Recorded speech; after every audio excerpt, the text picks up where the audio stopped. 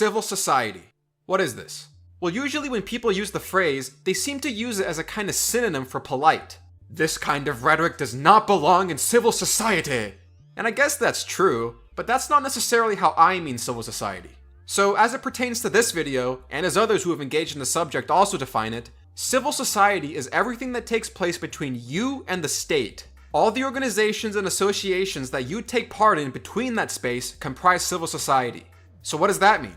It means schools, clubs, volunteer organizations, churches, your neighborhood, your community, the local charity, your job, the Boy Scouts, the Girl Scouts, your baseball team, your soccer team, your bowling league, your trivia night team at the bar, your book club, your history club, your union, the group you go with to pick up trash from the local park, your hunting group, your nonprofit group, your family, friends, and virtually every business in between. The term mediating institution can also be used as a synonym at times. So why is any of this important? Because this is where it all starts. This is where you come into society one person and you come out a more civilized, responsible, and fulfilled individual. It's where you build goodwill, fellowship, and the norms of reciprocity. It's where you develop the talents to constrain your human nature and become a more virtuous person. It's where you are educated in the values of democratic organization and the principles of a free society. This is where you interact with people, where you form bonds, relationships, friends, and a sense of feeling needed in your community. And that's one of the most important parts. Feeling needed in your community. Having a purpose. If you're even remotely familiar with the fields of psychology or evolutionary anthropology, you probably know that human beings are hardwired to be social creatures. We are driven to belong somewhere with other people. We all started out living in small bands of around 150 people for tens of thousands of years. That is the setting which has shaped our being, where we are seemingly most comfortable, and it is ingrained into our psyche. And I bring this up because one of the more common misunderstandings about human nature today is that because we in the West seem to have it so good economically compared to the rest of the world, and because we are so much more developed in our political institutions, that somehow human nature no longer applies to us. Somehow all the temptations associated with it have just disappeared. Somehow we beat it. Human nature is gone, problem solved.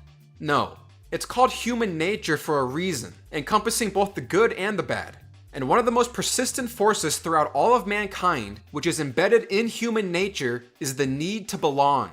People want to belong to their little tribe and feel valued for their work and for what they can contribute. And if you don't belong to such an institution, or if the rest of civil society has failed to civilize you, and when you have nothing else to turn to, you will revert back to the basic instincts of human nature and you will find yourself belonging to a tribal institution. And since tribal institutions are not in the mold of, or hold the standards of a decent and civilized society, these tribal institutions can be expressed in all sorts of unhealthy ways. From street gangs to pimps and pushers, the mafia, creepy cults, various supremacist clans, terrorism, and in this day and age of the internet, we get subcultures of vitriolic shitposters and raging incels who loathe in virtual communities. There are no constraints in that world. Anything goes. There are no limits to the perversions.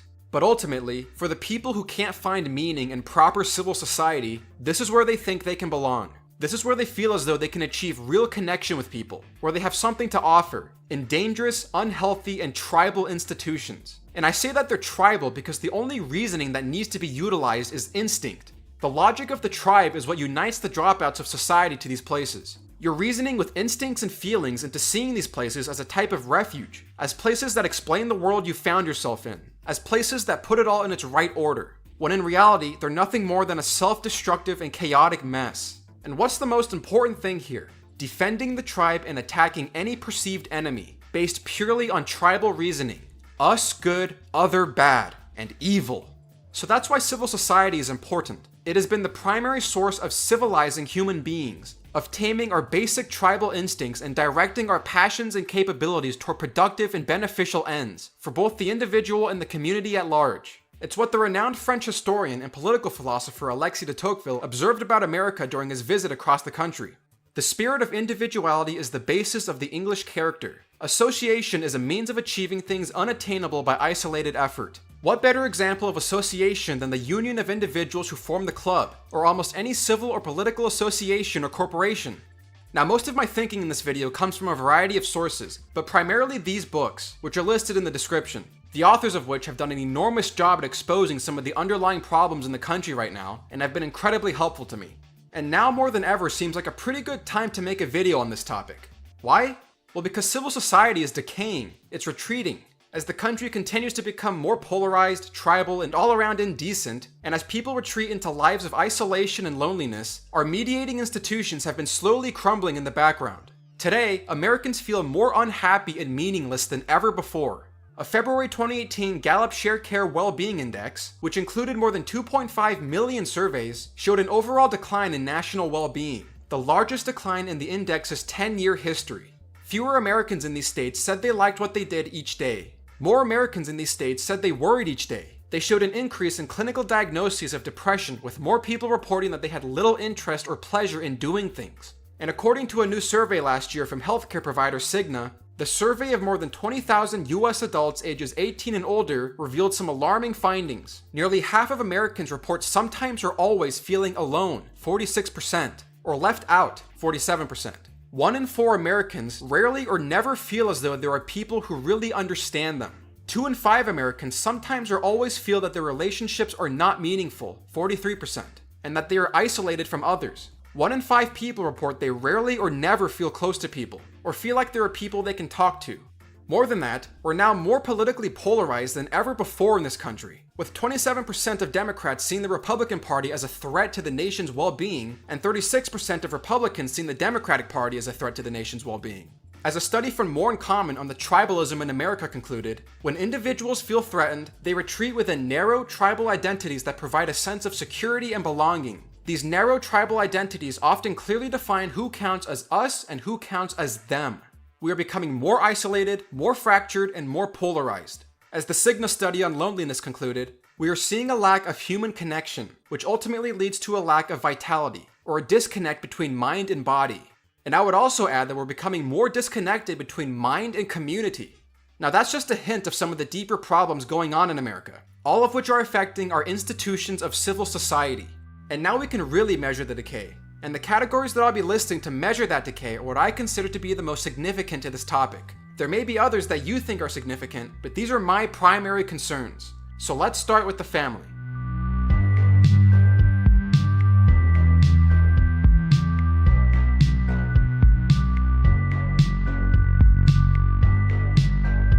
In all of human history, the most essential unit of civilization has been the domestic family.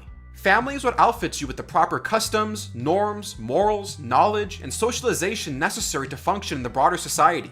But more importantly, the domestic family realizes a kind of obligation to the rest of the community. And it is precisely those interactions between family and other social institutions that help build stability, trust, security, and a thriving community. But over the course of the last half century, all of this has been falling apart. Today, children are less likely to grow up with both parents in the household. You can count me in as part of that statistic. And first and foremost, this has been due primarily to an increasing rate of divorce. As Bradford Wilcox, director of the National Marriage Project, writes in The Evolution of Divorce, approximately half of the children born to married parents in the 1970s saw their parents part, compared to only 11% of those born in the 1950s. But no matter the reason for a couple getting divorced, the impact on the children growing up in that circumstance is probably one of the more significant measures. Wilcox continues and writes that since 1974, about 1 million children per year have seen their parents divorce, and children who are exposed to divorce are 2 to 3 times more likely than their peers in intact marriages to suffer from serious social or psychological pathologies. He goes on to note the research of sociologists Sarah McLanahan and Gary Sandifer, who found out that 31% of adolescents with divorced parents dropped out of high school, compared to 13% of children from intact families. They also concluded that 33% of adolescent girls whose parents divorced became teen mothers, compared to 11% of girls from continuously married families. McLanahan and her colleagues have found that 11% of boys who come from divorced families end up spending time in prison before the age of 32, compared to 5% of boys who come from intact families. And as sociologist Paul Amato estimates, if the United States enjoyed the same level of family stability today as it did in 1960, the nation would have 750,000 fewer children repeating grades, 1.2 million fewer school suspensions, approximately 500,000 fewer acts of teenage delinquency, about 600,000 fewer kids receiving therapy, and approximately 70,000 fewer suicide attempts every year. And these numbers are also important because they reflect just how much socialization occurs in a child from living in a married couple household. The nature of the relationships that occur within the structure of a marriage serve to civilize and orient children towards right behavior. to such an extent that you will have, as Charles Murray lists in Coming Apart, less delinquency in adolescents, criminality as adults, illness and injury as child, early mortality, sexual decision-making in adolescence, school problems and dropping out, poor emotional health, and other such negative outcomes. And another factor that Tim Carney notes in his book Alienated America is that about 8% of children born to married parents end up in poverty as adults, while about 27% of children born to unmarried parents do. Children born to unmarried parents are more than twice as likely to have no high school degree by age 20 and less than half as likely to earn a decent income. These are neither mere economies of scale or some moralistic idea of the right way to do things. There's tons of hard data showing that kids who grow up in intact families do better as adults. And returning to the paper from Brad Wilcox, when children see their parents divorce because they have simply drifted apart, or because one or both parents have become unhappy or left to pursue another partner, the kid's faith in love, commitment, and marriage is often shattered. In the wake of their parents' divorce, children are also likely to experience a family move, marked declines in their family income, a stressed out single mother, and substantial periods of paternal absence, all factors that put them at risk. In other words, the clear majority of divorces involving children in America are not in the best interests of children. But in large part, this is a culture that is most pervasive in lower class Americans, which is a significant reversal from the early 20th century. A culture of out-of-wedlock births with no impetus for getting or staying married is not a conducive formula for a healthy community, nor for an economically, educationally, or psychologically secure child growing up in that circumstance. And the community where this lifestyle is most pervasive and has had absolutely devastating results is the African American community. As of 2015, the National Center for Health Statistics reported that 77.3% of all black babies born in America will be born to a single mother. And this is a trend that has been building ever since the middle of the 20th century. As Thomas Sowell writes in The Vision of the Anointed, in every decennial census from 1920 to 1960 inclusive, at least 60% of all black males from age 15 on up were currently married. Moreover, the difference between black and white males in this respect was never as great as 5 percentage points during this entire era. Yet, by 1980, less than half of all black males in these age brackets were currently married, and the gap between black and white males was 17 percentage points. By 1992, that gap had widened to 21 percentage points. And according to the Bureau of the Census, in 1950, 78% of black families consisted of a married couple household, while only 18% consisted of a single mother family. And you can see how that's gone off course in the last half century. In fact, the current out-of-wedlock birth rate for whites is higher than it was for blacks when Daniel Patrick Moynihan released his report in 1965, which documented the breakdown of the African American family. What has happened to black families in America in the second half of the 20th century is absolutely depressing. A similarly high percentage of illegitimate birth rates can also be found in the Hispanic community, where 56.9% of all Hispanics are born to unmarried mothers. Now, some might try to make the argument that this is just a matter of education, that if only people were educated more, this wouldn't be happening. But that is counterintuitive to the reality of the last century. As Yuval Levin writes in The Fractured Republic, in 1955, roughly 4.5% of children born in the United States were born to unmarried mothers. By 1965, that figure had risen to 7.7%. By 1975, it was 14.3%. In 1985, it was 22%. In 1995, it was 32%. In 2005, it was 37%. And in 2015, according to preliminary census figures, it looks to have been just over 41% of births. The out-of-wedlock birth rates in this country were lower during a time when fewer Americans were educated than they are today. And as Tim Carney notes from the US Census Bureau, nearly 90% of all adults were married by age 30 in the mid-1950s. This norm applied roughly equally to both white-collar adults and working-class adults. Almost all babies were born to married couples. 90% of all first births occurred after the parents' marriage, and about 1 in 9 of those infants was conceived before the marriage. Clearly, people knew to get married and not do certain things regardless of the amount of education they received back then. The values that people of the past inherited were a result of culturally transmitted norms, which in today's world have been unraveling. In fact, in the last few decades, out-of-wedlock birth rates have been increasing among women of all education levels. But while rates among the educated have always been lower than those who aren't, it's still been a noticeable rise of the last half century. In fact, out-of-wedlock birth rates for the entire world have been going up since 1964 according to the OECD.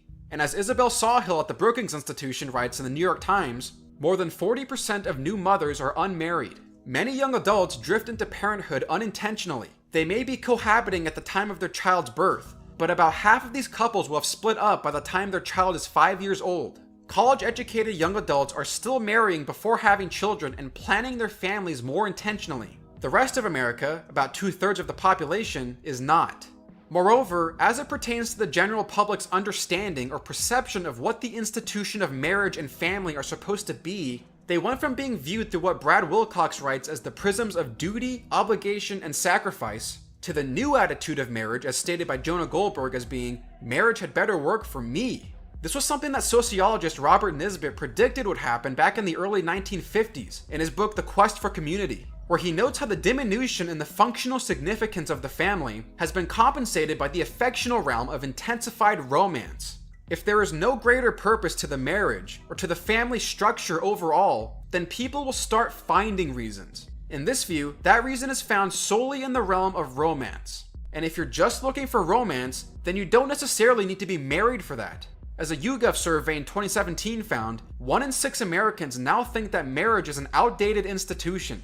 But it's not just the structure of the marriage itself that changes with this new attitude.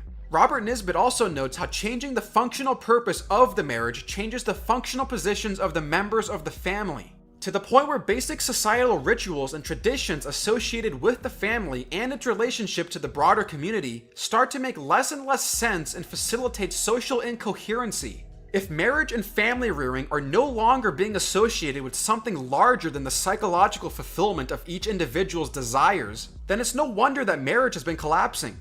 Oh, we don't like each other anymore? Yeah, we're done. That's it. That was the sole purpose of our marriage. The kids will be alright. No, the kids are not alright. That boy ain't right. But anyway, to the extent that marriage continues to be pushed on young adults, which honestly I don't see it being all that compulsory anymore, it's sort of being done haphazardly. Because if there's no deeper understanding to what the marriage itself is supposed to entail, other than staying with someone you like for a long time, then there's no real reason for it. No one really seems to know what the purpose of this institution is supposed to be anymore. And at the very worst, it becomes viewed as nothing but an authoritarian institution, denying your autonomy to do whatever you want to do. As Wilcox writes, a successful, happy home was one in which intimacy was an important good, but by no means the only one in view. A decent job, a well-maintained home, mutual spousal aid, child rearing, and shared religious faith were seen almost universally as the goods that marriage and family life were intended to advance. But the psychological revolution's focus on individual fulfillment and personal growth changed all that. Increasingly, marriage was seen as a vehicle for a self-oriented ethic of romance, intimacy, and fulfillment. In this new psychological approach to marriage life, one's primary obligation was not to one's family, but to oneself. Hence, marital success was defined not by successfully meeting obligations to one's spouse and children, but by a strong sense of subjective happiness in the marriage, usually to be found in and through an intense emotional relationship with one's spouse. The 1970s marked the period when, for many Americans, a more institutional model of marriage gave way to the soulmate model of marriage. And this new form of relationship and sexual inquiry has major impacts on the success of future relationships and the corresponding levels of happiness. Because as you move around from one partner to another and one marriage to another, seeking to satisfy personal appetites, then you're going to continually have a worse time of it. In a report from the National Marriage Project, one of their major conclusions was that what happens in Vegas doesn't stay in Vegas, so to speak. Our past experiences, especially when it comes to love, sex, and children, are linked to our future marital quality. Prior research suggests that if the only person you had sex with prior to marriage was your eventual spouse, your odds of marital stability are good. Data collected in the 1990s on women who married a generation ago, men weren't included, showed that women who had sex with only their future spouse before marriage were at no greater risk for divorce than those who waited until marriage to have sex. But in this study, only 23% of the individuals who got married had had sex solely with the person they married, and that minority of men and women reported higher marital quality than those who had had sex with other partners prior to marriage. We further found that the more sexual partners a woman had had before marriage, the less happy she reported her marriage to be. And along with this, there are two other related premarital risk factors for low marital quality in our research sample: having lived with someone other than a future spouse and/or having been previously married. These findings echo other research showing that having cohabited with multiple partners is a risk factor for divorce, and that second marriages are more prone to divorce than first marriages. And aside from this, I'm not even sure that many Americans today even appreciate the extent to which economic security and prosperity are tied to marriage. Returning back to Isabel Sawhill, quote, "Even some of our biggest social programs, like food stamps, do not reduce child poverty as much as unmarried parenthood has increased it." As Jim Tankersley summarizes in his 2015 Washington Post article, according to new research from the American Enterprise Institute, states with a high concentration of married couples experience faster economic growth, less child poverty, and more economic mobility than states where fewer adults are married, even after controlling for a variety of economic and demographic factors. The study also finds that the share of parents who are married in a state is a better predictor of that state's economic health than the racial composition and educational attainment of that state's residents. This is in large part due to the psychological motivators and incentive structures that come with marriage, especially for men. As Brad Wilcox writes, "Marriage does seem to encourage men to get their act together. They have a sense of responsibility. Their parents, their in-laws, their spouse, their neighbors and friends, all these people in their lives are expecting them to be more responsible, and they expect themselves to be more responsible." The study finds labor force participation is substantially higher among married men with children than it is among unmarried men without them. And as the study itself summarizes, the state-level link between marriage and economic growth is stronger for younger adults, ages 25 through 35, than for older adults, 36 to 59. This suggests that marriage plays a particularly important role in fostering a positive labor market orientation among young men. Even crime is reduced in states with a higher proportion of married couples. Violent crime is much less common in states with larger shares of families headed by married parents, even after controlling for a range of socio-demographic factors at the state level. But now we need to answer another question. Where does this collapse in marriage come from? Well, there's a lot of reasons for that. For one, much of it comes from the divorce culture that has been growing in this country ever since no-fault divorce laws were enacted in the 1970s. And from that spawned a number of entertainment programs and cultural elites proclaiming that the divorce life was great, even liberating. Popular programs and movies like Kramer vs. Kramer or Murphy Brown helped to normalize the collapse of the family and out-of-wedlock births, and created a new understanding of what the family was supposed to mean for people. What are you doing out by yourself? Getting divorced. I'm leaving you. Was this some kind of joke? Thomas Sowell in The Vision of the Anointed quotes a saying from a member of the Institute for Human Development at UC Berkeley in 1992. After 3 decades of social upheaval, the outlines of a new family are beginning to emerge. It's more diverse, more fragile, and more fluid than in the past. There's also the role that the pill has had. Having access to birth control gives a lot more options for women, mainly economic, but this would also do a lot to separate out the role of sex from marriage itself. As Mark Regnerus wrote in the Wall Street Journal in 2017, birth control's widespread adoption by women in recent decades not only boosted their educational and economic fortunes, but also reduced their dependence on men. As the risk of pregnancy radically declined, sex shed many of the social and personal costs that once encouraged women to wait. But these are probably 2 of the biggest reasons out there. And from here, we get the common theme of woman's liberation from the chains of marriage. But there's something else going on here with the liberation narrative. For a lot of cultural conservatives, it's become a bit of a mantra to point at rich celebrities and highly educated elites and say that their influence is what's really been driving the decline in marriage. And that's not an unreasonable position to take. Many do often talk about the freedom from marriage and the freedom of not having to commit.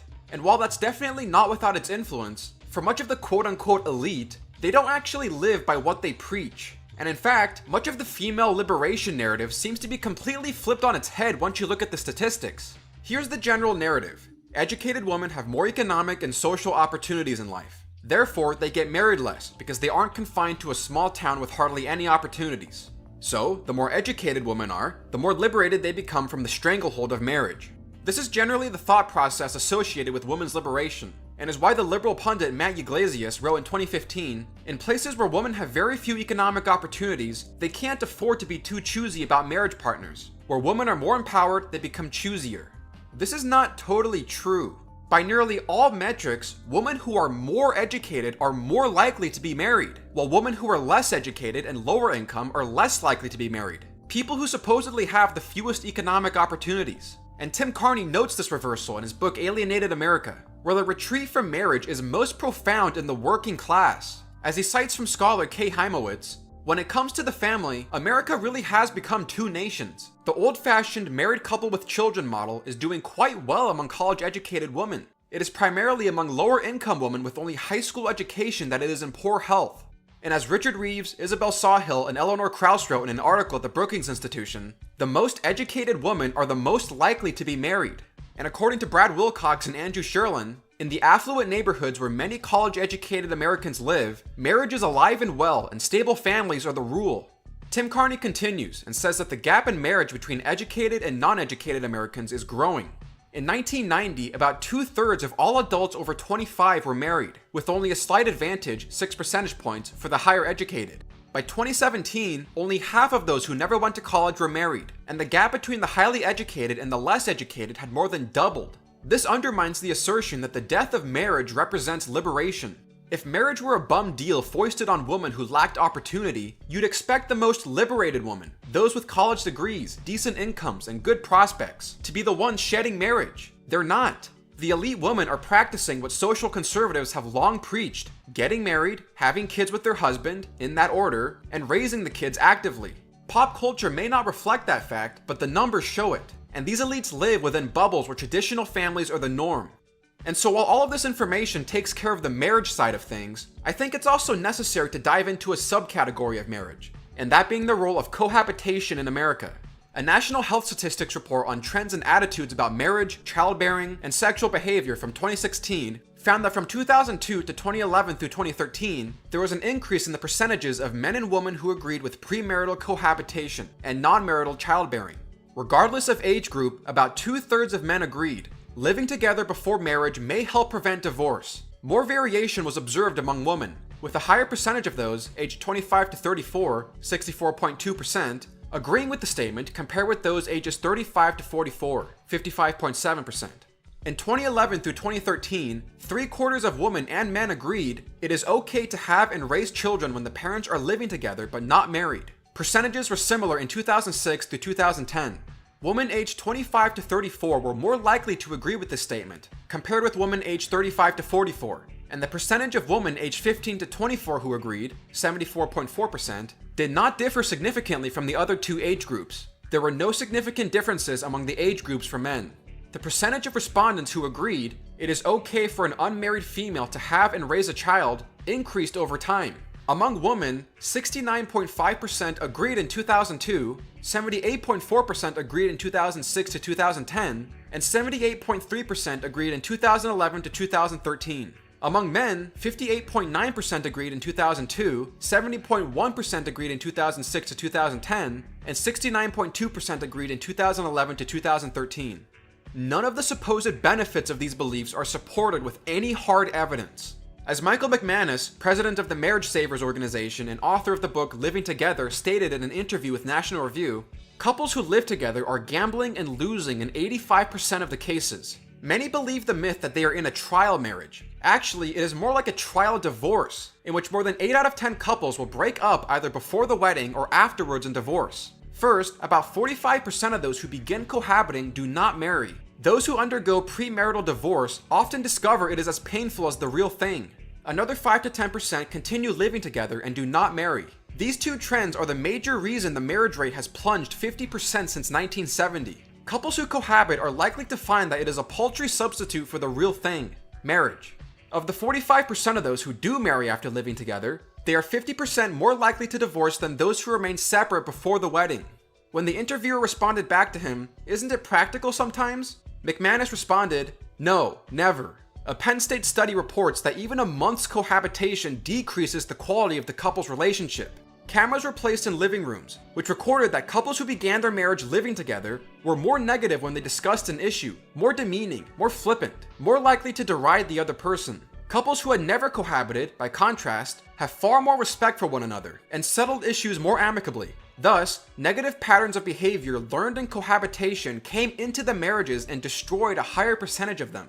And in a journal from the University of North Carolina called Cohabitation and Marital Stability in the United States from 1990, the authors found that cohabiting unions are less stable than marriages, and that premarital cohabitation increases the risk of subsequent marital instability.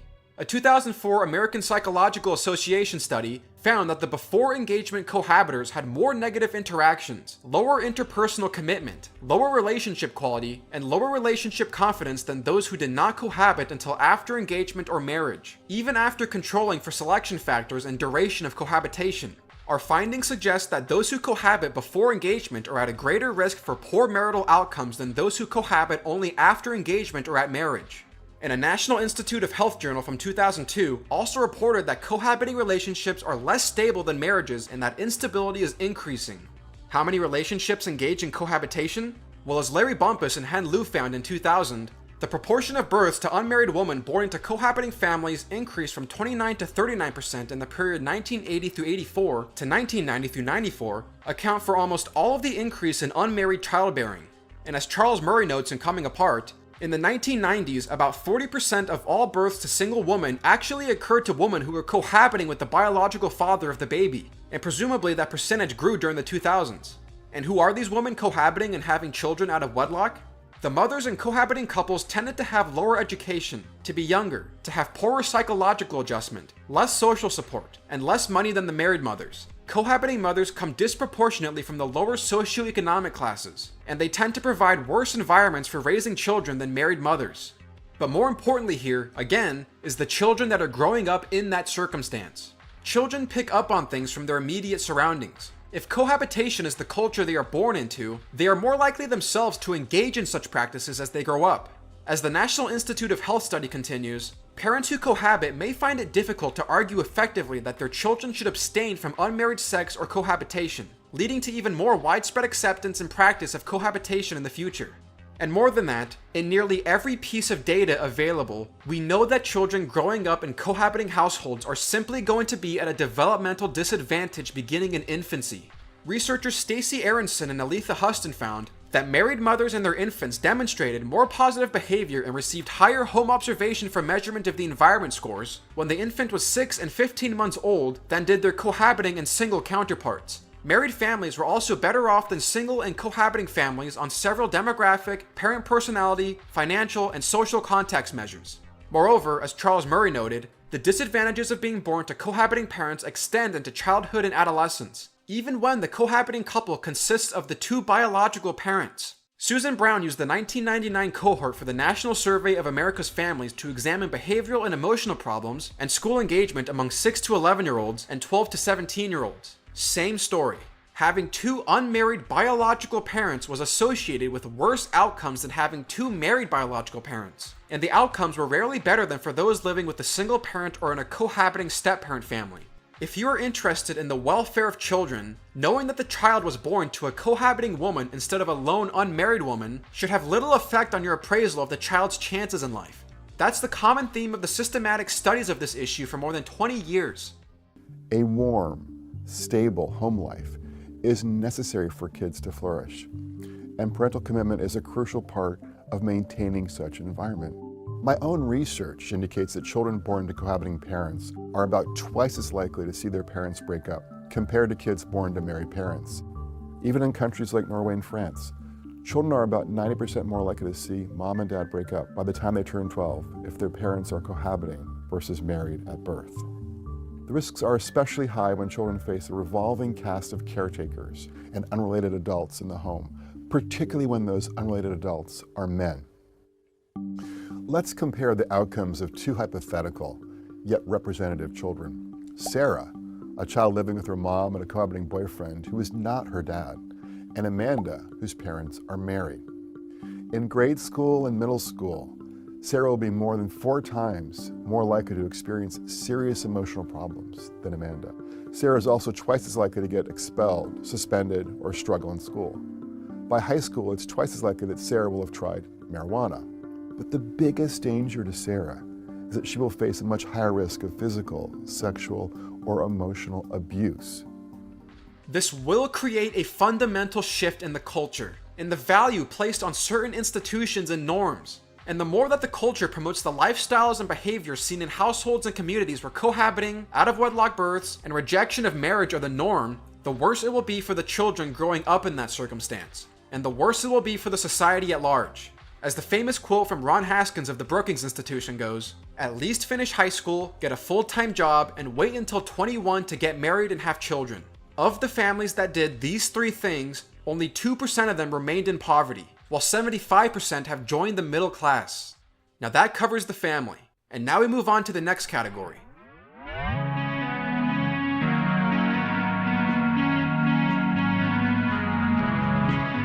Now, as an essential part of civil society is engaging with other people, the fact that friendships, and not just casual acquaintances, but real, meaningful friendships, have declined in America is another indicator of the decline in civil society. But more to the point, human association is on the decline. Because part of the whole idea here is that you are forming meaningful relationships with other people. If that's not happening, then you're not only distancing yourself from that basic human need to bond with people, but you're removing your ability to practice your human virtues, being a good neighbor, a good friend, a good community member.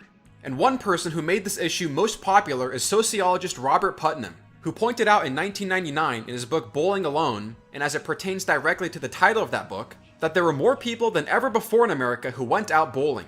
But there was also the fewest amount of people who bowled as part of a bowling league than ever before.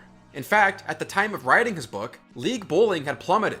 Between 1980 and 1993, the total number of bowlers in America increased by 10%, while league bowling decreased by more than 40%. Now, bowling isn't just some trivial activity. In 1996 alone, more than 91 million Americans bowled at some point in the year according to the Statistical Abstract of the United States. But the broader point of Putnam's book was that certain associational attachments, both formal and informal, and community engagement in general, had been declining in America. Aside from just bowling, things like public meetings on town or school-related affairs had their attendance decreased 35% from 1973 to 1994. The number of people who had served as an officer of some club or organization was down 42% from 1973 to 1994. And the number of people who served on a committee for some local organization was down 39%. And one other characteristic of such associations that Putnam notes as being in decline is the simple act of having friends over. The practice of entertaining friends seems to be vanishing entirely. Informal outings like picnics also seem to be on the path to extinction. The number of picnics per capita was slashed by nearly 60% between 1975 and 1999. Americans are spending a lot less time breaking bread with friends than we did 20 or 30 years ago. Just as a side note, I went to Montpelier a few months ago and found out that James Madison had about 20 people come over for dinner almost every night during his retirement. But even more significant than that, as Putnam goes on to note, is that even the fraction of married Americans who say definitely that our whole family usually eats dinner together has declined by over a third over the last 20 years, from about 50% to 34%.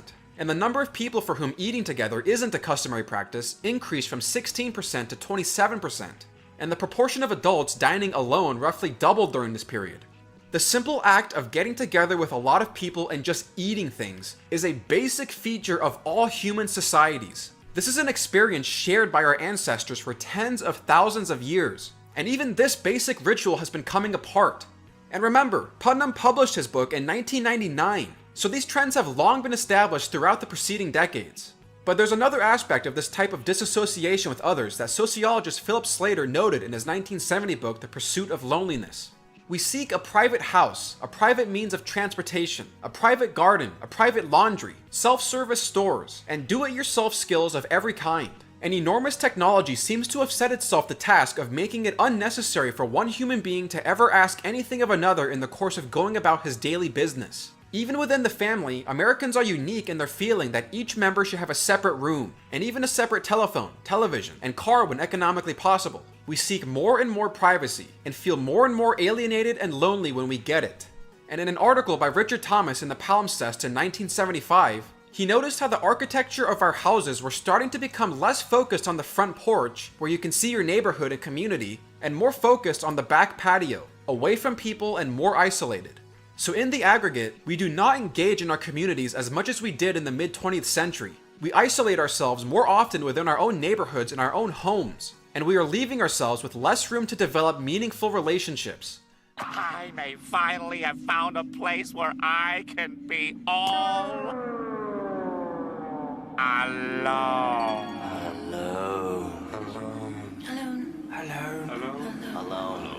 alone.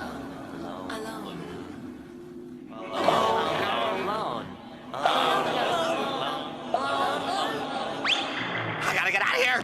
As Jacqueline Olds and Richard Schwartz noted in their book The Lonely American, using data from the General Social Survey, a group headed by Duke University researcher Miller McPherson found that between 1985 and 2004, the number of people with whom the average American discussed important matters dropped from 3 to 2. Even more stunning, the number of people who said there was no one with whom to discuss important matters tripled. In 2004, individuals without a single confidant now made up nearly a quarter of those surveyed. Our country is now filled with them. For readers who remain skeptical, it is worth noting that the authors of the study themselves were skeptics. They were surprised by their own results. They had expected to prove Putnam wrong.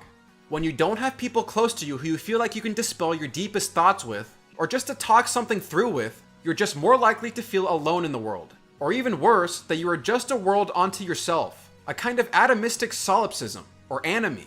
And this even translates over to the romantic realm, where according to new data from the General Social Survey, more than half of young people in America don't have a steady romantic partner. But if all of these statistics are any indicator, we just simply aren't doing things with people, both formally or informally. You're invited for dinner. What? Pick a night. At your house? Why? Do you know many people here? No. Are you living off hotel food? It's not a good idea. Oh, please don't be an arsehole about it. Believe me, I don't really want to do it either, but it's what people do. Is it? Yes, they have their bosses round. We don't have to talk about work. What are we talking about? I don't know. Just say yes. Thank you. Bloody hell. And in Coming Apart, Charles Murray lays out a multitude of examples of just how many associations and organizations there were in America's past, even in the most sparsely populated regions, and just how all-encompassing they were across social and economic classes. The reach and scope of these voluntary associations by the end of the 19th century and reaching into the first decades of the 20th century has been largely forgotten. Cultural historian Marvin Olasky pulled together data that gives a sense of the profusion of activities. Here, for example, is the roster of activities conducted by associations affiliated with 112 Protestant churches in Manhattan and the Bronx at the turn of the 20th century, 48 industrial schools, 45 libraries or reading rooms, 44 sewing schools, 50 kindergartens, 29 small sum savings banks and loan associations, 21 employment offices, 20 gymnasia and swimming pools, 8 medical dispensaries, 7 full-day nurseries, and 4 lodging houses. Those are just some of the Protestant churches in 2 boroughs of New York City, and it is not a complete list of the activities shown in the report. These kinds of associations were meaningful to people. They were part of their identities and livelihoods. And as Theda Skocpol noted in her 2003 book, Diminished Democracy, these associations involved people of all backgrounds.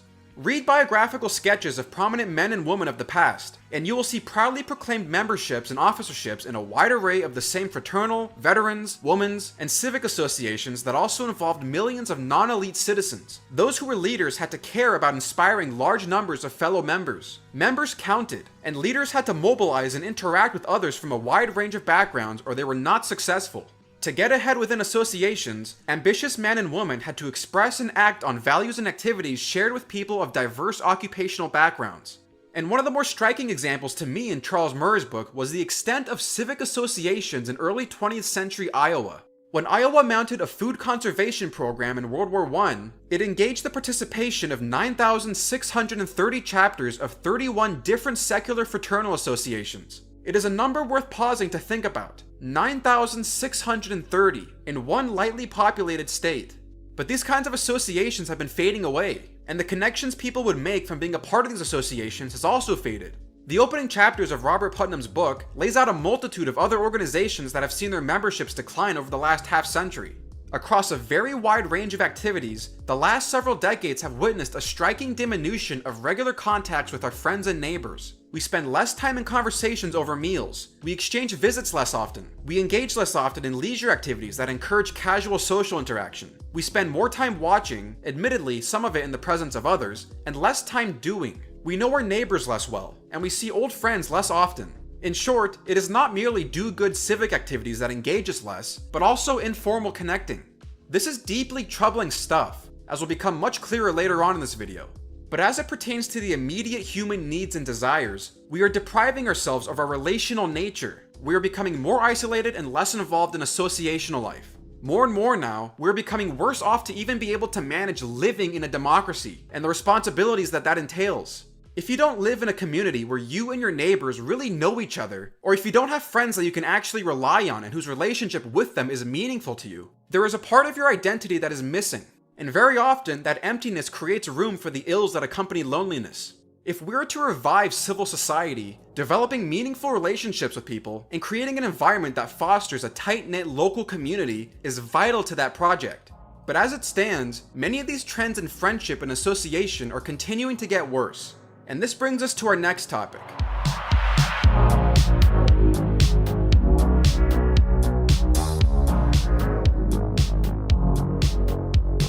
One aspect of American life that doesn't seem to be talked about all that much is the decline in people who are working, and this issue specifically revolves around men. And it's not that these men are just unemployed, because being unemployed would mean that they are looking for work. These men are out of the labor force altogether. They are not even looking for work. And we're talking about men in their prime working age, from 25 to 54, and around 7 to 10 million of them. This is not an issue that should be taken lightly. There are serious consequences involved in specifically having men not working. And what's interesting about this specific subgroup of Americans is that the number of men who are not in the labor force at all seems to have hardly any correlation with the impact of economic recessions. It's been a nearly consistent curve with only minor bumps, and if anything, recessions seem to slow the growth of this group. This is something else entirely. Just think of what the country would look like if there were over 7 to 10 million more workers in the economy. And just speaking from an angle of personal finance, ages 25 to 54 are those crucial ages where you are supposed to be accumulating wealth and savings. If you are not working, you are not accumulating wealth, and you are way more likely to end up in poverty. Moreover, the longer you're out of the workforce, the less likely you are to even be considered as a candidate for any job opportunity. So who are these non-workers? Where do they come from? And why is this important? Well, political economist and demographer Nicholas Eberstadt has probably done some of the most extensive work in looking into this population of non-working men in this country, and some of his findings are really worrying. For one, there are more men alive today who are not working than there were at the beginning and at the tail end of the Great Depression. According to the 1930 census, 91.2% of men aged 25 to 54 were employed. In the 1940 census, 86.4% of those men were employed. In 2015, 84.4% of prime-age men were employed. Even when you account for the fact that the early census readings didn't separate out civilian non-institutional populations from the total population count, the number today is still worse than it was during one of the most severe economic depressions in the history of this country. And this doesn't even have to do with a change in the age structure as many have theorized. Looking at the long-term age structure adjusted employment to population ratio from 1967 to 2015, there is still an increase in the men who are simply not in the labor force. As Nicholas Eberstadt writes, in the decade of the 1960s, monthly averages indicated that 1 in 16 prime-age American men were not at work. By the 1990s, the ratio had jumped to 1 in 8. In the current decade, January 2010 to June 2016, the ratio has dropped below 1 in 6 for an average of 17.5% of prime-age men with no paid work in the past month. Even when accounting for all of the men today who are in the middle of obtaining an education or simply taking up job training, the numbers are still worse today than they were during the time of the Great Depression. Even after generously adjusting for today's demanding regimen of adult schooling and training, the net jobs deficit in 2015 for men 20 to 64 in relation to 1965 era work patterns would come out to a number approaching 10 million. We now have an army of men who are not working. In fact, this reality is so often ignored by most news outlets that discounting over 7 million men from the workforce is still considered an economy at full employment. We are not even including these non-working men in most of our job statistics. This is all just brushed off to the side. But now that we've introduced the problem, there's another question to be asked. What exactly are all of these not in the labor force men doing with their time? Well, when economists Mark Aguiar and Eric Hurst conducted a time use survey of Americans from 1965 to 2005, which is just a survey of what respondents did on the previous day, they noted what they called an increase in leisure among prime-age men with little education. In 1965, both educated men and men who hadn't completed high school both shared the same amount of leisure time, with only a 2-hour difference between the groups. But between 1985 and 2005, quote, men who had not completed high school increased their leisure time by 8 hours per week, while men who had completed college decreased their leisure time by 6 hours per week. And as Charles Murray notes in Coming Apart, the worst results were found among men without jobs. In 2003 to 2005, men who were not employed spent less time on job search, education, training, and doing useful things around the house than they had in 1985. They spent less time on civic and religious activities. They didn't even spend their leisure time on active pastimes such as exercise, sports, hobbies, or reading. All of those figures were lower in 2003 to 2005 than they had been in 1985. How did they spend that extra leisure time? Sleeping and watching television. The increase in television viewing was especially large. from 27.7 hours per week in 1985 to 36.7 hours in 2003 to 2005. Employed men with no more than high school diplomas also goofed off more in 2003 to 2005 than in 1985, but less consistently and with smaller differentials. Socializing, relaxing, and leisure are akin to a full-time job for the unworking American male, according to Nicholas Eberstadt. And just what sorts of diversions do unworking men engage in during their roughly 8 hours a day of socializing, relaxing, and leisure? Men who neither work nor look for work commit more time to attending gambling establishments, tobacco and drug use, and listening to the radio than either working men and women or unemployed men. Conversely, unworking men spend less time in the following activities than any other group: attending museums, attending performing arts, and attending movies/films. In the ATUS category, television and movies, not religious, the contrast is so enormous as to suggest a fundamental difference in culture. For unworking men, this category consumes an average of 5.5 hours a day, nearly 800 hours a year more for not in the labor force men than unemployed men, 1,200 plus hours more than men with jobs, and nearly 1,400 hours more than working women. And according to statistics from the General Social Survey, in 2004, the most recent figures available, 8% of men with work said they used some illegal drugs over the past year, 22% of unemployed men reported illegal drug use, and nearly 31% of unworkers admitted to illegal drug use. In fact, as economist Tyler Cowen noted in his book Big Business, the Google search term that correlates most closely with the unemployment rate in any given American county is not any term that might be connected to a job search. Instead, it is Slutload, a well-known pornographic site. This is idleness at its worst. There is a reason why most traditional religions consider idleness to be one of the worst things you can do to your soul. Idle hands are the devil's workshop. But even secular reformers of the early 20th century considered idleness to be a grave social ill. As the British reformer Lord William Beveridge explains, idleness is not the same as want. It is a positive separate evil from which men do not escape by having an income. Idleness, even on an income, corrupts.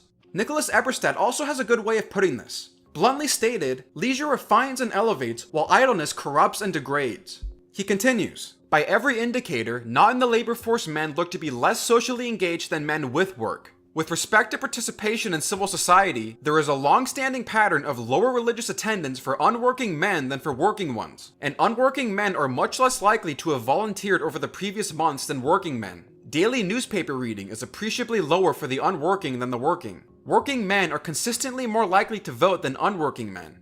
Moreover, most of these men are less likely to have been married and more likely to have been divorced. This is not a particularly strong phenomenon amongst married people, which also seems to correlate with the fact that most men not in the labor force spend less time caring for children or other family members than do their employed or even unemployed counterparts. So this leads us into another question. How exactly are these guys supporting themselves? Where are you getting your money from if you're not working? Well, one answer can be found in the precipitous rise in physical disability for the last half-century, which is rather counterintuitive to all of the major advances in technology, medicine, and workplace conditions over that same time period. Fewer people today do any sort of backbreaking work throughout their livelihoods compared to people in the 20th century. And if they are doing intensive labor, a lot of it is being done by machinery and other technologies. Also, our medical advances today are far better than they were during the 20th century.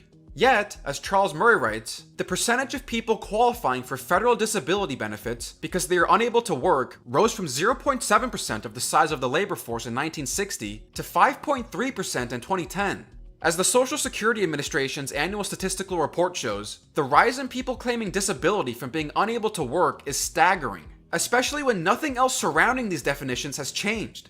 The rising trend line is not produced by changes in the legal definition of physical disability or the pool of people who qualify for benefits. Both have been tweaked but not substantially changed since 1960. Increases in substance abuse don't explain it either. Substance abuse is not a qualifying disability. Maybe some of the growth in the 1960s can be explained by disabled people first learning about the program. But the rest of the trend line reflects in part an increase in the number of people seeking to get benefits who aren't really unable to work. An increase in Americans for whom the founding virtue of industriousness is not a big deal anymore.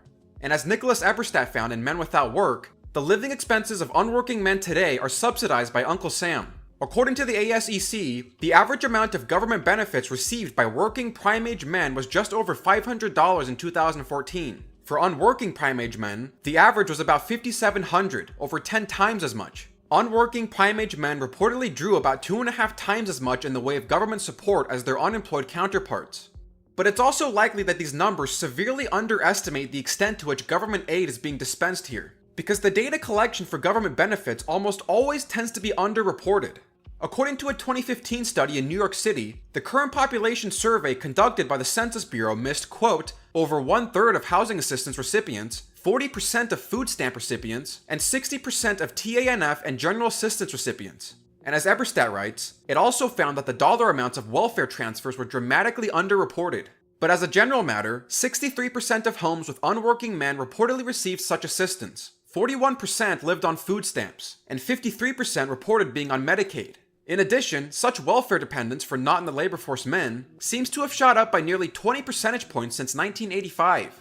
By and large, these are men making a living by gaming our disability system. And the easier it is to game the system, the more likely you are to stay a non-worker, even if there are actual employment opportunities for you elsewhere. So even if obtaining a job was just a matter of moving somewhere else where there are suitable jobs, our welfare system incentivizes these people to stay right where they are. Now, what a lot of this rise in disability can also be attributed to is the proliferation of opioids. As economist Alan Kruger details in a journal in the Brookings Papers on economic activity, prime-age men who are out of the labor force report that they experience notably lower levels of emotional well-being throughout their days, and that they derive relatively little meaning from their daily activities, and that nearly half of prime-age non-labor force men take pain medications on a daily basis, and in nearly 2/3 of these cases they take prescription pain medication. He also notes that labor force participation has fallen more in areas where relatively more opioid pain medication is prescribed, causing the problem of depressed labor force participation and the opioid crisis to become intertwined. Now, we'll get more into drugs later on in the video, but for now, just know that disability payments and other government welfare guarantees are largely how these men are supporting themselves, and that includes receiving the welfare payments of other family members, as well as being dependent on girlfriends. And while most men out of the labor force aren't living in abject poverty, they don't have a terrible standard of living. As Eberstadt notes, if we control for price changes in household size, per capita spending power was about 14% higher for prime-age male non-working homes in 2014 than in 1996. All in all, non-working men, and by extension, the great majority of non-working men who were not looking for work, appear to be better off than tens of millions of other Americans today, including the millions of single mothers who are either working or seeking work. So here we have a pretty significant measure in the decay of civil society, and one that's gone largely invisible. The idea of work as a source of self-actualization, as a place for making meaningful connections in your life, is an incredibly important factor in sustaining a foundation of mediating institutions. The decline of work opens the way for moral degradation and impoverishment. Losing 7 to 10 million people from the American workforce has made our country far less productive than it could be and has made for paltry economic growth. Simply put, males are not as industrious today as they were in decades past, and the incentives to not be industrious have been growing as our standard of living has increased. As Eberstadt writes, having freed themselves in some large measure of such obligations, they have filled their days instead with the full-bore pursuit of more immediate sources of gratification, and not all of them admirable or even gratifying. Men who are out of the workforce exasperates the breakdown of families we've been talking about. It corrodes civic engagement in the creation of real human communities. It creates more distrust and idleness, and has led many of these men to take up drugs to fill their souls. And it has created an army of men dependent on government handouts and the success of everyone else to support their lifestyles. Nicholas Eberstadt concludes by saying that the data may be read to suggest that something akin to infantilization besets all too many unworking men. And more than giving human beings a sense of their identity, work instills basic notions of discipline. You need to show up on time, be able to do what you're told, dress and behave appropriately, be prepared for stress, and eventually have the tolerance for other stressful environments outside of work. Essentially, as Tim Carney makes the argument, it turns you into someone who has been appropriately shaped for being marriageable material, for building a family. All of the stress you encounter at work will translate over into the responsibilities of raising children, and ultimately being a family guy. He said it! He said it! In this way, work acts as a kind of civilizing tool. It's not everything, but it certainly matters. It matters for instilling discipline, it matters for the functioning of communities, and it matters for the human spirit. Which leads us into our next topic.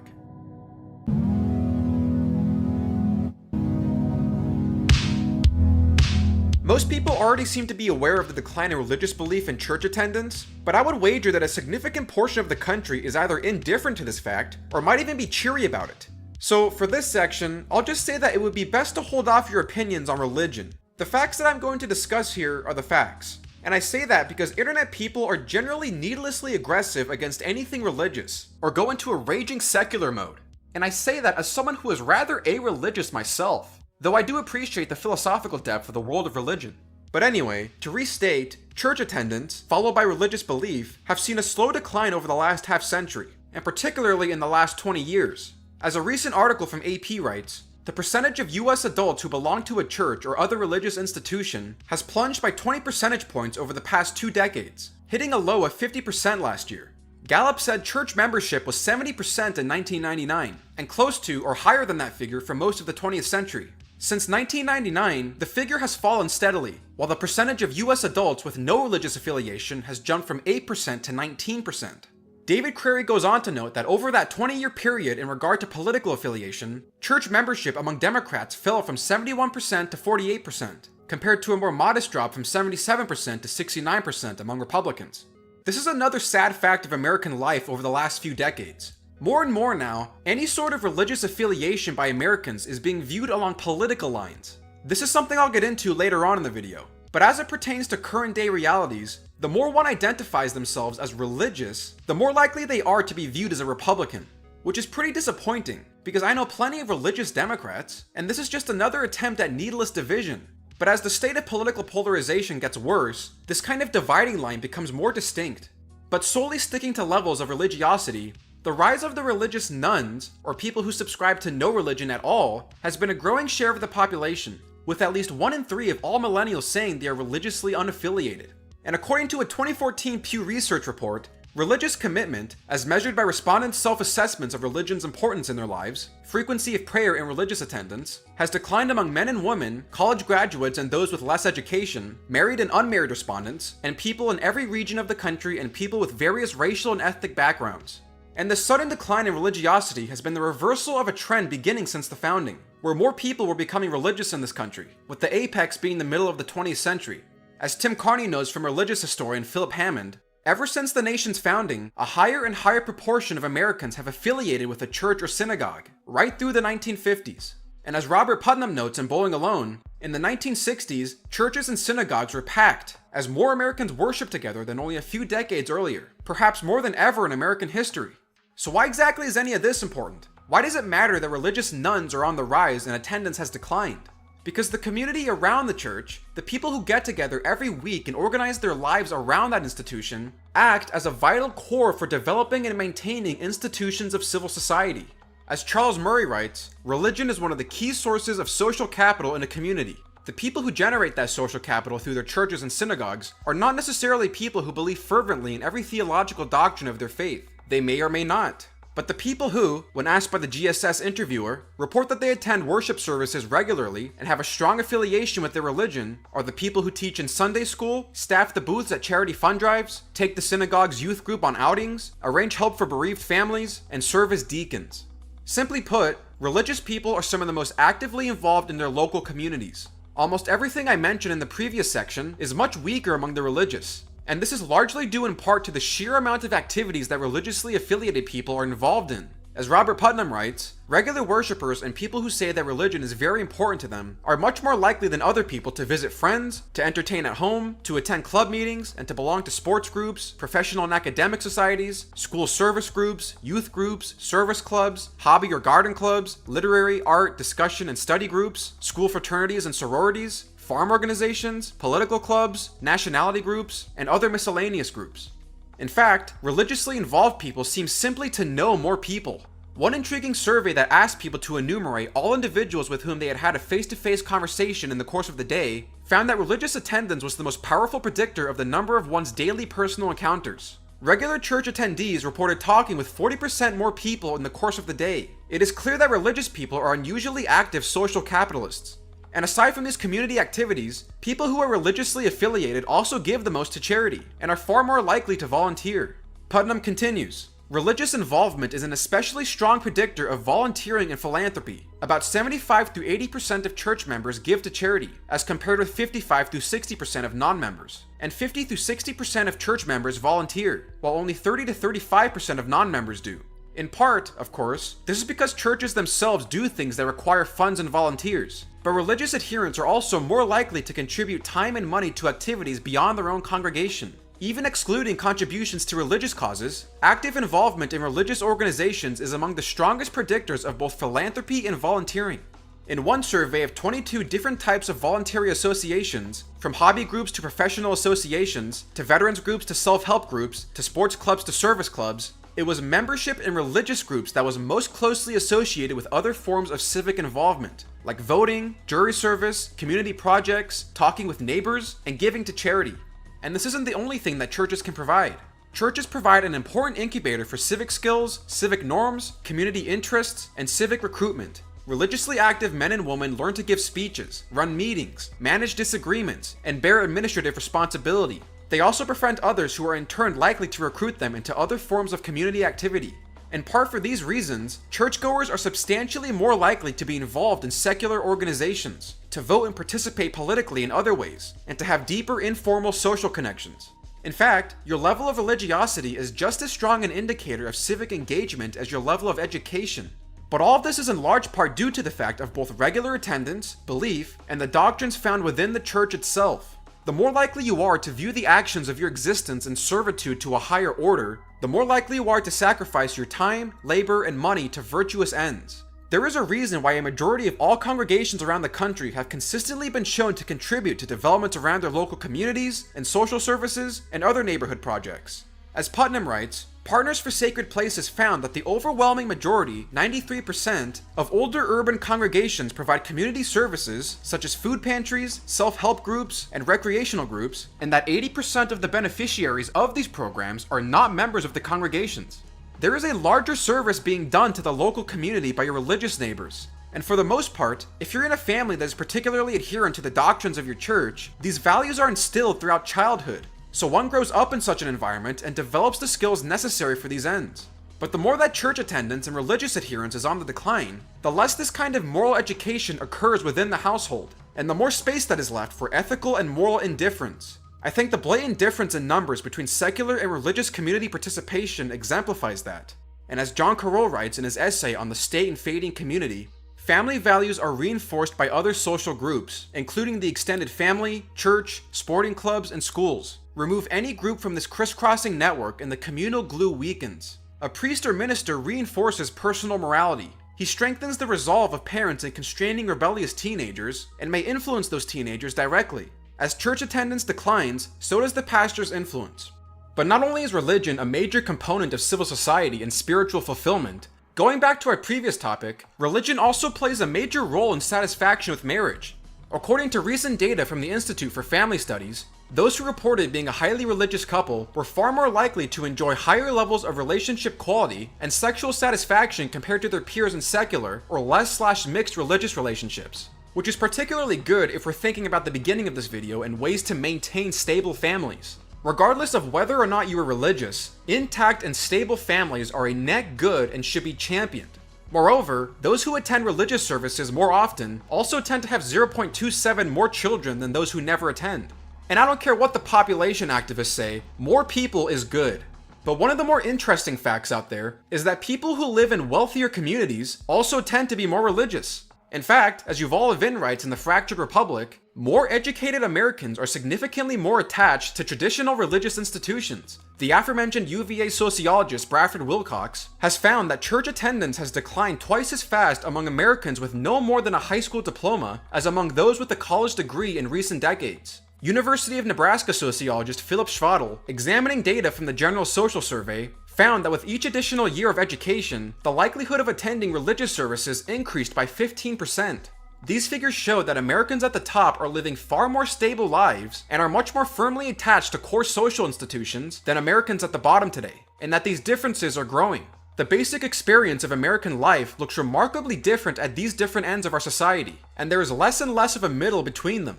So the image of the huddled poor masses listening to someone preach the Bible isn't really what's going on in America. It's the educated who are more religious. And we'll get more into this later. But for most of the poor, left behind places in America, the religious core of those communities has been virtually decimated. And when this religious core is so unsubstantial as to make any difference, that is a major source of social capital and opportunities that a town is missing out on. The network of associations that comes with the church, as well as its spiritual nature, is vital for a town's people to get ahead and feel a part of something. The church offers a moral foundation for a healthy community, for participation in civil society. And as attendance and belief declines, fewer people are receiving these tenets. As Yuval Levin summarizes, the ultimate soul-forming institutions in a free society are frequently religious institutions. Traditional religion offers a direct challenge to the ethic of the age of fracture. Religious commitments command us to a mixture of responsibility, sympathy, lawfulness, and righteousness that align our wants with our duties. They help form us to be free. That is not why they draw the allegiance of liberal citizens, of course. People are drawn to what they understand to be the truth their faith reveals. But the role of religious institutions in enabling our free society to thrive is nonetheless an additional important reason for that society to value and protect them. And on top of that, religious people are simply more likely to be happy. According to data from the General Social Survey comprised by Charles Murray, the more that one attends religious services and is involved in the community of their church and their faith, the more that one responds as being happier in life. And it's almost perfectly ordered with the frequency of attendance. And this also doesn't really have that much of a correlation with the intensity of religious conviction. Even self-purported religious fundamentalists who only attended church once a year said they were very happy 22% of the time, while more religious moderates or religious liberals who were less confident in their faith but attended church weekly reported being very happy at around 42 and 41%. In fact, when you combine everything else from the aforementioned categories, life satisfaction is far more likely to be reported. The more satisfied you are with your work, the happier you are. The better your marriage is, the happier you are. And the more you're involved in your local community, the happier you are. The statistics from the Social Capital Benchmark Survey was probably the most significant for me. The more one is engaged in activities in their local community having to do with group involvement, organized group interactions, giving and volunteering, informal social interactions, and electoral politics, the more one is to report being very happy. But this should also be somewhat intuitive. As Murray notes, all four of these categories are where the stuff of life happens. With people, with your family, at your job, and with your relationship to your faith. The more that these four indicators are copacetic, the more life satisfaction one has. Now again, putting aside your thoughts on religion, this evidence is certainly something to contend with, and deserves to be recognized as such. But also, it is not a preordained fact of life that you must have all four of these indicators work in tandem in your life. Maybe your job really sucks, but you have a fantastic family life. Sure, that's certainly true as well. But the point with regards to all four of these factors is that they essentially form the core of what we've been talking about for this entire video. Civil society. As marriages decline and divorce becomes the norm, as people are no longer involved in their communities and have only few friends, as the value of work and industriousness tanks, and religious attendance and belief is on the decline, is it any wonder that people might feel more meaningless than ever before now? Is it any wonder that more Americans say that they are lonely, or that life satisfaction has tanked and depression is on the rise? These four measurements form the core understanding of civil society. The closer you are in directing your life toward these ends and in accordance with virtue properly understood, the closer you are to the American dream. The closer you are to utter life satisfaction and meaning, feeling dignified and with purpose. All of these factors form the basis for a real human community, and all of these factors have been on the decline.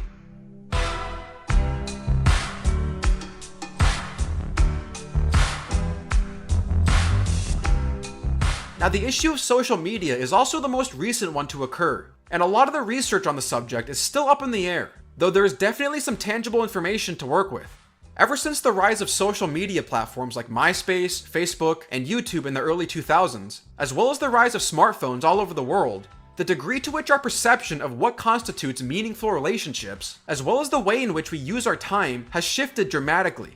As Jacob Weisberg wrote in the New York Review of Books in 2016, Americans spend an average of 5.5 hours a day with digital media, more than half of that time on mobile devices. Once out of bed, we check our phones 221 times a day, an average of every 4.3 minutes.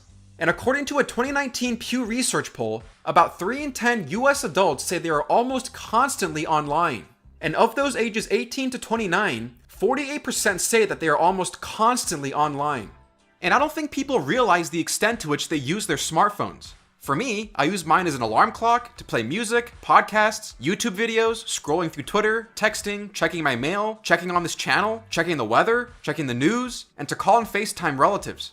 But thankfully, since my phone has been slowly deteriorating, I can't really play that many games anymore, or watch any Netflix videos. Though that's also due to a habit of no longer playing video games or really using streaming services. But I can imagine for most people that that's not really the case. This technology is increasingly taking up more and more of our time. And when we're staring at our crotch for 5.5 hours, that's 5.5 hours you're spending not actually physically engaging with other people. That's 5.5 hours of constantly receiving a version of the world that is slightly off kilter, that's catered to what you want to see and how you want to see it.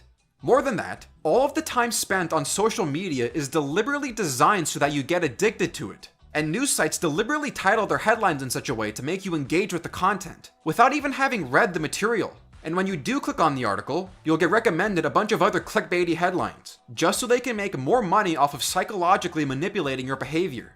And let's be real here, most people aren't actually reading the articles they click on. If anything, they read the clickbaity headline, and then they read maybe the first paragraph, and then they're done. Like, retweet, share, look what kind of bullshit happened today, guys, I'm angry. And this kind of addictive structure of social media and smartphones has been made explicit by their creators. After the first iPad came out, Steve Jobs specifically said that iPads were not allowed in his household, and he will not allow his kids to use them because, quote, we think it's too dangerous for them. Understand that almost every public school uses iPads in the classroom now. We used iPads in my high school, so everyone else's kids can use these dangerous tools, but not mine. Bill Gates similarly limited screen time for his kids and didn't let his kids get cell phones until they were 14. The former president of Facebook, Sean Parker, stated in 2017 that Facebook, quote, literally changes your relationship with society, with each other. We need to give you a little dopamine hit every once in a while, because someone liked your comment on a photo or a post or whatever. It's a social validation feedback loop, exactly the kind of thing that a hacker like myself would come up with, because you're exploiting a vulnerability in human psychology. God only knows what it's doing to our children's brains. A former Facebook executive also said that the company uses short-term dopamine-driven feedback loops that are destroying how society works. The CEO of Snap in 2017 admitted that social media has come at a huge cost to facts, our minds, and the entire media industry, and said that social media sites are designed to fuel fake news and outrage because it's all dependent on what you and your friends share to each other and how that affects the algorithm. As Adam Alter, author of Irresistible, writes about companies like Facebook and Twitter, the companies that are producing these products, the very large tech companies in particular, are producing them with the intent to hook. They're doing their very best to ensure not that our well-being is preserved, but that we spend as much time on their products and on their programs and apps as possible. That's their key goal. It's not to make a product that people enjoy and therefore becomes profitable, but rather to make a product that people can't stop using and therefore becomes profitable. And as he writes in Wired, it seems as if they were following the cardinal rule of drug dealing: never get high on your own supply.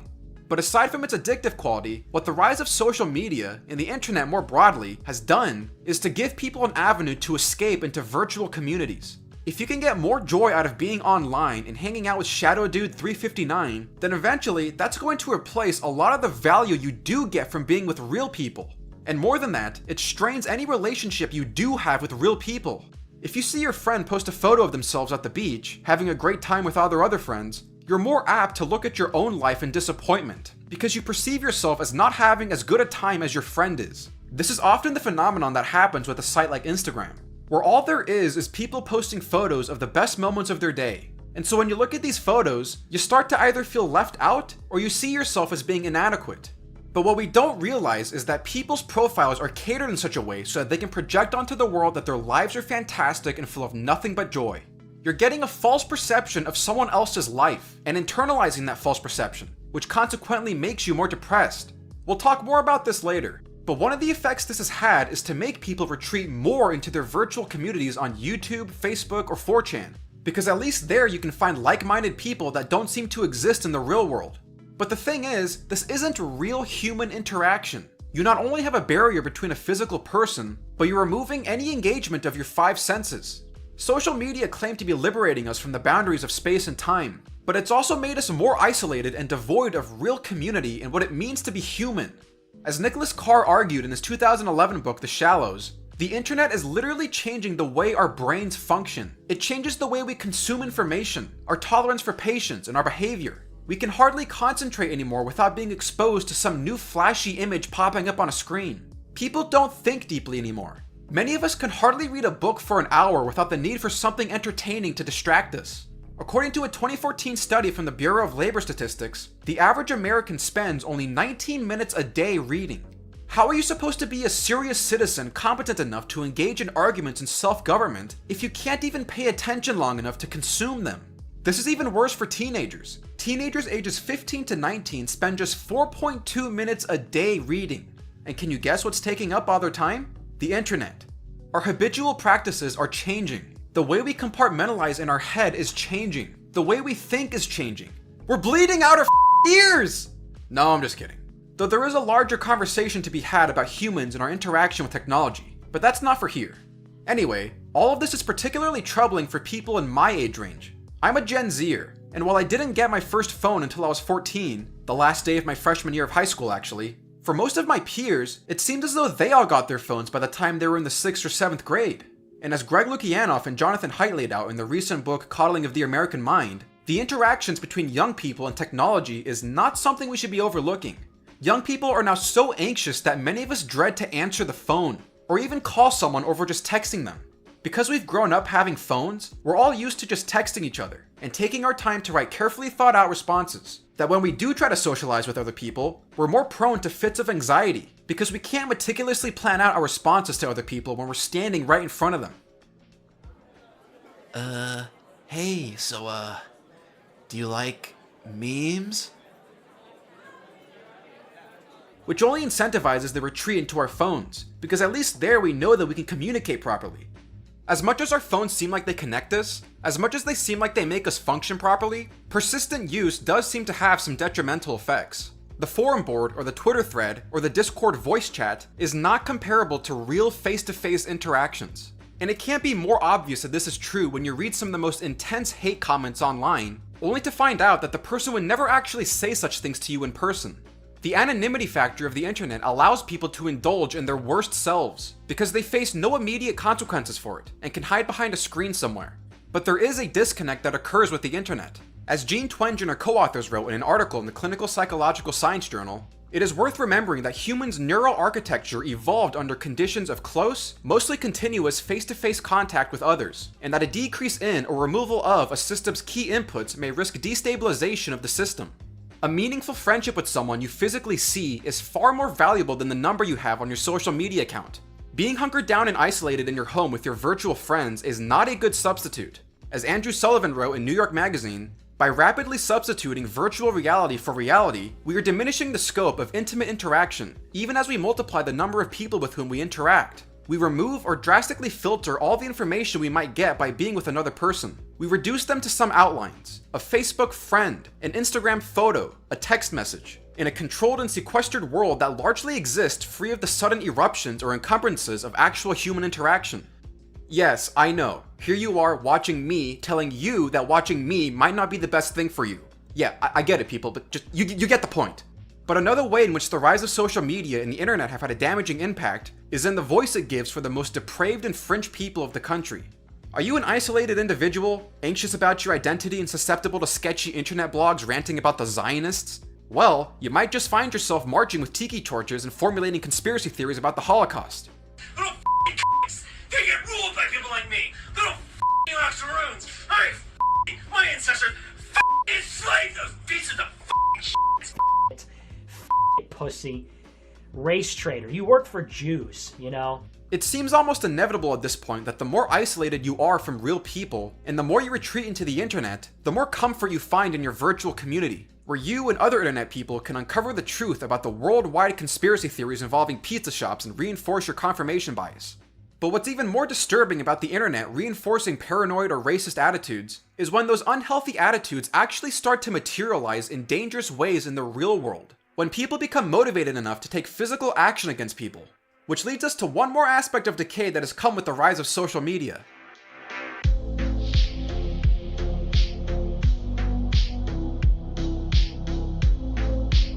What social media is really good at is arranging its algorithms in just the right way so that you see just what you want to see. If there is information out there that panders to your most base political beliefs about the other side, it's gonna promote it, and it's gonna promote it endlessly. More than that, news companies will deliberately title their articles in such a way so as to get this response out of you, and they'll promote the loudest and most obnoxious voices out there just so they can get your click. What social media is really good at doing at the end of the day is promoting intense political tribalism. The belief that all of your political opponents are literally evil people who must all go to prison or something. Neil Gabler wrote in 2016, "Most of us know the cliches. Social media contributes to more polarization as the like-minded find one another and stoke one another's prejudices and grievances, no matter what end of the political spectrum." Though, despite the fact that it's a cliche, most people continue to buy into it and get agitated whenever they see the latest headline that is designed to trigger them. But what this ultimately does is warp your perception of national politics and the character of your political opponents. And one of the ways in which social media and the news industry do this is by doing something called nitpicking, where they find the smallest incident in some town that no one has ever heard of before and then turn it into a national news story, and smear everyone who has the same political affiliation as that one person as being representative of the entire group. Some Antifa gangs cause trouble in Portland? That's it. Every single Democrat in the country is communist scum. Al-Qaeda has won. 50 Klan members show up to bitch and moan about their superiority? Every single Republican in the country is a Nazi. Dear God, the concentration camps are here. When in reality, these are small incidents with small groups of people and are seriously inapplicable to the entirety of a major political party, and are being highly exaggerated and amplified by the media and bad faith actors online. Moreover, this makes it harder for actual despicable people to be shunned from the public debate when one side or the other claims that all Democrats or all Republicans are just the pure manifestation of evil. But this is the kind of vacuous tribal reaction that these algorithms are set up to get out of you. And the more we feed these things, the worse our polarization gets, and the more difficult it becomes to break that cycle of tribal rage and to even recognize it in ourselves. Especially when people are literally out there encouraging more tribalism. People have literally told me that just because tribalism is embedded in human nature, that you must therefore indulge in it. This is an encouragement to reject reason, the one thing that all human beings are born with. To indulge yourself more in irrational and emotional thinking, and to avoid the notion of prudence altogether. When political tribalism gets this bad, you start thinking of people as mere abstractions. Your political opponents no longer become people anymore. And so everyday politics seems to turn into a competition of who can dehumanize the other in a quicker and more tribal fashion, so you can go back to your tribe and show them just how virtuous you are. But this tendency is in all of us. It's a fact of human nature. And I've been plenty guilty of being more tribal than necessary in the past, and I've tried my best to rectify that. In fact, our political polarization is so bad now that we are more likely to engage in negative partisanship, which is essentially the idea that the enemy of my enemy is my friend, but dumber. So if you're a Democrat and you really liked Bernie Sanders over Hillary Clinton in 2016, and you thought that Hillary was a highly corrupt person, as soon as Donald Trump attacks her by calling her corrupt, you immediately rush to her aid and defend her imminent glory. And if you're a Republican who held his nose and voted for Trump, even though you said to yourself, yeah, he's the lesser of two evils, or something, which inherently says that he is an evil, as soon as the media goes after him for lying about something new, you immediately rush to his side and claim that he never lies and he's just like George Washington and Abraham Lincoln in all their glory. It's because these people are more or less on your side. They're part of the same team. So an attack on one is an attack on all, and you must defend your tribe, especially since the enemy is so much worse. This is what a lot of our current political tribalism is all about. So while a vote for Donald Trump is more likely to be motivated by your disdain for Democrats, even when Democrats attack Donald Trump, you rush to his defense because it's the Democrats that are attacking him, and Democrats are bad, and vice versa. This is also why whenever a dissenting voice can be heard from your own political aisle, such as from the Never Trumpers or internecine Democratic debates, the attacks on them can at times be worse than the attacks on your political opponents. Because how can we tolerate this dissension from the tribe? Treason! This is in large part why it seems like politics is so loud and stupid, because everyone is just defending their tribe from what they see as pure evil. And so you lose the range of nuance and stop engaging in good faith conversations. I mean, I am personally at the point now where whenever I talk to someone and they immediately say something along the lines of, well, you know, all Republicans secretly believe in the doctrines of Hitler, or, yeah, well, everyone knows Democrats love eating baby parts, I just zone out and start thinking about the fate of humanity. Actually, across the country today, more people are self-segregating themselves by political affiliation. This is what Bill Bishop called the big sort, where you're less likely to encounter someone of the opposing political party, or even live next to them, and you're consequently more likely to have your worst convictions about them go uncontested, especially when it's being aided by social media algorithms and tribal personalities, to the point where your perception of the other side is wildly off base. And a recent survey from More in Common called The Perception Gap, How False Impressions Are Pulling Americans Apart, does a really good job at analyzing this. As part of their findings, they say that Democrats and Republicans imagine that almost twice as many people on the other side hold extreme views than they really do. On average, Democrats and Republicans believe that 55% of their opponents' views are extreme, but in reality, only 30% are. Americans with more partisan views hold more exaggerated views of their opponents. Consumption of most forms of media, including talk radio, newspapers, social media, and local news, is associated with a wider perception gap. Furthermore, those who post about politics on social media show a substantially larger perception gap than those who do not. They even found perception gaps among those who are most educated. Higher education among Democrats, but not Republicans, corresponds with a wider perception gap. For example, Democrats who hold a postgraduate degree are 3 times as inaccurate than those who did not graduate high school. This may be due in part to lower friendship diversity, as higher educated Democrats, but not Republicans, are more likely to say that almost all of their friends share their political views. The wider people's perception gap, the more likely they are to attribute negative personal qualities, like hateful or brainwashed, to their opponents. Overall, Americans' views are more similar to their political opponents than they realize. They also found correlations between the type of preferred media outlet and an accurate perception of reality. So if you're spending your time reading Breitbart, listening to talk radio, or reading sites like BuzzFeed, Huffington Post, and Slate, you are much more likely to have no idea what you are talking about when it comes to how your political opponents actually think. In fact, the closer you get to religious news sources or broadcast news, the more likely you are to have a realistic picture of what's going on. And in another recent study from James Fishkin and Larry Diamond as part of their American One Room project, the more that people just have discussions with others of the opposing political party, the less entrenched their policy positions become, and the more likely they are to move to the center. As the authors of the study find, the more that Republicans engage in conversation with Democrats, the less absolutist they become with their stance on immigration, and the more they find themselves supporting visas for high-skilled workers in DACA. And the more that Democrats engage in conversation with Republicans, the less likely they are to support a $15 minimum wage, and the more likely they are to oppose basic universal income. The most polarizing proposals, whether from the left or the right, generally lost support, and a number of more centrist proposals moved to the foreground. Crucially, proposals further to the right typically lost support from Republicans, and proposals further to the left typically lost support from Democrats. My opinions have changed, more toward the center than toward any one side, noted a tattooed man in a cowboy hat from Colorado. The country is not as divided as the media make it seem. And another good thing about the reality behind the tribal hatred for one another is that according to a 2018 study by More in Common, a study of America's polarized landscape, when asked whether the differences between Americans are too big for us to work together anymore, or not so big that we cannot get together, 77% of Americans still say the latter. So while that's reassuring, the general perception that I'm getting from the public sphere still seems to suggest otherwise. Oh, and for what it's worth, we know that hostile foreign governments like Russia are deliberately pushing this kind of insane tribal outrage culture online with their bots. Because the more time they can get us hating on each other and striking division, the less we focus on what's going on outside of our country. But in summary, we're now no longer able to tolerate our political opponents. We're segregating ourselves into political identities. We are constantly fed a cycle of tribal outrage media that just keeps us angry and addicted to news all the time. But despite the fact that we're tired of it all, we still can't seem to get over it. We're addicts. Now, to avoid the perception of being that guy who wants to destroy the cars because they took my horse and carriage business away, obviously the internet has been one of the best things to have ever been introduced to the public. I mean, come on, the only reason you're listening to my pitiful attempts at proselytizing you is because this technology exists.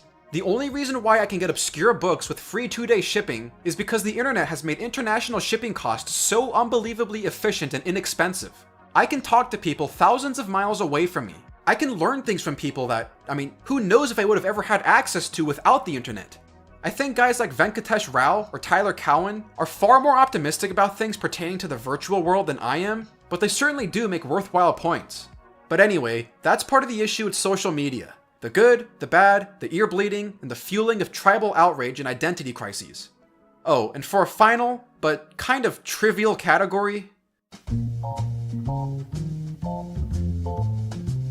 yeah, it's also very likely that the increase in dog ownership is the direct result of people substituting human interactions for dogs. or at least trying to find a cure for their loneliness. I mean, dog ownership isn't a bad thing, but as Jonah Goldberg notes, they're not supposed to be used to buttress your retreat from social life, but to facilitate socialization, because they make you go out of the house and eventually run into other people. So while dog ownership isn't really the cause of anything, I mean, dogs are great. It's more that their increased ownership is a reflection of people's desire for some sort of intimate connection with something, anything, that they aren't getting in their personal lives. Crazy Cat Lady exists for a reason. Oh, but I also can't say that this phenomenon is solely restricted to the material world.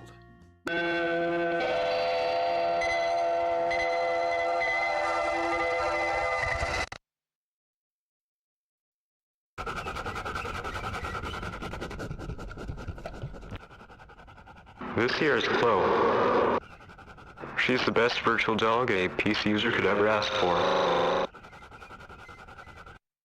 Have a treat. So there's just a brief measure of the decay of civil society. Things are not really looking good on these fronts, and while these measures continue to fall apart, our society has been continually bifurcating, fracturing, and becoming polarized to such a degree that many people genuinely worry for the future of the country. And I think starting the conversation by looking at these measurements is the most crucial place to begin. The essential building block of civilization, the family, is slowly corroding, being replaced by poor substitutes and self-gratification. People spend less time with friends, preferring instead to see themselves and become more atomized individuals. All of the vital outlets for social interaction, from the workplace to the church to the PTA and simple volunteer associations, have been in decline, with the ever-increasing method of interaction being through the digital screen of anonymity and distance from genuine human contact. And this is where we get to the point about what the American dream really is. Is it really all about wealth, or the opportunity to obtain wealth? How about status? Well, maybe not. In his book Coming Apart, Charles Murray suggests otherwise. The American project was not about maximizing national wealth, nor international dominance. The American project consists of the continuing effort, begun with the founding, to demonstrate that human beings can be left free as individuals and families to live their lives as they see fit, coming together voluntarily to solve their joint problems. The polity based on that idea led to a civic culture that was seen as exceptional by all the world. That culture was so widely shared among Americans that it amounted to a civil religion. To be an American was to be different from other nationalities, in ways that Americans treasured. And in Alienated America, Tim Carney relays a similar message. The materialistic view of the American dream misses the point. The worst analyses assume that wealth, or the opportunity for wealth, is the American dream. Slightly better, some analyses see wealth as the necessary precondition of other goods, like intact families or strong public schools. But maybe the things we think accompany the American dream are the things that really are the American dream. What if the t-ball game, the standing room only high school Christmas concert, the parish potluck, and decorating the community hall for a wedding, what if those activities are not the dressings around the American dream, but what if they are the American dream? If our foundation of civil society, in our dependence and development of tightly knit and sovereign local communities is the core of the American dream, then it only makes sense to say, based on all of the aforementioned indicators, that this dream is falling apart.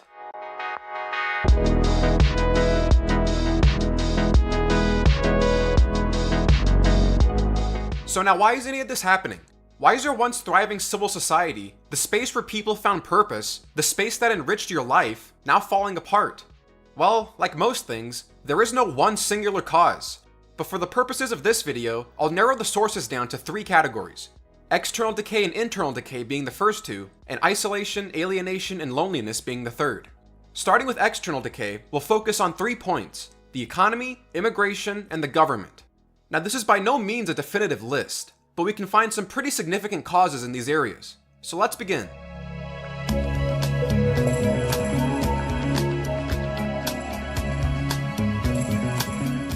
Starting with the economic situation, there are reasons for people to be grim.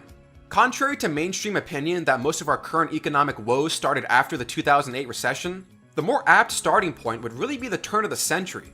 One of the seeming paradoxes of the economic indicators between the years 2000 and 2016 has been the fact that while our country has continued to accumulate vast amounts of wealth, more so than ever before in history, per capita output has almost stagnated, with no signs of returning to historic growth patterns, and the employment to population ratio has been at the lowest it's ever been.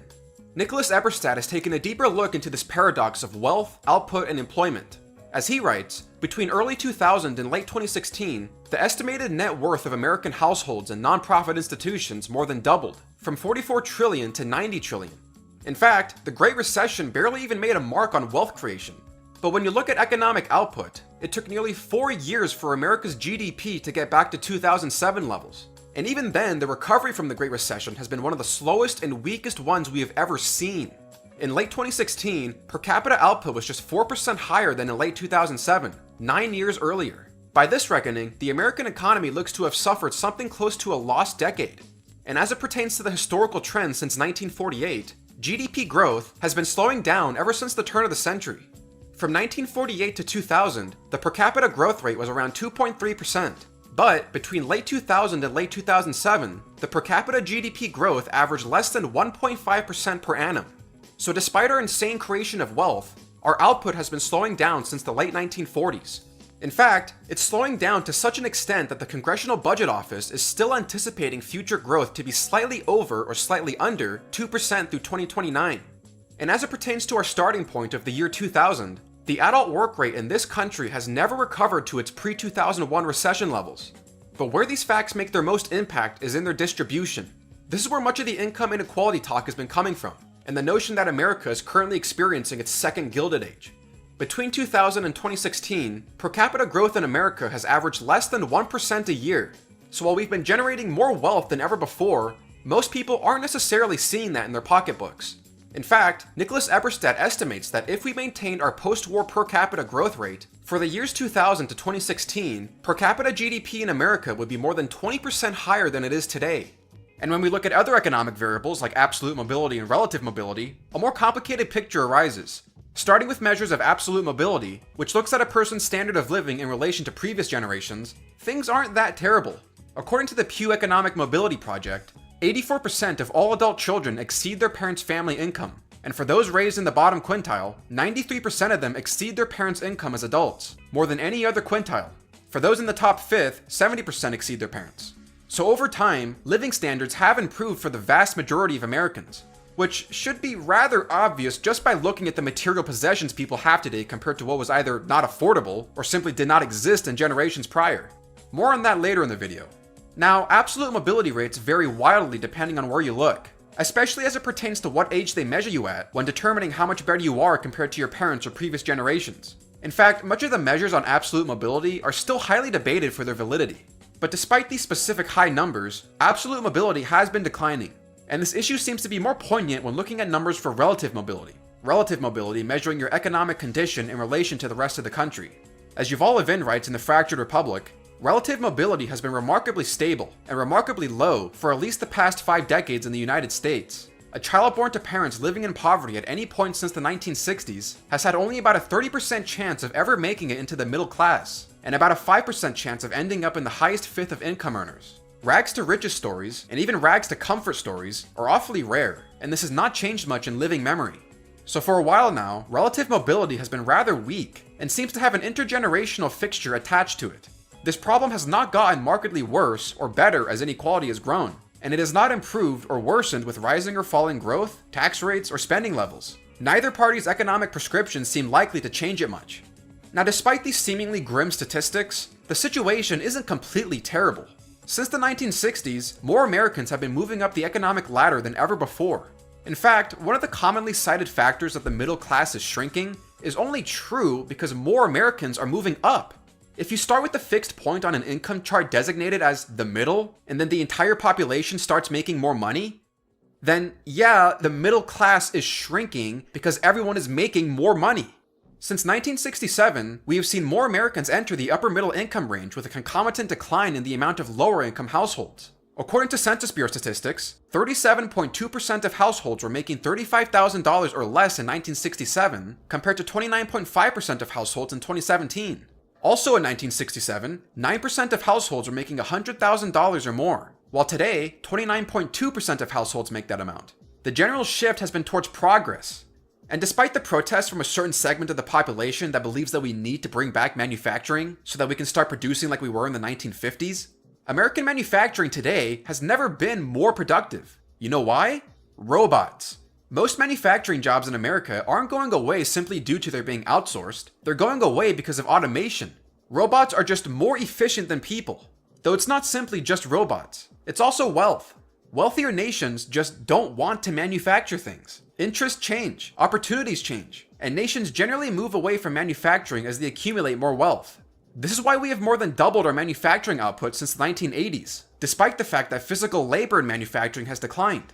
New technologies and automation will do this to your industrial sector. Now, this doesn't mean that a nation like China hasn't made an impact on the American labor force. As far as we know today, the rise of Chinese manufacturing has led to a loss of around 15 to 30% of the jobs in American manufacturing. And in hindsight, many observers seem to regret the extent to which trade with China was so lenient to the detriment of American workers. But it is also true that even before China became as big of a manufacturer as it is today, that the regions in America that were hit the hardest by international competition were already in decline, because the product cycle of industry was shifting elsewhere in the economy. As Donald Schneider writes, University of California Davis economist Catherine Erickson and co-authors define the product cycle as the process by which, in both the domestic and cross-country context, industry spawning in high-wage areas with larger pools of educated workers eventually move to lower-wage areas with less education as they age or become standardized. By tracing the evolution of the manufacturing sector by product and location within the United States back to 1910, the researchers found that the areas that were hardest hit by competition with China were also the ones that were most late stage in the production cycle, and therefore prone to competition and already in the process of phasing out. So has competition and imports from foreign countries hurt specific American industries? Yes, but by and large, bringing back these jobs will not result in some glorious American economic revival. In fact, you're more likely to negatively impact hundreds of other industries that now rely on the status quo of cheaper foreign goods in the established networks of a service economy, compared to the amount of jobs returned. Most of these manufacturing jobs are simply not going to come back, and the politicians who tell you they are selling you a bunch of garbage. The United States was the world's largest manufacturer from the late 1940s to the 1970s because the entirety of Europe was destroyed. They did not have industry. They did not have a manufacturing base. The United States basically had no competition on the global stage. The fact that we even had such a large industrial sector was purely out of historical circumstance. We had to produce all of the products not only for our continent, but for all of Europe.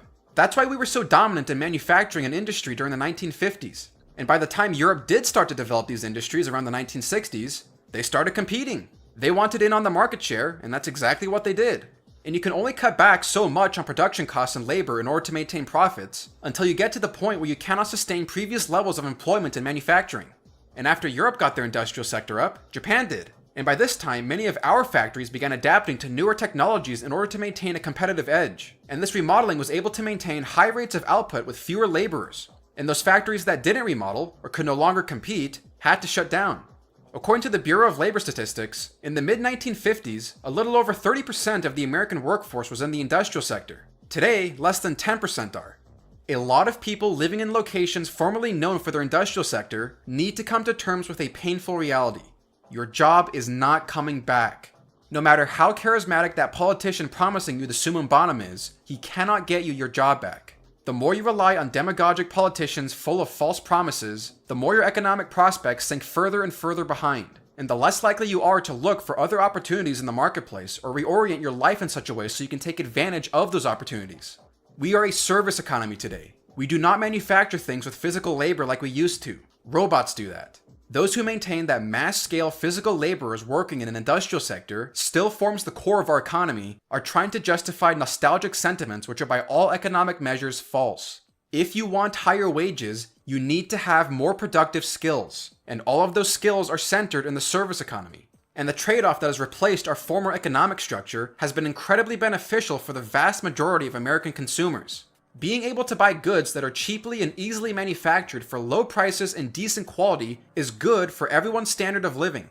Similarly, you are not going to get some kind of economic revival by placing tariffs on every product coming in from trading partners. And I think as of the time I'm writing the script, it's safe to say that the trade war hasn't been faring well for many American companies, particularly for manufacturing and business investment. And so far, Moody's Analytics has estimated that Trump's tariffs have killed at least 300,000 jobs, with another 600,000 by the end of 2020 if the trade war continues on its current course. Moreover, manufacturing has been in recession for almost half a year now.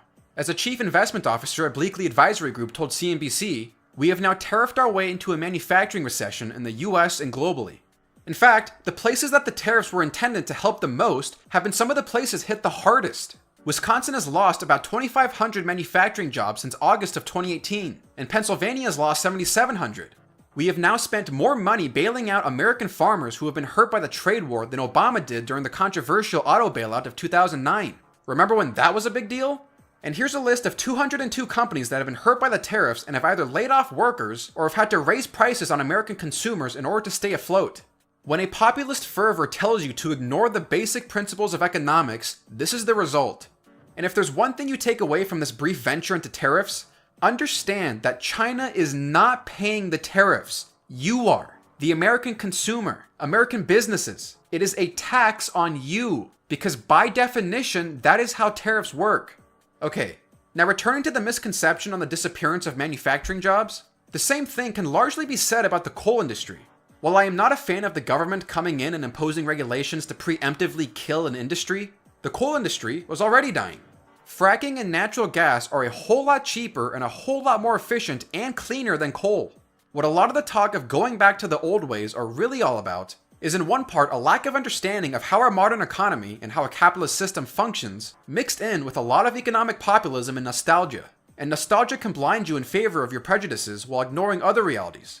Granted, there is a lot in nostalgia that carries some truth. You don't feel nostalgia unless you think you've lost something meaningful. But more often than not, that nostalgia is used selectively. As political theorist Peter Lawler writes, all reputable social and political analysis deploys selective nostalgia. Most people alive in America today would not want to go back to 1950s America, especially not black people or gay people.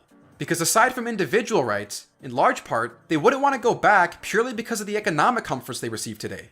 People don't really want to live in that time. They'll say they do, they'll feel nostalgic for it, but they wouldn't really. But here's the reality of our current economy. We live in a globalized world and in a relatively capitalist economy, and inherent to capitalism is a creative destruction that both innovates and destroys. And with the advent of 20th century marketing and the shift to a service-oriented economy, the arrangements between workers and consumers has been altered in such a way that your demands as a consumer outweigh your demands as a worker. As economic journalist Megan McArdle writes, the average American is at the heart of this story, as the victim and as the perpetrator. We suffer as employees because we exert influence as consumers. And as Yuval Levin writes, the greater consumer orientation of the US economy and the greater consumerism of the public at large are functions of the diffusion of American life that we have traced throughout the 20th century, and which at this point seems essentially irreversible. Its consequences for workers cannot be ignored, though they should also not be exaggerated, as they often are now. But solutions that involve undoing its causes through a return to mid-century economic arrangements, such as large-scale reunionization of the labor market or wholesale re-regulation of the private economy, are worse than implausible. Real solutions will need to be indigenous to our diffuse 21st century society. And contrary to many claims that trade deals like NAFTA or individual trade agreements with nations are what are really setting us back in the world, there is scant evidence that that is really the basis for much of our economic strife. And the problems that do come with free trade are far outweighed by the benefits received for tens of millions of Americans. As international trade attorney Scott Lincecum summarizes, the downsides of free trade cannot obscure either its fundamental morality or the proven pain and inefficacy of the lone alternative, protectionism. They also cannot change the fact that much of today's globalization is driven not by trade deals or other top-down policy choices, but by seismic technological shifts, such as the internet and shipping containers. Technology has been responsible for eliminating most low and middle skill manufacturing jobs in America, and it would eventually have consumed the others too. And this is all part of the problem with the way in which we talk about our current economic situation.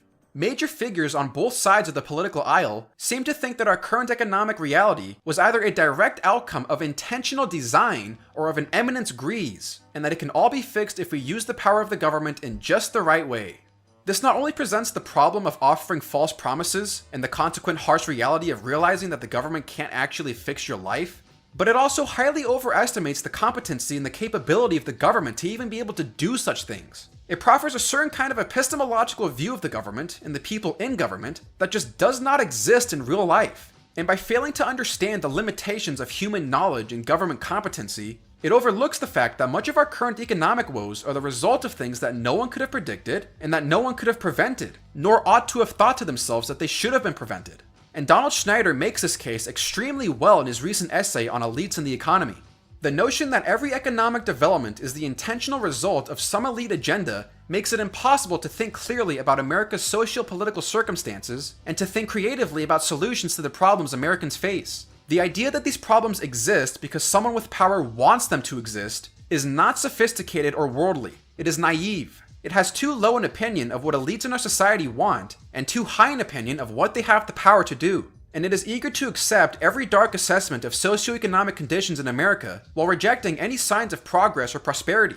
And this is where a lot of the calls for seizing the wealth of the rich in order to redistribute it to people are just baffling to any sane economist. Scott Winship has a fantastic piece available from the Brookings Institution, which details just how little evidence there is that income inequality either causes immobility or is even the source of all the other economic problems we've been discussing in this segment.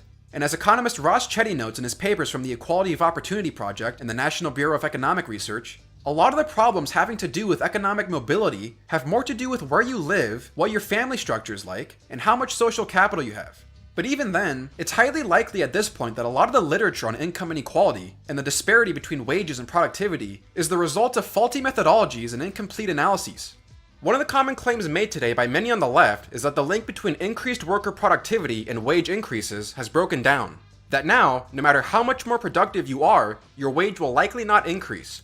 The implication being that someone at the top does not want your wage to increase, and therefore income inequality is the most pressing issue of our time.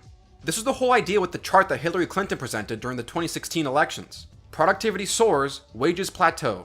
But as Donald Schneider notes, this assertion has been challenged by a number of researchers, including analysts at the Congressional Budget Office in 2006, James Shirk in 2013 and 2016, Scott Winship in 2014, Robert Lawrence in 2015, and Anna Stansbury and Lawrence Summers in 2018. Those researchers conclude that, when measured properly, average pay and productivity either move together or at least in some way that is statistically indistinguishable from a one-to-one relationship over time. So what's going on here? Well, part of the problem is that they're using the Consumer Price Index to make this chart. For those who don't know, the Consumer Price Index is a number which takes into account all commonly purchased items in a country in order to measure how the standard of living has changed over time. And the way in which statisticians measure real income is by taking income and adjusting it to this Consumer Price Index. But one of the problems with the Consumer Price Index is that it almost always overstates inflation, especially for goods which are essentially considered fixed in the economy, and it never takes into account qualitative changes in those same goods. So take healthcare for instance, a commonly purchased good. Well, obviously the cost of healthcare has increased over time, but it is also obvious that the quality of healthcare has increased over time. The amount of technological advances in the field of medicine and the new services provided to you have been huge. So, of course, in some way, the cost of healthcare would increase over time, but you wouldn't really have an understanding of the change in the quality of that same defined category of healthcare because the Consumer Price Index ignores this aspect. Or take another example from Thomas Sowell's Basic Economics. The cars of 1950 were not the same cars of 2000. The older cars usually did not have air conditioning, seatbelts, anti-lock brakes, or many other features that have been added over the years. So when we try to measure how much the production of automobiles has increased in real terms, a mere count of how many such vehicles there were in both time periods misses a huge qualitative difference in what we are arbitrarily defining as being the same thing: cars. Housing has likewise changed qualitatively over time. The average American house at the end of the 20th century was much larger, had more bathrooms, and was far more likely to have air conditioning and other amenities than houses which existed in the United States in the middle of that century. Merely counting how many houses there were at both times does not tell us how much the production of housing had increased. Just between 1983 and 2000, the median square feet in a new single-family house in the United States increased from 1,565 to 2,076. Moreover, the Consumer Price Index fails to take into account the decreasing cost of goods from when they were first introduced. The first video cassette recorder cost $50,000 in the late 50s, and were only sold at luxury stores. Not really something being commonly purchased by ordinary people. It wasn't until the mid-80s when they started to be sold for around $200 to $400 that they were included in the Consumer Price Index. But that's the thing. All of the preceding decades where the video cassette recorder's price steadily decreased isn't included as part of the Consumer Price Index's statistics, only when the product was first added onto the list. So there is an inherent inflationary bias. And aside from the qualitative differences in commonly purchased goods, the number and type of goods commonly produced in 1900 are way different from the number and type of goods produced in 2019. And this especially becomes a problem when you are measuring these changes over long periods of time. As Sowell writes, At the beginning of the 20th century, the national output of the United States did not include any airplanes, television sets, computers, or nuclear power plants. At the end of that century, American national output no longer included typewriters, slide rules, once essential for engineers before there were pocket calculators, or a host of equipment and supplies once widely used in connection with horses that formerly provided the basic transportation of many societies around the world. At some point, you really start comparing apples and oranges. But this is almost always why the Consumer Price Index has an inflationary bias, which usually accounts for a little over a 1% difference. But you'd be mistaken to think that a 1% bias is just some trivial distinction. As Sowell notes, a difference of 1 percentage point per year, compounded over a period of 25 years, means that in the end, the average American income per person is underestimated by almost $9,000 a year. In other words, at the end of a quarter century, an American family of 3 has a real income of more than $25,000 a year higher than the official statistics on real wages would indicate. So this is the first problem with this chart. The second problem that Donald Schneider notes is that it also uses the Consumer Price Index for wages instead of an output price index, especially since everyone using this chart purports that people are not being paid more for increasing their productivity, and the Consumer Price Index is a measure of consumption. Finally, it includes the output of the self-employed in productivity, but excludes their compensation from the pay series. So this is like just a really horrible chart. And as Donald Schneider goes on to note, after adjusting for all of the aforementioned factors, and as the previous researchers also showed, real average hourly compensation in the non-farm business sector actually grew 81% from 1973 to 2017, just a touch below productivity, which grew 83%. In fact, the two series increased in lockstep all the way back to 1948, growing 237% and 234%, respectively, over the whole time period. On average, at least, the market still connects ability to earn with ability to produce. But here's the thing. While wages have in fact increased since the 1970s, and isn't the apocalyptic story of stagnation we so often hear about, there's still something else going on here, and particularly with regards to productivity. And this is where it really seems like much of our economic problems come from, and turns out to be much more a result of the changing nature of the economy and the way in which firms operate.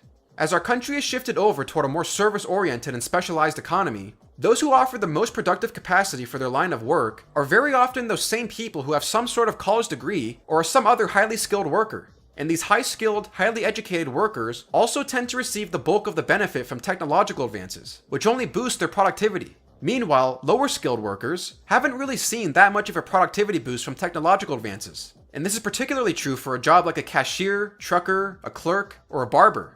I mean, there's only so much that technology can do to make your job as a cashier more productive. And even in the case of a cashier, technology can basically do that job now. And in the next few decades, some sort of computer software will very likely be driving our trucks. There's just not a lot that technology can do to make these lines of work more productive. Whereas technology has helped those with higher skill sets become even more productive and thereby earn better wages. Moreover, as our economy has become more globalized and competes on the international stage, firms have had to become bigger in order to accommodate the changing nature of competition. This means that most large firms will be hiring higher skilled or college educated workers, and those who have lower or middle tier skill sets might not even be considered for work in such firms. As Donald Schneider writes, MIT's John Van Reenen argues that globalization and technology, such as the internet, which facilitates price and product comparisons and increases choice, have enabled consumers to be more sensitive to price and quality. These changes in consumer behavior have given rise to a winner-take-most style of competition, whereby slight advantages in price or quality can lead to large changes in market share for businesses. As a result of this phenomenon, David Autor, also of MIT, and co-authors find rising firm concentration, particularly since the mid-1990s, in which industries have become increasingly dominated by a handful of large superstars, high productivity and high profit firms. The study also finds that the industries that have seen the largest increases in concentration are also the most innovative, measured by patenting intensity, and productive. This suggests that rising concentration results from more intense competition and superior productivity among the top firms, rather than anti-competitive practices. So if this is our new work environment, it would seem to make sense that those with higher skill sets are getting the best work in firms that are becoming more centralized with such higher skilled workers, in order to compete on the international stage with other highly skilled and productive industries. The effect of this, as Schneider writes, is that the median worker's productivity has been growing more slowly than the average worker's productivity. So the real problem here might actually be an inequality of productivity, not income inequality, or some other malicious attempts by the mysterious elites to rig the system against the common man. In other words, not only are highly paid workers increasingly likely to be found at high-wage firms, but those same firms are now less likely to employ low-wage workers. So companies are paying their workers in relation to their productive capacities. The problem today is that certain lines of work just don't have the means of being any more productive than they already are, and that the advances of technology isn't really doing much to make them more productive and thus raise their wages. This makes the real issue we should be tackling one of, how do you make lower skilled workers more productive in their current lines of work? Or, how do you make higher skilled jobs more accessible to those of lower skill? And not some banal platitude of eat the rich. As Matt Yglesias writes, highly productive workers are generally productive due to some combination of rare and valuable skills and access to useful technology. Figuring out how to get lower class Americans valuable skills should be one of the primary focuses of our economic debate. And that can take on all sorts of forms. One that has been frequently talked about is apprenticeships. If you don't have the means of going to college, or maybe you don't want to go to college, maybe we can figure out a way of setting up an apprenticeship system in higher skilled industries so we can get these lower skilled workers the human capital they need to make a decent living. Other things can include tax incentives for business investment in new technologies, or other pro-growth related incentives. There is a lot of potential out there for new solutions and trade-offs, and the more the public debate is focused on income inequality and the supposed improbity of rich people, the more parochial our vision becomes. Moreover, and probably most important, a majority of Americans don't actually care about income inequality. In a recent Gallup poll, they found that only 1% of Americans actually prioritize the gap between rich and poor in their lives. This is largely an intellectual class concern. So you guys should really be directing your attention elsewhere. But aside from the left and their mantra of income inequality, there's also now a burgeoning group on the right that has their own ideas about what ails us. And they've taken a particularly antagonistic stance toward capitalism itself, with many like Tucker Carlson favoring some sort of American industrial policy and finding inroads with figures like Elizabeth Warren, where he praised her economic policies as being patriotic and making obvious sense, which has been a really interesting development coming from formerly market-oriented conservatives. But on this side of the aisle, we commonly get the case that the situation for working class Americans is horrible, that as good manufacturing jobs have closed down, families have disintegrated and communities dissolved. Wages have declined or even reversed, and in many cases, community life has been replaced by some form of opiate. And while the description of broken families, communities, and joblessness has some truth to it, it also has the downside of being attributed to the intentional results of elites who just don't care about middle Americans, which again constrains any sort of reasonable political outlook. Moreover, it overstates in some aspects the plight of working class Americans. While gains in wages haven't been anything to call home about, they haven't totally declined either. As Schneider writes, between 1973 and 2018, hourly wages have grown anywhere between 7% and 13% for any given decile of the bottom 50% of male earners. Even an unimpressive increase is not a decline, and with no decline, it is much more difficult to make a causal argument about changing living standards driving changes in social patterns. Moreover, as it pertains to the extent of the joblessness in these areas, as we already discussed in part 1, the number of men who just simply refuse to work has been a growing share of the population since the 1950s, since a time period before any of the decline in American manufacturing started becoming more conspicuous in the 1970s. Or as Donald Schneider writes, prime age male labor force participation today sits exactly at what the 1950 to 2000 linear trend would predict. In other words, this is a long-running secular trend and not some new phenomenon. More important, as Winship has noted, 3/4 of the decline in prime age male labor force participation has involved men who say that they do not want a job. This, coupled with the fact that wages are higher, suggests that the predominant factor in the reduction in the fraction of prime age men working is that the willingness to supply labor has declined, not that employers have reduced their overall demand for male workers, which would be more consistent with declining wages. This reduction in the supply of labor could have arisen from both benign sources, such as changes in female employment and child-rearing responsibilities, and harmful sources, such as the increase in disability claims and the extent to which the safety net may discourage work. Regardless of the availability of jobs out there is simply a general decline in the level of industriousness in America. A certain group of men out there just don't want to work. They do not want to supply their labor. Or if they do want to supply their labor, they want to supply it for an industry that increasingly makes up less and less of the American workforce. Again, we are a service economy, and those service-oriented jobs, like in transportation, health, recreation, food, custodial work, or simple laborer positions, pay more today than they did back then.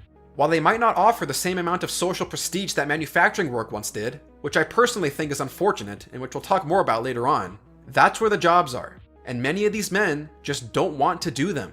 But most importantly, as Schneider concludes, and as relates to what many on the right point to as being the source of the woes of working class America, Crucially, the shift in the composition of labor demand cannot really be attributed to policymaker negligence or some elite engineered plot. In the case of technology, for example, the advent of office computing software effectively obviated the need for prior levels of mid-skill secretarial and clerical employment. Structural and long-running global forces have resulted in an economic landscape in which non-college educated workers, who used to occupy decently productive and well-paying medium-skilled jobs, no longer have the same degree of access to either these jobs or an alternative that affords them the same relative earnings position in society.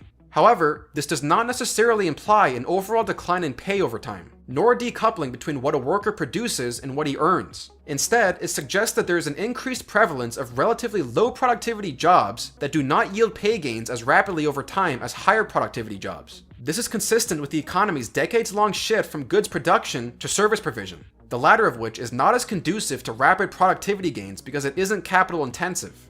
The mysterious, conniving class of globalists did not cause this on you. The deep state did not orchestrate this. People are not that smart, nor evil. Actually, you know who runs DC? A bunch of 20-year-olds. All there is on Capitol Hill are young staffers, interns, and other grasshoppers. And even then, it's not as though they know what the hell they're doing all the time. Same goes for most congressmen. Most people have no idea what the hell they are doing and are very incompetent, just like the rest of us. DC is not House of Cards. People in DC wish they were competent enough to be like House of Cards. This is why any serious person working on the Hill describes the atmosphere there as being more like Veep than anything else. And the more we think some evil, mysterious force is causing these problems on us, the less capable we are of focusing policy debate toward things that can actually attempt to help people. But anyway, as it pertains to the current policy debate, there is plenty of wrong-headedness on both sides of the political aisle and their economic prescriptions. Oh, and as a side note, no, I am not a freaking political centrist. I don't even know what that means. So this is the state of our modern economy, both the good and the bad, as well as a rundown of the dynamic between Americans both as consumers and workers, and hopefully an injection of nuance for you. But again, none of this means that there isn't anything we can do about it. In fact, what should really be the focus of our economic debate isn't who to tariff or what industrial policy to follow, or who to point our finger at and blame, or to fantasize about what the super secret elites do at their cocktail parties. Focusing on mobility is the most important thing that economic policy should be centered on, emphasizing the necessary steps for giving Americans the greatest leg up in our 21st century economy. As Yuval Levin writes, mobility offers a better way to think about what is threatened in our time. An emphasis on inequality can be divisive, whereas an emphasis on mobility for those at the bottom could be a broadly unifying goal for economic policy. And aside from the more policy-oriented solutions, where the focus on certain economic issues could be better shifted over to today, and where the source of much of these issues largely come from, is in civil society. And a lot of this gets tied in with the previously mentioned statistics, starting with the disintegration of the family. Without a properly formed or functional family, your chances at success in life are very dim, especially among lower-income Americans, who need this foundation if they're expected to enjoy a higher standard of living and move up in life. As Yuval Levin writes, marriage rates are now significantly higher among college-educated Americans than among those without a college degree, and increasingly, Americans are self-sorting according to education and income. So that, for example, US Census Bureau data showed that 71% of college graduates who got married in 2011 married another college graduate. The educated and the non-educated have become bifurcated into two different spheres of life, with those at the bottom being left out or having the core of their marriage severed due to interpersonal dysfunction. Couples without college degrees who were married in the early 2000s had divorce rates roughly 50% higher by 2014 than their counterparts with college degrees. And similar trends are evident in family formation statistics more broadly. The most notable example may be out-of-wedlock childbearing. Between 2006 and 2010, 68% of women without a high school degree who gave birth were not married. 41% of women with a high school degree but no college degree who gave birth were unmarried, while only 6% of women with college degrees who gave birth were unmarried. And one of the things that usually comes with the bourgeois culture of marriage is a stigma placed on out-of-wedlock births and single motherhood. In most lower-class communities, many of these stigmas have essentially disappeared, while they still remain in slightly higher income groups, though not by much. And this is because most stigmas on lifestyle choices are becoming more and more anachronistic in our society. You're just not supposed to say that one lifestyle choice is better than another. Everything is great. You do what feels good to you. Cohabitation is just as fine as marriage. But one of the things that can help prevent such an abundance of out-of-wedlock births and their concomitant economic and social problems is a social stigma placed on them. Now, that doesn't mean that those who are single parents are inherently bad people, nor that they aren't deserving of help. Of course they deserve support and help. But if you are to prevent further social and economic disasters that come with young people feeling like it's okay to promulgate such a lifestyle, stigmas are good for that. In fact, forget just plain lifestyle choices. In today's society, for some reason, it's become taboo to even talk about the role of families, or what parenting itself should entail.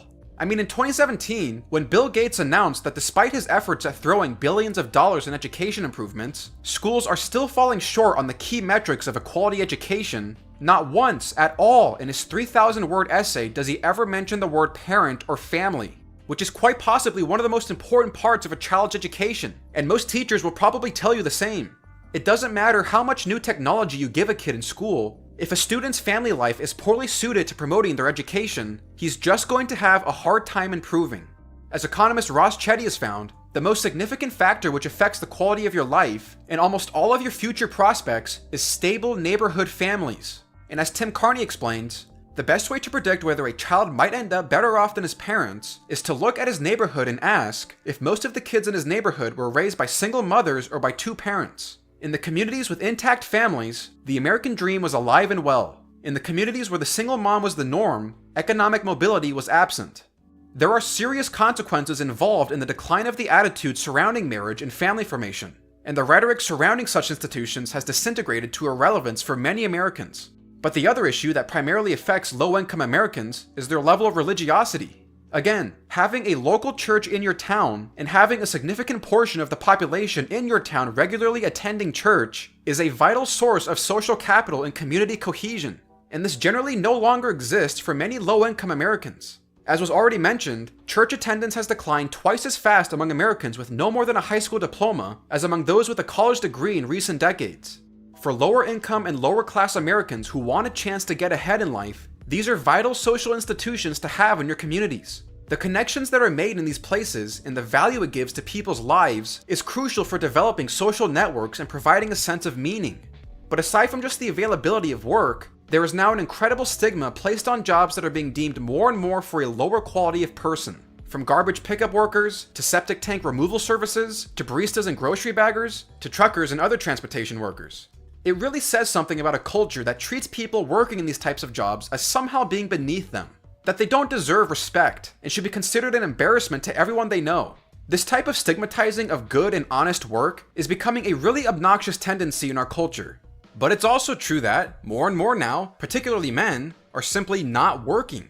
Or if they are working, they're not getting any sense of self-actualization out of their work, which is one of the more important parts of your identity. And Charles Murray gives a pretty good rundown of this with regards to work and welfare. A man who is holding down a menial job and thereby supporting a wife and children is doing something authentically important with his life. He should take deep satisfaction from that, and be praised by his community for doing so. If that same man lives under a system that says that the children of the woman he sleeps with will be taken care of whether or not he contributes, then that status goes away. I am not describing a theoretical outcome, but American neighborhoods where, once, working at a menial job to provide for his family made a man proud and gave him status in his community, and where now it doesn't. Taking the trouble out of life strips people of major ways in which human beings look back on their lives and say, I made a difference. And with all this disintegration seen in social institutions and cultural norms, comes a disintegration of communities, which makes certain economic realities even worse and more immediate, especially as it pertains to lower class Americans in hollowed out towns. As Brink Lindsay wrote in an article called The End of the Working Class, we see, more precisely, social disintegration, the progressive unraveling of the human connections that give life structure and meaning, declining attachment to work, declining participation in community life, declining rates of marriage and two-parent child rearing. This is a genuine crisis, but its roots are spiritual, not material deprivation. Now, some people might also be saying, well, of course these broken communities have fewer institutions of civil society. Their major source of community left when the factory shut down. And if you have no work, then of course you're not going to be married. The implication being that if you introduce an abundance of jobs into an area, that will bring back the community and marriage along with it. Well, that's not necessarily true. Again, looking at Tim Carney's excellent book, he takes us to the burgeoning fracking town in Williston, North Dakota. The fracking industry is absolutely taking off in that town, and there are hundreds of men there making really good money and enjoying themselves in their work.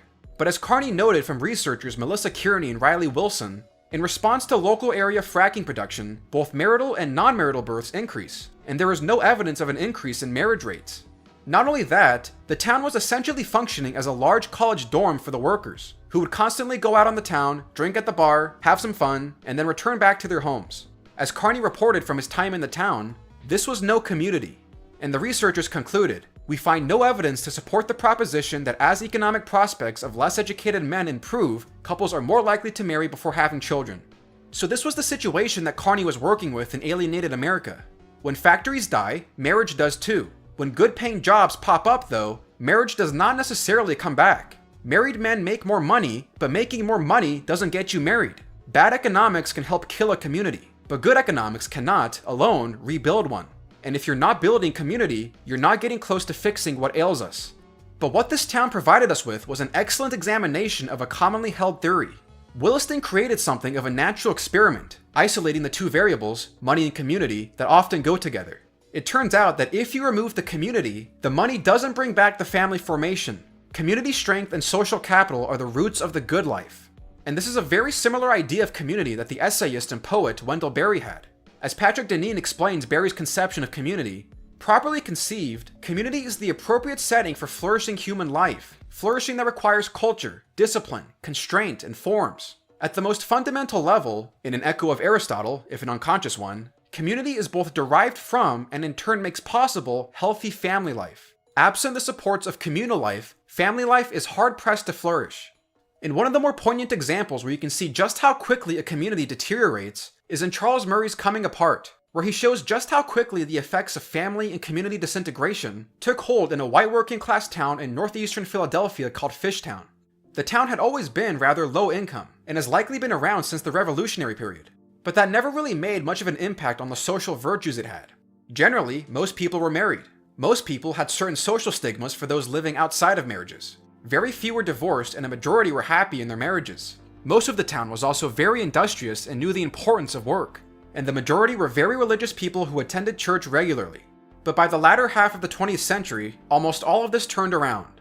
And I think just on the basis of crime and levels of honesty, you can see how much of an impact this turnaround was on its residents. As Murray writes, one of the pluses of living in a tight-knit working-class neighborhood was a high level of honesty within the community. If somebody stepped out of line, people weren't necessarily going to wait for the cops. It used to be your car getting broken into was the only real crime, but everybody knew who did it, Ken Milano recalls. It was usually the huffers, glue sniffers, so you went to where they hung out, bashed some heads, and found out who did it easy enough. Even Fishtown's gangs helped maintain law and order. Sort of, Milano said. Most gangs were kind of like vigilantes, beat the crap out of thieves, dopeheads, etc. That kind of community cohesion had badly deteriorated by 2002. The changes in family structure meant that there were larger numbers of teenagers on the street, and no one keeping track of where they were, and that had consequences. Marie, who lived near Pop's playground, well known as someone who tried to intervene in the time-honored ways, talked about the limits she now had to put on herself. It's just hopeless. There's a handful of kids across the street, I sit there and I see them do these things, and yes, I jump on them for certain things that I can, if they're being destructive to property or something like that. Yeah, I can. But if they're sitting there and smoking weed or drinking booze, and I know they're only 14 or 15 years old, there's nothing I can do about that. Nothing. These parents know they're not home, but they don't care. So why should I go out and put an effort into it when I'm only going to get retaliation on my home, my vehicle, or my family? I'm not. There's only so far I'm going to go. Another resident who worked for the town's parks department had another telling story on the sheer level of destructiveness that seeped its way into the town. I don't understand the destroying that goes on. Kids destroying areas that are for their benefit. I don't understand it. For instance, tearing up the matting, breaking into the playground, destroy the bathroom earlier in the year, the drinking. Hey, people have drank in this playground for decades, but they never broke bottles, or they always made sure everything was thrown in the trash can. This is the kind of moral disintegration that follows when your family structure and mediating institutions start to fall apart, when your communal sense of purpose and meaning deteriorates. Several Kensington residents commented on a change in parenting that they thought contributed to the rise in crime among teenagers. It wasn't just that the parents weren't home, it used to be that the parents didn't have to be home. If a neighbor saw a child misbehaving, it was considered appropriate for the neighbor to intervene. The parents would be grateful when they found out, and they would take the word of the neighbor if the child protested his innocence. Unmarried and divorced parents tend not to behave that way, Smallacombe, a researcher in Fishtown, was told. Instead, they try to be the good guy with their children. Here is Marie again. Then you hear why the discipline was only minimal. Well, you know, I talked to them and they said this, that, and the other, and I figure maybe he's right. And I'm like, well, no, you had the facts, you knew the facts, and now you're just trying to make yourself look like you're in the right. You want to be the cool parent, the friend parent, the great parent that the kid does whatever he wants, however he wants. Another resident made this comment. We had a neighbor whom we called Not My Son Sue, because everything is not my kid. Somebody actually watched her son throw a baseball bat through a car window and she stood there and said, not my son. 25 witnesses, including a policeman, and not my son. You have a lot of that. It's almost like this scene from The Simpsons, but for real. Hello? Your son was trespassing on my property and destroyed a very valuable stone gargoyle and... Are you wearing a grocery bag? I have misplaced my pants. I'm not going to press charges, but I assume you'll want to punish him. Yeah, appreciate the suggestion, lady, but he hates that, and I gotta live with him. You're the man, Homer. Add on to this the decline in religiosity, a decline in industriousness and work, a dependency on welfare, a decline in formal and informal social institutions in the town, and things start to come apart. Another resident made this comment. From the end of the table, Bonnie added her 2 cents with a story about what she called a white trash family living next door to her mother's house in the parish neighborhood. Bonnie vividly depicted a disturbing scene of underfed children in dirty diapers running around the house with no adult supervision. Bonnie related this story with disgust and horror. I had never seen her become emotional about any such situation in the neighborhood before. She is far from shy about relating bad news and tales of delinquency and degeneration among white residents they all knew. This was personal though. Everyone at the table fell silent. I think to look at the issues that people are facing in our country as being purely a problem of economics is way too narrow a perspective. This is essentially monocausal reasoning, the idea of reducing complex problems to just one simple cause. This is the feature of academia and media rhetoric that guys like Friedrich Hayek and Thomas Sowell have been railing on for almost their entire careers. It's what you often hear about the problems of third world countries. Any criticism of anything a third world country does is explained away as, well, that's just the effects of colonialism. What? And that's it? Or nowadays, with the more economically populist right, everything sucks because of globalization. What? That's it? I mean, we know there is a lot more stuff going on in these two realms than just a single cause. Almost all human social phenomenon is highly complex stuff with innumerable different variables. This is why I am not a fan of many arguments that try to explain our current situation as purely an economic one, especially as it pertains to those communities that are falling behind. Yes, economics has an impact on the disintegration of families, but there is far more impact from the condition of the surrounding culture and community you live in, or the status of families, associational life, religion, and work that can determine the severity of your situation, or more importantly, how people think about their situations. If you're living in a tightly knit neighborhood where everyone knows each other and gets together every weekend to have a bonfire, it's probably not going to be the end of the world for you if you lose your job. Hey Steve, how you doing? Well, I just lost my job today. What? That's terrible! Hey, let me ask around some friends I have in town to see if they can get you anything. I think one of my friends said he has a position opening up soon. Really? Yeah, don't you worry about it, Steve. We'll get you covered. Well, thanks. Hey, no problem. Don't you worry. And you'll still be at church Sunday, right? Oh yeah, I will. Alright, wonderful. And let me know if you need any help. And compare this to someone who has nothing.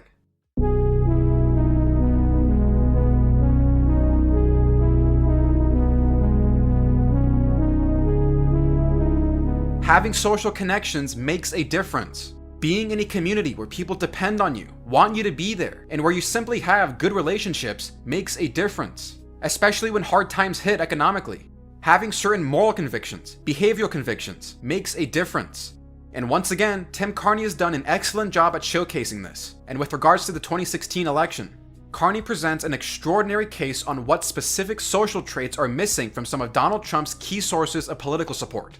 Institutions of civil society. In fact, what he also found was that those towns that had the strongest institutions of civil society also correlated in being the least likely to support Trump's presidency during the 2016 primaries, even in towns that were overwhelmingly Republican. But to start, he looked at both the village of Chevy Chase in DC and the small Wisconsin town of Oostburg. Starting with Chevy Chase, Tim Carney notes all of the town amenities that the village of only 2,000 people have put together for themselves. The town's committee of volunteers regularly holds parties for the entire village. In fact, they have numerous volunteer associations in the town. From a community relations committee, an ethics commission, a financial review committee, a public safety committee, a traffic committee, a local advisory panel to the Historic Preservation Commission, a Western Grove Park Friends group, an environment and energy committee, a parks and green spaces committee, a seniors committee, a garden club, and many others, each with their own handful of volunteers. This town is about as connected as it gets. It seems like almost everyone knows each other. Now, if you know anything about Chevy Chase, you know that it obviously leans more liberal. 98% of campaign donations from the town went to Clinton, and in the general election, she would beat Trump by 56 points. But when you look at the Republican performance in the primaries, there's a bit of a different story. In 2012, the margin between Obama and Mitt Romney was much smaller than the margins between Hillary and Trump. As Carney notes, there is something about Chevy Chase that makes it like Trump so much less than it likes Romney. And in the 2016 Republican primaries, John Kasich won the town among its Republicans, with 64% of the vote, with Trump scoring only 16%. Now, yes, Chevy Chase is also probably one of the wealthiest and most educated towns in the entire country, the mean household income coming close to $420,000. But the type of community network they have isn't just restricted to the super wealthy or the highly educated. So now we move over to a different type of town that Carney looked at, Oostburg. The median home in Oostburg is about $148,000, and the average household earns about $58,000, slightly above the national average. But there's also something else that helps keep this town together. As Carney writes, that slight advantage in household income has a clear and salient demographic explanation. About 2/3 of Oostburg is comprised of married couples, which is a much denser community of married couples than the national average, which is a little less than 50%. In other words, as Carney writes, Oostburg's wealth is literally its family strength, and if you ask Oostburgers, they'll say their family strength is really community strength. And along with their strong base of families, they have at least 4 Reformed churches in the village, the town is highly involved in their public schools and the extracurricular events that spring out of their schools, and they have Judy's Place, a small, family-owned diner where dozens of families go to enjoy a meal and catch up with their neighbors and the happenings around town. Oostburg is also considered one of the most conservative towns in Wisconsin. But, as Carney notes, just as in Chevy Chase, Oostburg's Republicans had no use for Donald Trump in the primary election. Trump, who dominated most of Wisconsin's rural areas, scored only 15% in the Republican primary in this village. That's a familiar percentage. It's only 1 point off from his total in Chevy Chase. If it's not clear, there seems to be something about communities that have strong foundations of mediating institutions and their rejection of Donald Trump's message. And what was that message? Sadly, the American dream is dead. I honestly believe that the American dream is dead. You know, I oftentimes say, the American dream is dead. The American dream is dead. The American dream is dead. But I'm going to make it bigger and stronger and better than ever before, right? Right? Once again, if the American dream really is about the communities we live in and the meaning derived from being a part of a strong community, then what does that say about these towns? In fact, when you look at the most conservative places across the country during the 2016 primaries, you get the same picture. In Utah, the most religious state in the country and the most family and community oriented, Donald Trump didn't even get 50% of the vote in the general election. And in the primaries, he only got 14%. Almost the same percentage he received in both Oostburg and Chevy Chase. And according to Tim Carney, no state has as much economic mobility, the ability to earn more than your parents, as Utah. The American dream is alive and well there. Listen guys, Mormons make for good neighbors. And as Carney summarizes, here's the common thread between the Oostburgs and the Chevy Chases, and among analogs around the country. Both villages have strong institutions of civil society, local governments, churches, country clubs, garden clubs, good public schools, and, in Oostburg's case, Judy's Place. Those community institutions constitute the infrastructure that is necessary to support families, and the institutions in turn are supported by families. Strong families are the precondition for the good life, and for mobility, the dream, grounded in realistic hope that no matter your starting point, you can succeed and your children can do even better. Now these are just the places where anti-Trump sentiments were common. But when you look at the places where Trump had the largest base of support during the primaries, you get a very different picture on almost all social measurements. As Emma Green noted in her Atlantic article, The Death of Community, white working class Americans of all ages were much less likely than their college-educated peers to participate in sports teams, book clubs, or neighborhood associations. 55% versus 31% said they seldom or never participated in those kinds of activities. Moreover, this also seems to have more of a racial component, where the religious nones, people who don't identify with any religion, are much more likely to be found among white Americans. As Dan Cox of the Public Religion Research Institute notes, overall, white Americans are significantly more likely to be disconnected from religion than non-white Americans. They are 2.5 times more likely to say that they seldom or never attend religious services, and nearly twice, 1.7 times, as likely to identify as religiously unaffiliated. And many of these people come straight out of Trump country. People who are working class, without college degrees, and come out of places like Pennsylvania and Wisconsin. As Emma Green quotes in her article, "They're going to be missing one of the major pipelines toward voting and civic participation," said Robbie Jones, the CEO of the Public Religion Research Institute, in an interview. Churches have served, for most of the nation's life, as pipelines to all kinds of civic engagement, and not just because they hand out voter registration cards or have them in the lobby. We actually see a link between all kinds of civic activity and church activity. And as it pertained to the audience that supported Ted Cruz from an April 2016 Pew survey, Cruz had a 16-point lead among white evangelical voters who attended church weekly, while Trump was leading 19% among those who didn't. And among the civically disengaged, Trump led 50 to 24. As Carney writes, Trump's best large county in the Iowa caucuses, Pottawatomie, had the weakest civil society, churches, neighborhood groups, volunteering, voting, of any large county in Iowa, and is known instead for its neon-lighted casinos erected to bring in out-of-state gamblers. His best small county is notable mostly for church closures and the shuttering of its largest employer in early 2016. It also ranks at the bottom of the state in widely used measures of civil society. His other best places in those early primaries, places like Buchanan County, Virginia, and Fayette County, Pennsylvania, looked similarly vacant. And as we'll explore later on in this video, when people do not have sufficient and plentiful sources of meaning in their lives, they will find that meaning in the government. But one of the more notable features of some of the counties in Trump country, and one that really hits home what some of his voters had in mind when choosing him, is when you look at mortality rates. In 2015, economists Ann Case and Angus Deaton published a paper in the Proceedings of the National Academy of Sciences, where one of their key takeaways was that there has been a marked increase in the all-cause mortality of middle-aged white non-Hispanic men and women in the United States between 1999 and 2013. And the main source for this increase, as Carney notes from researcher Shannon Monnett, was largely accounted for by increasing death rates from drug and alcohol poisonings, suicide, and chronic liver diseases and cirrhosis. In other words, more white men were drinking themselves to death, overdosing, and killing themselves. And according to a DEA report in late 2015, more Americans died from drug overdoses, largely but not wholly opioid abuse, than from either traffic fatalities or guns. Something has gone horribly wrong in these communities. Hell, you can't even call these communities. These are vacuous places. And again, this is not solely an issue of jobs leaving a specific location. Another prime example that exemplifies just how important having institutions of civil society in your town is Pittsburgh. One of the most common narratives about Pittsburgh is that when manufacturing left, the entire city collapsed. And while it is true that the city was highly dependent on its industrial sector, I mean, Pittsburgh Steelers, come on, that's not totally true. Most of the steel industry had left Pittsburgh by the late 80s. And despite Trump's bid to represent blue-collar Pittsburgh, Pittsburgh at the core still didn't vote for Trump. 75% of the city voted for Hillary. One of the reasons why the steel industry leaving Pittsburgh didn't completely tank the city was simply because of its size. Pittsburgh is a massive city and has a long history in America. And what came with this, particularly in Pittsburgh, was more associational life. Or as Tim Carney notes, this is the core of the rural versus urban divide. Cities are planted far thicker with institutions of civil society. And so when a few disappear and the money runs lower, they are more able to maintain community.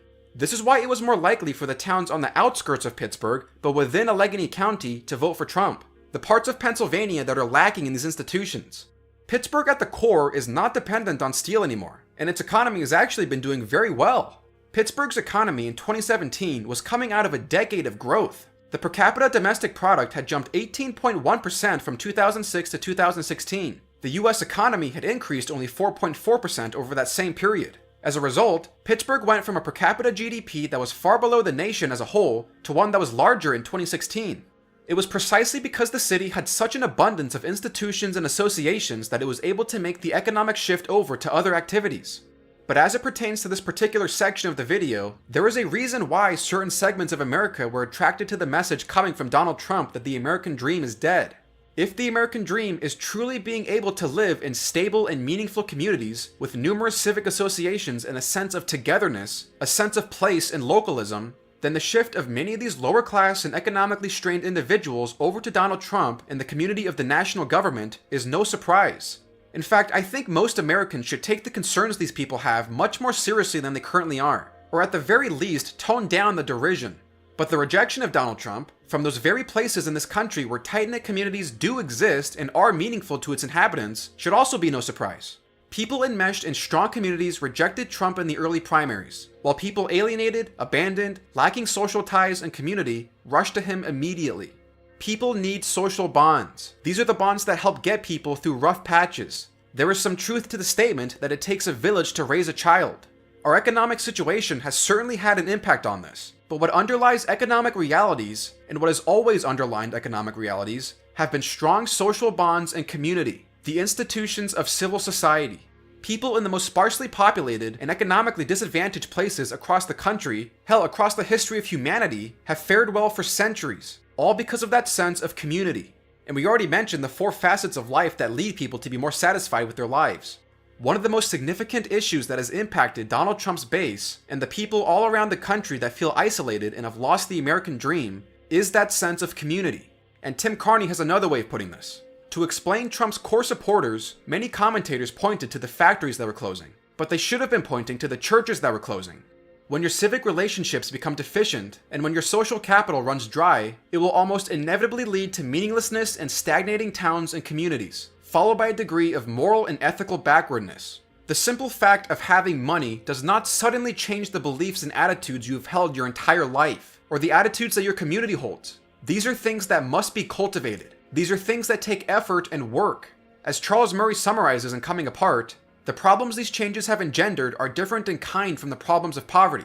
The problems that children suffer because of poverty disappear when the family is no longer poor. The problems that poor communities suffer because of poverty disappear when the community is no longer poor. The first 2/3 of the 20th century saw spectacular progress on that front. But when families become dysfunctional or cease to form altogether, growing numbers of children suffer in ways that have little to do with lack of money. When communities are no longer bound by their members' web of mutual obligations, the continuing human needs must be handed over to bureaucracies, the bluntest, clumsiest of all tools for giving people the kind of help they need. The neighborhood becomes a sterile place to live at best, and at worst, becomes the Hobbesian all-against-all free-fire zone that we have seen in some of our major cities. But, in a certain light, this is how our current economic reality has acted as an external source of decay for many institutions of civil society, but also how the social bonds that underlie those economic realities can exasperate any hard times that do come, and are very often at the root of the problem for many people. And those key social institutions, more than anything, are almost always marriage, family, church, and all other mediating institutions. Which leads us over to the next source of external decay.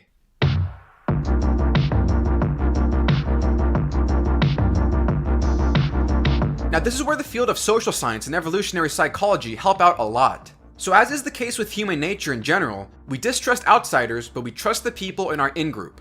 You often hear the phrase from people that children have to be taught how to hate. No, you are born to hate. You have to be taught not to hate. What do you think happens in grade school? This is simply how we evolved as a species.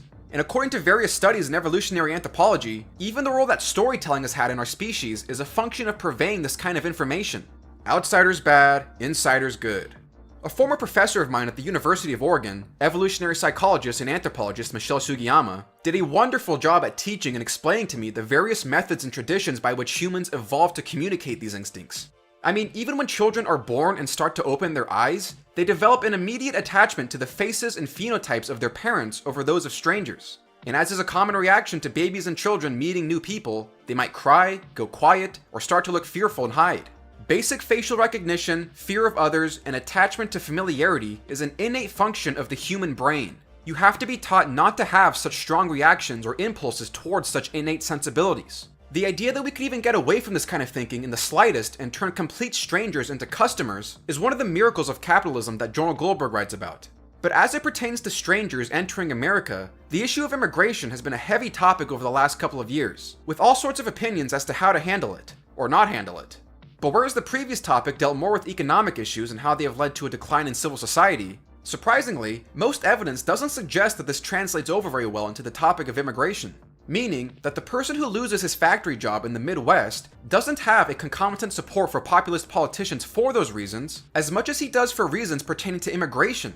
In a study cited in Suicide of the West, Trump, Brexit, and the Rise of Populism by Ronald Inglehart and Pippa Norris for the Harvard Kennedy School, and later turned into a book called Cultural Backlash, they present their cultural backlash theory, which suggests that the surge in votes for populist parties can be explained not as a purely economic phenomenon, but in large part as a reaction against progressive cultural change. They concluded that cultural values combined with several social and demographic factors provide the most consistent and parsimonious explanation for voting support for populist parties. We believe that these are the groups most likely to feel that they have become strangers from the predominant values in their own country, left behind by progressive tides of cultural change which they do not share.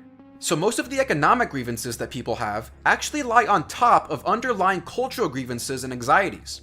And we also get a very helpful picture from Robert Putnam, one of the most prominent liberal sociologists in America today, who wrote that people living in more diverse communities tend to distrust their neighbors, regardless of the color of their skin, to withdraw even from close friends, to expect the worst from their community and its leaders, to volunteer less, give less to charity and work on community projects less often, to register to vote less, to agitate for social reform more, but have less faith that they can actually make a difference, and to huddle unhappily in front of the television.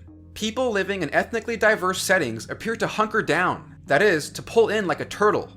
This was pretty big news at the time, and it didn't make the progressive world very happy to hear this stuff, especially since they've been pushing for a more diverse country over the past couple of decades. But Robert Putnam wasn't happy with his findings either. He didn't like the conclusions he was coming up with. After he came out with this data in 2001, he spent the next several years testing other possible explanations, but came up with the same results. Now, it's important to note that this isn't an issue of race either. As Putnam noted in an interview with NPR, the more diverse the group around us, ethnically, in our neighborhood, the less we trust anybody, including people who look like us. Whites trust whites less, blacks trust blacks less, in more diverse settings. This also challenged two widespread notions in academia. On ethnic and racial diversity, the contact theory and the conflict theory. Under the contact theory, more time spent with those of other backgrounds leads to greater understanding and harmony between the groups. Under the conflict theory, that proximity produces tension and discord. Putnam's findings reject both theories. In more diverse communities, he says, there were neither gray bonds formed across group lines, nor heightened ethnic tensions, but a general civic malaise. And perhaps the most surprising result of all, levels of trust were not only lower between groups in more diverse settings, but even among members of the same group. And political scientist Scott Page at the University of Michigan says that while diversity in the community can be beneficial in the long run due to exposure to different ideas and customs, if civic engagement falls off too far, he says, it's easy to imagine the positive effects of diversity beginning to wane as well. That's what's unsettling about his findings. And as Putnam summarizes, it would be unfortunate if a politically correct progressivism were to deny the reality of the challenge to social solidarity posed by diversity. It would be equally unfortunate if an ahistorical and ethnocentric conservatism were to deny that addressing that challenge is both feasible and desirable. And so far, I'm not really sure anyone has taken on that challenge. But this poses a major external problem to the decay of civil society.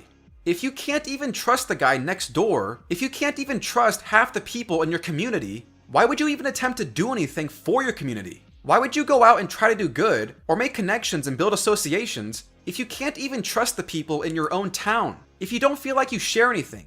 Large amounts of immigration hurt civil society, regardless of race. And if you want to remedy the instinctual psychological reactions this has on people, you not only have to hope that newcomers to a community have the willingness to assimilate into the community they arrive in, but you also have to hope that that community they enter already has the tools and resources necessary to assimilate newcomers into their community. Now, in the 21st century, assimilation has become a word you're not allowed to say, and we've put up a lot of barriers to assimilation, starting in grade school with bilingual education programs, which we know only hinders the ability for children to learn English and assimilate into the broader culture. But aside from that, I don't know how you can come to the conclusion that two people who can't even speak the same language are going to hit it off just great. You need to be able to communicate with people. You need something to work with. Some of you may know that I'm half Japanese. My first language was Japanese. I couldn't speak to my American father until I was around 4 or 5 years old because I was speaking Japanese with my mom the entire time, and he was usually deployed at sea. I still have memories from my childhood of looking at my father in utter confusion because I had no freaking clue how to communicate with the guy. As a 5-year-old. Now imagine that on a larger scale, with large groups of people in your community that you simply cannot communicate with. You may not feel contemptuous toward them, but you also might not trust them at all. You might be more cautious when you're walking down the street and see them, and they might be just as cautious of you. This does not help anyone. This does not help to build a stable community. As Robert Putnam writes in Bowling Alone, a society characterized by generalized reciprocity is more efficient than a distrustful society, for the same reason that money is more efficient than barter. If we don't have to balance every exchange instantly, we get a lot more accomplished. Trustworthiness lubricates social life. Life is simply easier when you can just passively trust people. You don't need to think about how you're going to maneuver your way through every situation when you can just trust people. And when you don't share any values with the people in your community, and you're not going out to meet new people, the one place where you can feel some semblance of belonging is online, with like-minded people here to validate any contempt-filled statement you might make, and who do nothing to stop the encouragement of vitriol against the people who look differently than you. Yes, you will occasionally find that racist jackass out there yelling at people to speak English or to go back to Mexico. I think we can all agree that that person is a jackass. Your country 6 years. You don't like Spanish? Your problem. It's your problem, okay? You're yammering. You're yammering, man. You said you were gonna leave. You're yammering. That's all you're doing. You're going blah blah and you're yammering. Come on, speak English. Or shut up. Moreover, I think that most people, who when they hear any slight objections raised about immigration, and immediately jump to calling that person nothing but a xenophobic, nativist racist, are also jackasses. The debate in this country would be a lot better if we actually tried listening to the concerns of people, because most people have genuine concerns about these issues. Actually, this scene from South Park still seems to represent much of our immigration debate. Now I've got two guests with me tonight who have opposing views on the matter. On my right is pissed off white trash redneck conservative. Thanks for having me, Bill. And on my left is aging hippie liberal douche. Hello. Now, pissed off redneck, you say we shouldn't allow anyone else through the time portal, alright? You're goddamn right. These people from the future are taking all the work away from us decent present-day Americans. They take our job! Alright? What say you, aging hippie liberal douche? It's typical for conservative rednecks like these to view the immigrants as the problem. But really, the problem is America. And as Jonah Goldberg writes, many of the people concerned with immigration know something far better than their critics do. Their communities are changing in ways they do not like. Though it certainly doesn't help anyone when there are actual racists dominating the conversation and making it more difficult for good faith objections to certain aspects of our immigration policies to be considered. But anyway, it is better for everyone, and there is simply more social capital to go around when you are living with people who share your basic ideals, customs, and language, where you can trust your neighbors and they can trust you. I mean, think about all the rage for the Scandinavian countries we hear about today. Don't you think it would be a bit easier to implement all of your social democratic policies when virtually everyone in your country looks the same, believes roughly the same things, and where Denmark has a population of only 5.8 million people, Norway 5.3, and Sweden 10 million, the combined population being roughly the size of Florida? Has the influx of refugees into these areas led to greater peace or more social unrest? How about the rest of Europe? I mean, there is a reason why nationalist and populist movements have been rising across the West, with a slight exception to Japan that has a highly restrictive immigration policy. According to Pew Research, in 1960, immigrants from Canada and Europe made up 84% of all immigrants in America. By 2016, they made up 13% of immigrants. Just 6% of immigrants in 1960 were from Mexico, while only 4% were from Latin America. By 2016, 26% were from Mexico and 25% were from Latin America, with another 27% from South and East Asia. In 1970, 4.7% of residents in America had been born in foreign countries. By 2000, it was 11%. The number tripled from 9.6 million to 31.1 million. And by the late 20th century, most of these immigrants were entering into a country that no longer had the will or the resources to fully assimilate people. As Yuval Levin writes in The Fractured Republic, the melting pot was not working nearly as well in late 20th century America as it had a century earlier. Therefore, the largest immigrant group in this wave of newcomers, especially those from Latin America, which was by far the foremost source of immigration during this period, seemed to remain relatively distinct and unified, rather than becoming melded into the American whole. Ironically, the individualism of late-century America, by weakening that instinct to digest and integrate new immigrants into a self-confident whole, created more coherent subgroups, and therefore less assimilation to a culture of individualism. The identity politics of the 1990s evinced a similar pattern. With the decline of the idea of a strong and coherent national identity, many Americans, especially those belonging to ethnic minority groups, naturally sought to emphasize subnational identities. So while individualism might have been the driving force behind the nation's cultural deconsolidation, it resulted in the emergence of a politics of group rights and multiculturalism. And before people start trying to twist my words, I am not calling for an expulsion of immigrants to remedy this. Immigration is an integral part of the American story. But what's more necessary in our current situation is a matter of time, the proper means for assimilation, and quantity. We know that massive waves of immigration are not conducive to a peaceful population, especially if the means for assimilation and the abundance of bridging social capital are not there. Bridging social capital being the stuff that develops broader connections with people in order to diffuse cultural information in a more efficient way, which is helpful for people you don't know. And no, I am not calling for immigrants to completely expunge their old heritage and various customs. Most lawful immigrants to this country want to become Americans, but they also don't want to fully divest themselves of their former identity and customs. And I think that's fine. Hell, half the food I eat in my life is stinky and slimy Japanese food. If I could choose Japanese food over a traditional Thanksgiving turkey, I'm sorry guys, I'm gonna have to go with the Japanese food. Now that doesn't mean that I won't celebrate Thanksgiving with you, or that I won't start to play Christmas music around the end of November, or start decorating a Christmas tree. But damn it, I really prefer Japanese food sometimes. I mean, the turkey is usually dry and flavorless, the stuffing is wet and tastes like chemicals. I'm sorry. And I'm not even speaking as an immigrant. I'm an American from birth. I'm just speaking about the part of me and my family that is Japanese, and that I'm not going to do away with. Especially the intense Japanese shame and guilt for everything I do in my life. I can't get rid of that no matter how hard I try. But I like to think that I make up for all this by disdaining pretty much everything about anime and the proliferation of anime culture in America. God, I can't stand that art style. Get out of my country, anime! Except for when it's used in horror. There it tends to be pretty good. But anyway, I think most immigrants do in fact want to become Americans and imbibe our values. And I think most immigrants agree with the notion of living in thriving communities where they and their children can succeed in life. I mean, you probably didn't come to America for nothing. But for those who are not quite as acclimated to American culture, this is simply where time and exposure are going to have to take place. But so long as American ideals and principles are accepted, I don't particularly care what heritage you bring with you. This place is a melting pot, and I've always been a fan of the sentiment that there are Americans all over the world. They're just born in the wrong country. But as I already mentioned, the word assimilation has become a bad word these days, with Jonah Goldberg noting that places like UC Berkeley claim that the phrase, "America is a melting pot," is a microaggression, because it suggests someone to assimilate to the dominant culture, to which Goldberg responds, well, yeah. So we already have a couple of factors at play here that are hindering better attitudes toward immigration policy. But if people are not being assimilated into the broader culture, you are going to run into some problems. As Yuval Levin writes, culture abhors a vacuum, and human beings will always rush in to establish new cultural patterns and arrangements when existing ones decline and fade. But the century-long assault on America's mediating institutions means that American civil society is not well positioned to turn subnational identities into interpersonal communities. Moreover, if people are not being assimilated into the neighborhoods of their local communities, or outright refuse to, or are even neglected and treated as nothing but outsiders from the very people they live near, that can open the door for alienation. And this is especially true for native-born Americans or immigrants, particularly if they're lower class. As Robert Putnam writes in Our Kids, contrary to romanticized images of close-knit communal life among the poor, lower-class Americans today, especially if they are non-white, tend to be socially isolated, even from their neighbors.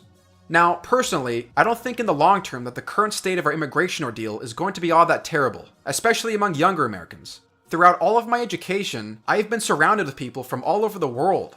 I have attended schools in America, Japan, and Italy, and, from my experience at least, we all got along pretty well. My high school lunch table in Northern Virginia consisted of people from Vietnam, Sierra Leone, China, Japan, Korea, El Salvador, Nepal, and people of all skin colors and backgrounds. I think the majority of all the friends I have ever had in my life were either black, Asian, or Hispanic, more so than they were white. But anyway, that's what I think about the long term. But in the short term, it's undeniable that our immigration system has been a serious source of national tension and has been a contributing factor in the decay of civil society. And with the problems seen due to the effects of the economy and immigration at large, and what seems to be a developed sense of helplessness among the average person, there's usually only one place left to turn to that they feel can help them solve their problems. Which leads us to the final source of external decay.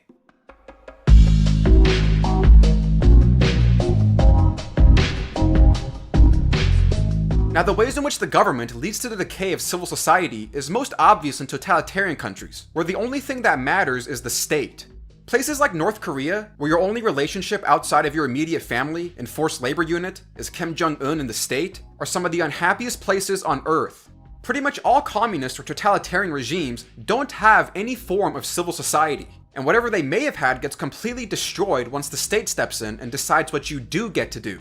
As Matt Killingsworth writes in his monogram, Civil Society in Communist Eastern Europe, these kinds of regimes do not allow for a genuine civil society to exist. When the state does not give its people the liberty and freedom to formulate their own social institutions, you do not live in a free society, and you do not have a healthy civil society. Now, while those examples are bountiful throughout the course of history, the real problem here in our time comes when people who don't have any relationships with any civic institution or have been left behind from any source of meaning and purpose feel as though they can find those relationships if they turn to the national government. And one of the ways this type of mentality manifests can be seen in the 2012 slideshow from Barack Obama's re-election campaign, The Life of Julia. The president's re-election campaign just launched The Life of Julia, a fictional character, right, Mike? Tell us about her. That's right. One of the things that those hundreds of young people in the Chicago headquarters do is create viral pieces of content for the web, things that people will share. This is one that I think may be viral in the wrong way, that I think is a lot bigger on the Republican side than it is on the Democratic side. The Life of Julia takes her from age 3 to age 67, and at every single point along the way, the government is giving her a hand. This is probably one of the creepier ways in which we've turned the government into a kind of familial entity. I'll proceed to read off the slideshow. Take a look at how President Obama's policies help one woman over her lifetime.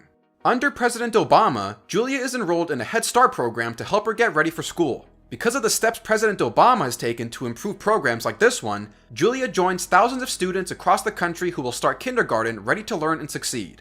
Under President Obama, Julia takes the SAT and is on track to start her college applications. Her high school is part of the Race to the Top program, implemented by President Obama. Their new college and career-ready standards mean that Julia can take classes she needs to do well.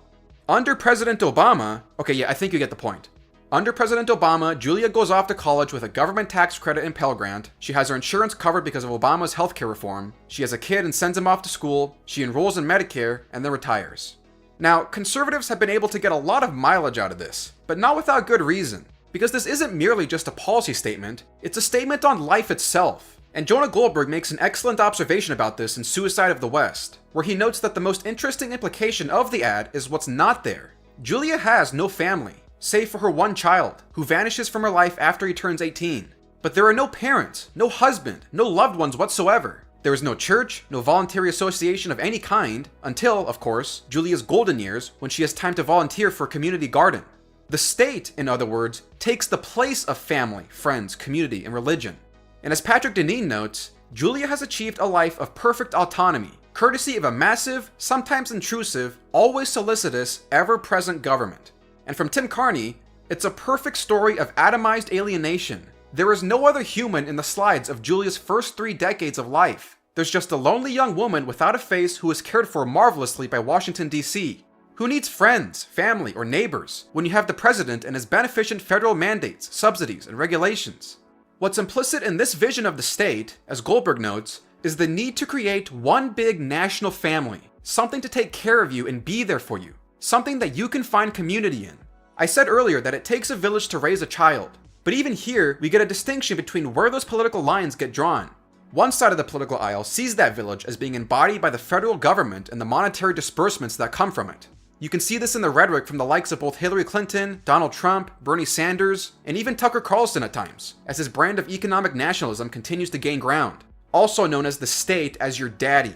The other side sees that village as being, well, the community, the immediate community you live in. Your local community is literally that village. The government can't take your kid to his baseball practice, but your neighbor can. Does the government organize the town festival, or do the people in your community organize it? Are you going to wait around until the government allocates money to your neighborhood so you can build a little library? Or are you going to go out there with your neighbors and build it yourself? I've seen these things all over some neighborhoods, and I think they're pretty awesome. Or take this on a more personal level with the idea of charity. It has long been my belief that charity is most effective both financially for the person receiving it, as well as psychologically, when they are receiving it from either a friend, neighbor, local organization, or a church over a welfare check from the federal government. This is because there is a radically different dynamic going on between receiving money from the people you live with and some clerk behind a desk. When the former world heavyweight champion James Braddock was receiving government relief money during the Great Depression, He actually went back to the welfare office and repaid them after he started making more money. How many people do you know today who would actually do that? How many people today see welfare payments as something to be paid back? For the vast majority of recipients, welfare is viewed as an entitlement. You are owed the check. You are owed the money. There's no expectation to pay it back. That is a completely different mindset and attitude than one whereby the person is humbled by receiving the handout from a friend or a neighbor or a family member. The emotional significance of the act is on a completely different plane. But when it comes to charity or volunteering, you also need to think of the person who's participating in the act. For the person handing over the money to their friend, someone in need, or is working behind the soup kitchen feeding people, these are activities that help provide people with a significant amount of purpose. When you are behind the kitchen feeding homeless people or handing out toys to less fortunate children, you are directly making an impact on someone else's life, and you can see it all happening right in front of you. There are deep emotional reactions to being both on the receiving and the giving end of this action. Humility, respect, encouragement, and even guilt, which isn't necessarily a bad thing, and all the emotions that come out of a loving hug. The dynamic of such an interaction is incredibly rewarding for the human soul. I forget what the name of it was, but I was listening to a podcast one time where they said that if everyone working at a telemarketer job actually got to see the impact they made to someone's life behind the phone, that their job satisfaction rate would go up immensely. Just seeing the impact you make on people's lives plays a very important role for the human psyche. But let's go back to the person receiving the charity. When you're in such a position as to be asking your close friends, neighbors, and community organizations for charity or help, that simple action, just as a matter of psychology, can serve as a very important motivator for you. Where if there is something that you are not doing right in your life, the fact that you are at the point of having to ask around for help can be interpreted as a kind of wake-up call. And there are responsibilities that come with that realization. Your neighbor giving you money, making that personal connection, creates a need to pay back or return the favor on the recipient. And that would have to mean that the recipient gets his act together and starts to take some responsibility to be able to pay back those debts. Reciprocity in social interactions is a key part of our nature, and that whole interaction, as embarrassing, agonizing, or shameful as it might be, is far more effective than receiving a check from someone behind a counter, when there is no incentive to pay it back, and there is no incentive to really do all that much better for fear of losing access to such checks. Because after all, it's an entitlement. But when your mindset is to have the government take care of all this, then you're effectively ruling yourself out of the picture to do something meaningful. This is generally why liberals, or progressives, who feel as though the government should be doing more for those of lower income, or to stop income inequality, give 4 times less to charity than conservatives do, who feel as though the government is spending too much on welfare. And as a study published in Nonprofit and Voluntary Sector Quarterly noted, out of 3,000 counties across the nation, counties that are overwhelmingly Republican report higher charitable contributions than Democratic-dominated counties. Now, because I can already hear some tribal keyboard warrior claiming the high ground for caring more about people, the idea here isn't that one group cares more or less about people than the other, but that their compassion is being channeled into different outlets, one more focused on local communities or private charity, and the other more focused on welfare disbursements from the government. Liberals tend to see their tax dollars and higher tax rates in general as their form of charitable giving, no matter the bureaucratic and epistemological deficiencies involved in that. Actually, a comparison which could lead to a more common identity among all of us would be to look at the rate at which Americans as a whole give to charity compared to our supposedly socially conscious European neighbors. Yeah, screw you guys. But there is a reason why someone like Bernie Sanders said, "I don't believe in charities," when he was mayor of Burlington, and as the New York Times reported at the time, went on to question the fundamental concepts on which charities are based, and contended that government, rather than charity organizations, should take over responsibility for social programs. There is a kind of mentality among Sanders' political aisle that one should not have to ask for charity, that one should not have to go through any feeling of guilt, or have to make any personal effort to receive the aid. And there is something about this worldview that has had a consistency for centuries, where desired economic results, wants, or needs should just be made easily conferable from the powers that be. And until that time has come, no one is truly free. Socialism as an idea has a much longer lineage rooted in a basic tendency of human nature. Socialism is even older than communism in this sense, because at least Marx recognized that communism can't come into full fruition until after a certain time spent with capitalism and the accumulation of wealth. As Thomas Sowell writes in A Conflict of Visions, Marxism is at odds with the rest of the socialist tradition, whose unconstrained vision condemned capitalism by timeless moral standards. So refusing to appreciate any form of private charity does have a kind of consistency in this sense. But that doesn't mean that the socialist alternative is any better. As a Washington Examiner editorial perfectly summarized, socialism is the enemy of charity because it outsources all compassion and altruism to the state. In an age when most Americans worry about and mourn the erosion of civil society institutions, socialism wants to supplant them all, to leave people atomized, dependent upon government from cradle to grave for material, intellectual, social, and, although it does not recognize them, spiritual needs. But anyway, my contention is that personal charity is far more effective in terms of getting desired results, and is far better for the sake of providing people with a sense of meaning and building community strength. Absolving this personal responsibility of charity to the government is not the best way to go about doing this. Direct and personal involvement in communities and private charities are. And returning back to what got us onto this topic, viewing the state as a family, the vision of government as a national unifier is an attempt to make whole something that operates in an inherently different realm from the functions of the government, and can only operate in its respective position. Your suburb in Colorado and the functions that go on in that suburb, with all the thousands of people with their own unique little communities, town gatherings, wells of knowledge and ideas, and the peculiarities of the ways in which people interact with each other, is totally different from the functions of a couple of federal buildings in a town full of politicians, bureaucrats, foreign ambassadors, and journalists who are trying to survey a nation of over 325 million people and who don't even know your name. As Hayek notes, when you try to make the rules that work in a small group of people, and only work in a small group of people, and try to impress them onto the larger society, it does not end well. There is simply too much information that is necessary to know about other people, which is not made visible to you because of the sheer size and complexity of the society and the economy. A common example used by Jonah Goldberg is that in my own family, I'm a communist. My kids don't pay for their food. They just go to the fridge and grab whatever they want. Your immediate family is literally operating under, from each according to his ability to each according to his needs. But that rule, which works in the small group of the family, does not work for the larger society. This is why central planning always fails. Because on the larger scale, you are dealing with variables that are out of reach for the human mind, especially for some government bureaucrat. This is part of Hayek's knowledge problem. You just don't have the kind of knowledge necessary to carry out these functions, or make these kinds of decisions. This is why the price mechanism is so important in economics. There is so much implicit information involved in the price you see for an item at the grocery store, of which you have no idea of the kind of knowledge that was necessary to produce that number. Even as a matter of evolutionary anthropology, you just can't know these things. Again, you can really only know 150 people. That says a lot about our understanding of complex human phenomenon in economics. And making the government try to imbibe the ideals that are restricted to that small group of human beings is a recipe for disaster. But see, the great problem is that we have developed what's called a greater open society, which deals with an infinitely much larger number of people than anybody can know. Nobody can form an idea what a steel worker in Indiana compared with a cotton worker in South America, in the southern states, deserves in any sense. We have no instinctive feeling about this. When we believe that we have a sense of social justice, that's an inherited trait which we have developed from the life in the small group in which mankind lived for 1 million years before it developed the open society. Of course, in a little hunting band of 50 people or so, it was essential that you assigned an appropriate share to each member. But this native instinct, which we had to overcome in order to form a large society, is suddenly coming up again when the great majority of people operate in large organizations, no longer understand the market, and so we are reverting to very primitive instincts which we have overcome when we emerge from the little group into the open society.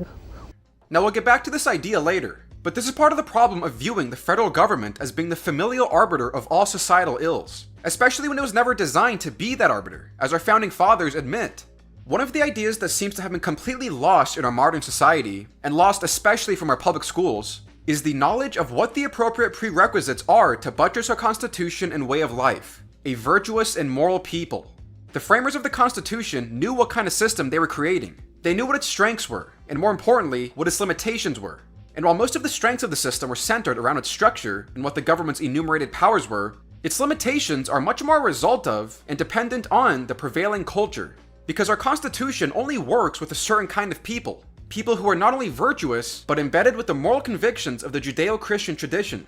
A polity that did not have these characteristics were not suitable for a document like the ones the founders had created. As was succinctly stated by George Washington, virtue or morality is a necessary spring of popular government. Patrick Henry. Bad men cannot make good citizens. No free government or the blessings of liberty can be preserved to any people but by a firm adherence to justice, moderation, temperance, frugality, and virtue. Ben Franklin. Only a virtuous people are capable of freedom. As nations become more corrupt and vicious, they have more need of masters. Ben Franklin again. The expense of our civil government we have always borne, and can easily bear because it is small. A virtuous and laborious people may be cheaply governed. John Adams. Religion and virtue are the only foundations, not only of republicanism and of all free government, but of social felicity under all governments and in all combinations of human society. John Adams again. We have no government armed with power capable of contending with human passions unbridled by morality and religion. Avarice, ambition, revenge, or gallantry would break the strongest cords of our Constitution as a whale goes through a net. Our Constitution was made only for a moral and religious people. It is wholly inadequate to the government of any other. Now, the reason why a populace that is not virtuous or outfitted with basic Judeo-Christian moral convictions is ill-suited for a constitution like ours is because ideally, and as was the case back in the days of the founding, most notably depicted by Alexis de Tocqueville, a people committed to these principles would look to themselves, to their local communities and local governments to resolve any disputes or organize any events, or form any other association necessary to the functioning of their community or district. They wouldn't immediately look to the federal government because they would be outfitted with the necessary moral and ethical preconvictions to govern themselves as they see fit.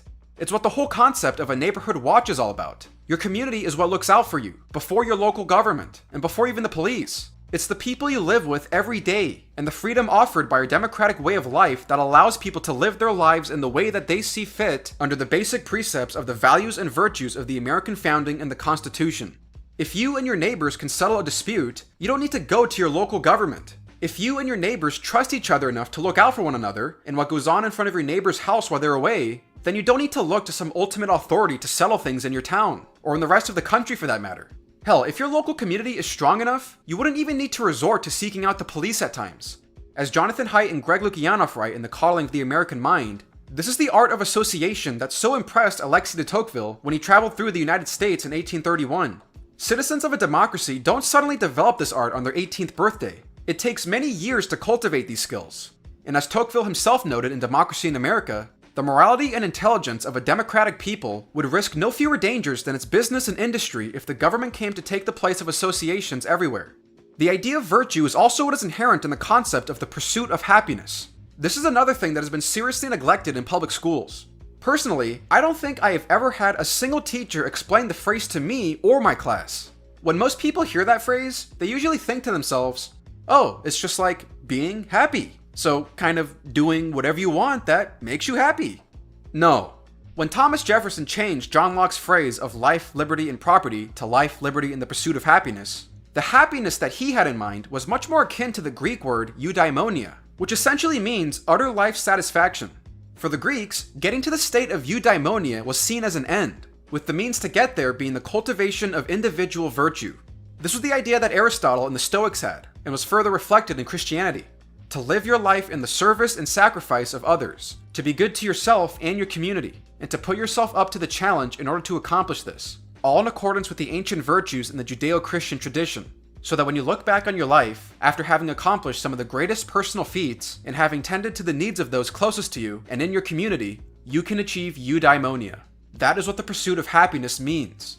And this is also what the term liberal arts used to encompass. This is what a proper liberal education meant back then, inculcating the virtues and habits necessary in order to be a good person and a good citizen capable of self-government.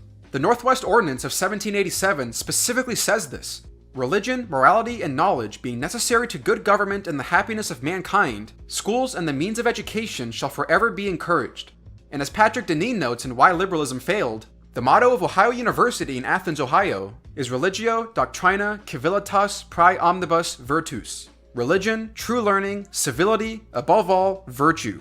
Or at the University of Texas at Austin, Disciplina Praesidium Civitate. I hope I'm pronouncing this right.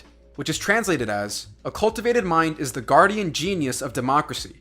And the type of people for which all of these activities and customs for personal and community development were to be organized around are a people who are themselves embedded with some semblance of virtue and traditional morality, which for the founders, that morality came directly from the Judeo-Christian tradition. As John Adams wrote, I will insist that the Hebrews have done more to civilize men than any other nation, in facilitating to all mankind the doctrine of a supreme, intelligent, wise, almighty sovereign of the universe, which I believe to be the great essential principle of all morality, and consequently of all civilization, and that the Bible is the most republican book in the world. John Adams again. Religion and morality alone can establish the principles upon which freedom can securely stand. And as Thomas Jefferson wrote to William Canby in 1813, of all the systems of morality, ancient or modern, which have come under my observation, none appear to me so pure as that of Jesus. Ben Franklin. As to Jesus of Nazareth, I think his system of morals and his religion, as he left them to us, the best the world ever saw or is likely to see. Chief Justice John Marshall. With us, Christianity and religion are identified. It would be strange, indeed, if with such a people our institutions did not presuppose Christianity and did not often refer to it and exhibit relations with it. Benjamin Rush. The only foundation for a useful education in a republic is to be laid in religion. Without this, there can be no virtue, and without virtue, there can be no liberty, and liberty is the object and life of all republican governments. The religion I mean to recommend in this place is that of the New Testament. James Madison. The belief in a God all-powerful, wise, and good is so essential to the moral order of the world and to the happiness of man that arguments which enforce it cannot be drawn from too many sources. Even Alexis de Tocqueville noted the importance of Christianity in the American way of life. While the law permits the Americans to do what they please, religion prevents them from conceiving and forbids them to commit what is rash or unjust. Religion in America takes no direct part in the government of society, but it must be regarded as the first of their political institutions. For if it does not impart a taste for freedom, it facilitates the use of it. I do not know whether all Americans have a sincere faith in their religion, for who can search the human heart, but I am certain that they hold it to be indispensable to the maintenance of republican institutions. This opinion is not peculiar to a class of citizens or to a party, but it belongs to the whole nation and to every rank of society. The Americans combine the notions of Christianity and of liberty so intimately in their minds that it is impossible to make them conceive the one without the other. Anyway, at this point, I would also say that I agree with the sentiment that one does not have to be religious in order to be a good or moral person. There are plenty of people out there, and I've met them, who are not particularly religious, but are nonetheless decent people. And hey, there are some religious people out there who aren't so great. I am just one of those weird and tormented people out there who is irreligious, but nevertheless appreciates how this country isn't really going to function all that well without the Christians. So while I'm not personally religious, I don't deny the significance of religion, or discovering God, especially as it relates to this country. Nor do I treat it as something to be instantly mocked, or as it's becoming more and more fashionable nowadays to treat religious people as a group of mentally ill cultists. And okay, for one more annoyance of mine, guys, praying to God is not an activity synonymous with putting a coin in a slot machine. I heard someone once say that God is not a gumball machine, and that sounds about right. When people engage in prayer, it is to further develop their relationship with God. It does not take someone particularly religious to know this. Okay, so now that that's out of the way, while I wouldn't argue that one has to be religious in order to be a good person in our society, you need to realize that you are running off of the reserves of the centuries-long buildup of Judeo-Christian social and moral capital in our society. Our culture is still established around the basic precepts of Christianity, somewhat. But I'm slowly becoming more convinced as time goes by that you cannot have a functioning nation of over 325 million people who are running off of that built-up capital of religious morality. And George Washington seems to have understood this as well. As he stated in his farewell address, of all the dispositions and habits which lead to political prosperity, religion and morality are indispensable. Whatever may be conceded to the influence of refined education on minds of peculiar structure, reason and experience both forbid us to expect that national morality can prevail in the exclusion of religious principle. As Charles Murray notes, it's very likely that this person of refined education with a mind of peculiar structure was a reference to Thomas Jefferson, who was not particularly religious, but nonetheless was still purported to have attended church because he understood the symbolic significance of that gesture to his countrymen. But in this statement, George Washington is basically saying that even if one is not an observer of religion, but is fairly obedient to biblical morality, that you can't expect the entire country to also be that way. Most people simply don't have minds of peculiar structure like Jefferson. Most of us are pretty average, so religion or morality is a necessary spring for popular government. And so here we have a pretty basic requirement for a constitution. And without a society tempered by morality and virtue properly understood, you do not have a system of ordered liberty. You do not get a populace that is sustained by what they have surrounding them in their local communities. You do not have a check on the unbridled passions of human nature in the heat of the moment. You do not have a disciplined populace. And it's those unbridled passions, when unaccounted for, that direct people to turn to the state to solve their problems for them. And because the power of the state has been proven to be used for these kinds of all-encompassing purposes throughout the entirety of history, our founding fathers made sure to place restrictions on what can be done in our Constitution. If you do not think the passions of the people and the proclivity to obtain power in order to act on those passions are things to be wary of, you might want to look at nearly every genocidal event in history and see how exactly they got there. Or just compare the American and French revolutions. Ours was clearly much better. There is a reason why our Constitution was designed to make it difficult to change things. There is a reason why we wrote a constitutional document with enumerated powers. There is a reason why there are checks on the passions of the moment. Our founding fathers understood human nature quite well. As Thomas Jefferson wrote to John Adams, "Bigotry is the disease of ignorance, of morbid minds, enthusiasm of the free and buoyant. Education and free discussion are the antidotes of both. We are destined to be a barrier against the returns of ignorance and barbarism." And when you don't have these moral convictions and have lost all meaning and purpose in your local community, you will come to find yourself seeking meaning through the community of the national government, which also tends to correlate with the need to follow a tribal strongman who can best represent your passions for political purposes. On the left, that guy was Obama, with various followers of his claiming he's been sent by God, or as Eve Constantine wrote in 2008, Obama was the product out of the all-knowing quantum field of intelligence. We thought that he was going to be, I shouldn't say this at Christmas time, but the next Messiah.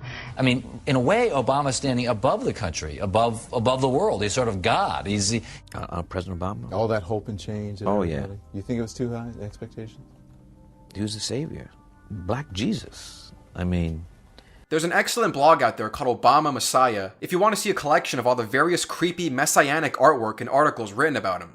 But of course, this type of messianic thinking isn't limited to the left, as the election of Donald Trump has shown. Only God could deliver such a savior to our nation, as said by Trump's campaign manager Brad Parscale.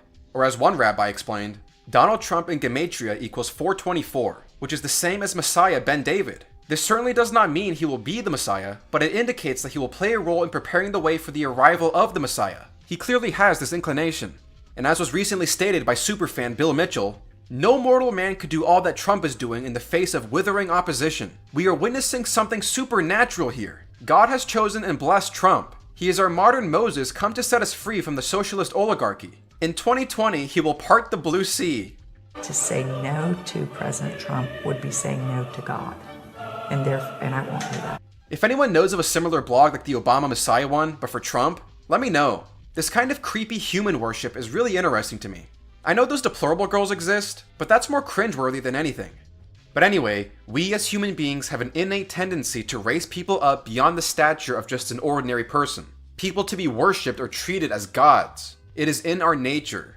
There's a reason why the divine right of kings existed for centuries, and there is a reason why people keep treating the executive branch as a de facto monarchy today. And right now, Donald Trump is the quintessential populist strongman, and probably the most successful one in American history. I mean, it doesn't get any more populist than, the only important thing is the unification of the people, because the other people don't mean anything. Okay, let's read that again. The only important thing is the unification of the people, because the other people don't mean anything. Unify the people, but not the people? If this doesn't make a whole lot of sense rhetorically, that's because it's not supposed to. But this is generally how populism works. As Jan Werner Mueller does a great job of explaining, whenever someone says they're speaking for the people, they're usually not actually talking about the people. They really only mean some people, or the people who support them. You can also find this whenever Bernie Sanders says he's speaking for the people. You know who's not really included in his grand conception of the people? Rich people. Bernie's people only include the working class, unions, college students, and pretty much anyone else who isn't in the upper middle class or Jeff Bezos. But he still says he's talking about the people. This same type of rhetoric can also be found in the burgeoning white nationalist movement, where whenever they say that they represent the real American citizens, they're not talking about American citizens, they're talking about white people. But this quote from Trump goes more toward a bigger problem that the American right has been facing ever since the rise of Trump, or really before the rise of Trump, because this impetus had to come from somewhere, which is that instead of the traditional conservative belief in limited government and a neutered executive, there seems to be a major fraction of the Republican Party and the right that has taken solace in a bigger and more involved federal government, and by extension Donald Trump. Again, here we have a reflection of where people think their problems can be solved and where they think they can find some sort of communal meaning.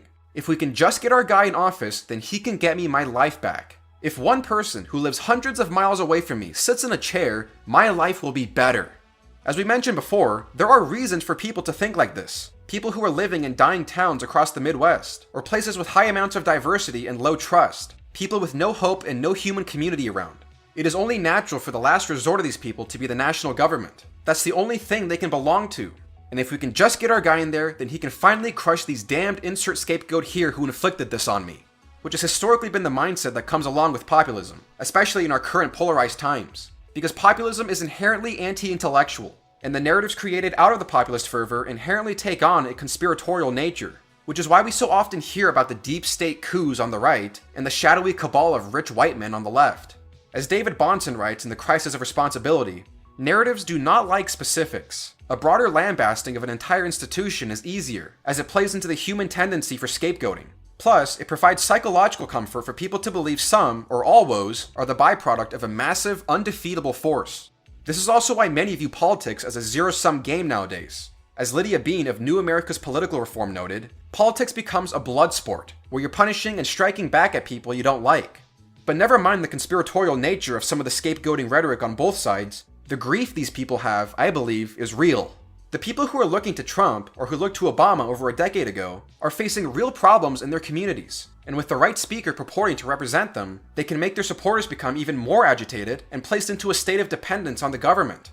In the case of the 2016 election, many of Trump's voters came from the former Obama coalition. About 13% of Trump's voters also voted for Obama in 2012, according to the American National Election Survey. And a key example of this type of mentality was perfectly summarized in a tweet by Chris Arnatti, who recently published Dignity, Seeking Respect in Back Row America. They are not very ideologically focused. I mean, Obama to Trump. What they really care about is change, any change. Obama offered that. He was young, odd name, outsider, so they gave him a chance. Then Trump came along and he was even crazier, a real change. My message is that things have to change, and they have to change right now. I am your voice. People who live contented lives in thriving communities do not seek grand nationwide change hundreds of miles away from their homes in Washington, D.C. Something is fundamentally wrong in their own communities and in their own lives if they cannot get what they need in their own town. And as 2016 showed us, where they see the best recourse is in the strong man who says that I alone can fix it. I alone can fix it. If the only thing that's left in your life is you and the state, if you have no other meaningful community or association in your life, where do you think people are going to turn to fill those needs? Nothing about Trump's message and rise to the presidency was about the importance of civil society. All of his policy proposals directed everyone to look past the middle layers of American life and toward what he can do if he gets power. And you can add on to this the fact that the problems being faced by millions of people in declining communities are so often framed through the lens of the federal government, that only the government can do something to mitigate their afflictions. There is hardly ever a mention of other mediating institutions, or even of motivating their local communities. This lack of any emphasis or even acknowledgement of the institutions of civil society, where his voters live, cancels any sort of feedback from alternative sources of relief and community. And the shift from the reliance on those institutions toward the government supposedly taking care of everyone like a loving parent further ruins the significance of civil society. And if you're directing people's deepest desires toward the government, that can take on thousands of different meanings for all sorts of people. Do you really think the conception of the government is the same for a Democrat as it is for a Republican? What about a libertarian or a progressive? Do you think they all have the same desired ends? If the only community you have in your life is the federal government, and every 4 or 8 years the party in charge of that government changes, then how do you not expect a reaction like this on election night? These people's entire source of meaning has now been taken over by someone who they completely reject. Donald Trump and his movement's definition of what the state is supposed to constitute and do for them is not the same as these people's definition. Don't be surprised to see people filled with resentment, contempt, and an increased sense of political polarization when their only source of meaning has been effectively handed over to the other tribe. And this is not healthy at all. We are not living in primordial tribal units where we can easily feel connected and valued. We are living in a more civilized culture, and mediating institutions are necessary in order to fill that part of our being. Otherwise, we will turn to government power. And this is where we enter the second part of the conversation on this subject. One of the common criticisms of liberal democratic capitalism that many on the left have put forward for decades, though the way they come to this criticism can vary, is that capitalism in and of itself isn't the thing that gives you meaning. And that's mostly right. Belief in the invisible hand, or the existence of private property, isn't in and of itself what gives people meaning. Irving Kristol wrote in 2 Cheers for Capitalism that capitalism is the least romantic conception of a public order that the human mind has ever conceived. And that's exactly right. And the reason why he only gave it 2 cheers instead of 3 was precisely for this reason. Capitalism doesn't tell you, okay, here's the step-by-step plan of how we're going to improve the lives of everyone. This is our mission, this is our purpose, and we're all going to come together and do it as one. It just tells you that you get to own private property and do whatever the hell you want with your profits. This is why Marxism is so appealing, because it literally tells you what to do. If we can acquire all the wealth of the bourgeoisie, we can enter a more perfect world. All of us, together, solidarity. You're not going to find that in the quote-unquote doctrines of capitalism. You find that in the expansive realm of civil society, the freedom to even have civil society offered by a liberal democratic way of life. Again, you don't have any sort of genuine civil society in a Marxist or totalitarian country. Everyone is miserable there. So it's not as though the alternative offered by some of liberal democratic capitalism's critics is any better. But, ironically, you do in fact move toward the closest form of perfection we can get on this planet by following the unintentional consequences of capitalism. In other words, as Thomas Sowell writes in The Conflict of Visions, the benefits of capitalism are not intentional, they are systemic. And that's the main difference here. Marxism specifically points out what individuals in the community as a whole must do in order for man to cross the narrow horizon of bourgeois right in its entirety and society inscribe on its banner, from each according to his ability to each according to his needs. Friedrich Engels calls this the ascent of man from the kingdom of necessity to the kingdom of freedom. Marxism is specifically a feel-good doctrine. It lays out the whole mission plan for society and gives the entire community a grand purpose. But when these seemingly good intentions are carried out, in every example we have on this planet, it always leads to utter disaster. But the disaster that follows isn't something that is specifically explicated in Marxism. No Marxist goes in with this philosophy to start murdering millions of dissidents in camps. But it is a systemic feature of the unintentional reality of its implementation. You cannot get a system like communism or an economic system like socialism to work without concomitant oppression of basic human freedoms, regardless of the intentions of its adherents. But for the average socialist, Marxist, or unconstrained individual, unless a system specifically sets out with good intentions, there is no value to it, which is why capitalism is so despised. And even as Adam Smith explained in The Wealth of Nations, all of the benefits produced by the capitalist were no part of his intention. In fact, he characterizes the capitalist's intentions as mean rapacity, and referred to capitalists as a group of people who seldom meet together, even for merriment or diversion, but the conversation ends in a conspiracy against the public, or in some contrivance to raise prices. This is why even the most ardent proponents of capitalism will often say that capitalism is the worst economic system, except for all the others that have been tried. But despite these negative characterizations, Adam Smith was still a champion of laissez-faire, because the intentions of the people involved in a capitalist system don't matter. As Thomas Sowell writes, what mattered to Smith were the systemic characteristics of a competitive economy, which he saw as producing social benefits from unsavory individual intentions. Socialism as an ideology, or even as an emotion, requires you to intentionally act for the social benefit at all times, for all 325 million people. Or for the more extreme socialist, for all 7 billion people, which is impossible because you don't have the kind of knowledge necessary to even know what that means. It's why Friedrich Hayek wrote in The Fatal Conceit that economics has from its origins been concerned with how an extended order of human interactions comes into existence through a process of variation, winnowing, and sifting, far surpassing our vision or our capacity to design. Adam Smith was the first to perceive that we have stumbled upon methods of ordering human economic cooperation that exceed the limits of our knowledge and perception. His invisible hand had perhaps better have been described as an invisible or unsurveyable pattern. We are led, for example, by the pricing system in market exchange, to do things by circumstances of which we are largely unaware and which produce results that we do not intend. In our economic activities, we do not know the needs which we satisfy, nor the sources of the things which we get. Almost all of us serve people whom we do not know, and even of whose existence we are ignorant, and we in turn constantly live on the services of other people of whom we know nothing. All this is possible because we stand in a great framework of institutions and traditions, economic, legal, and moral, into which we fit ourselves by obeying certain rules of conduct that we never made, and which we have never understood in the sense in which we understand how the things that we manufacture function. There is something about capitalism that just makes it work. The intent behind the activity is of no concern if the outcome is socially beneficial, and this goes for a bunch of other institutions.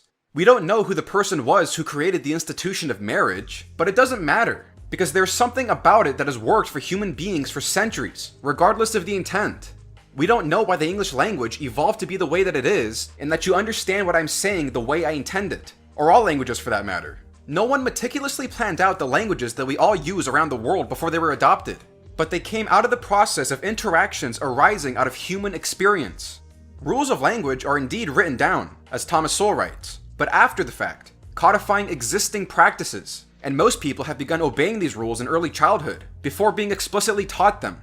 Now obviously people can create languages, the most popular being Esperanto, and in some corners of the world, Klingon.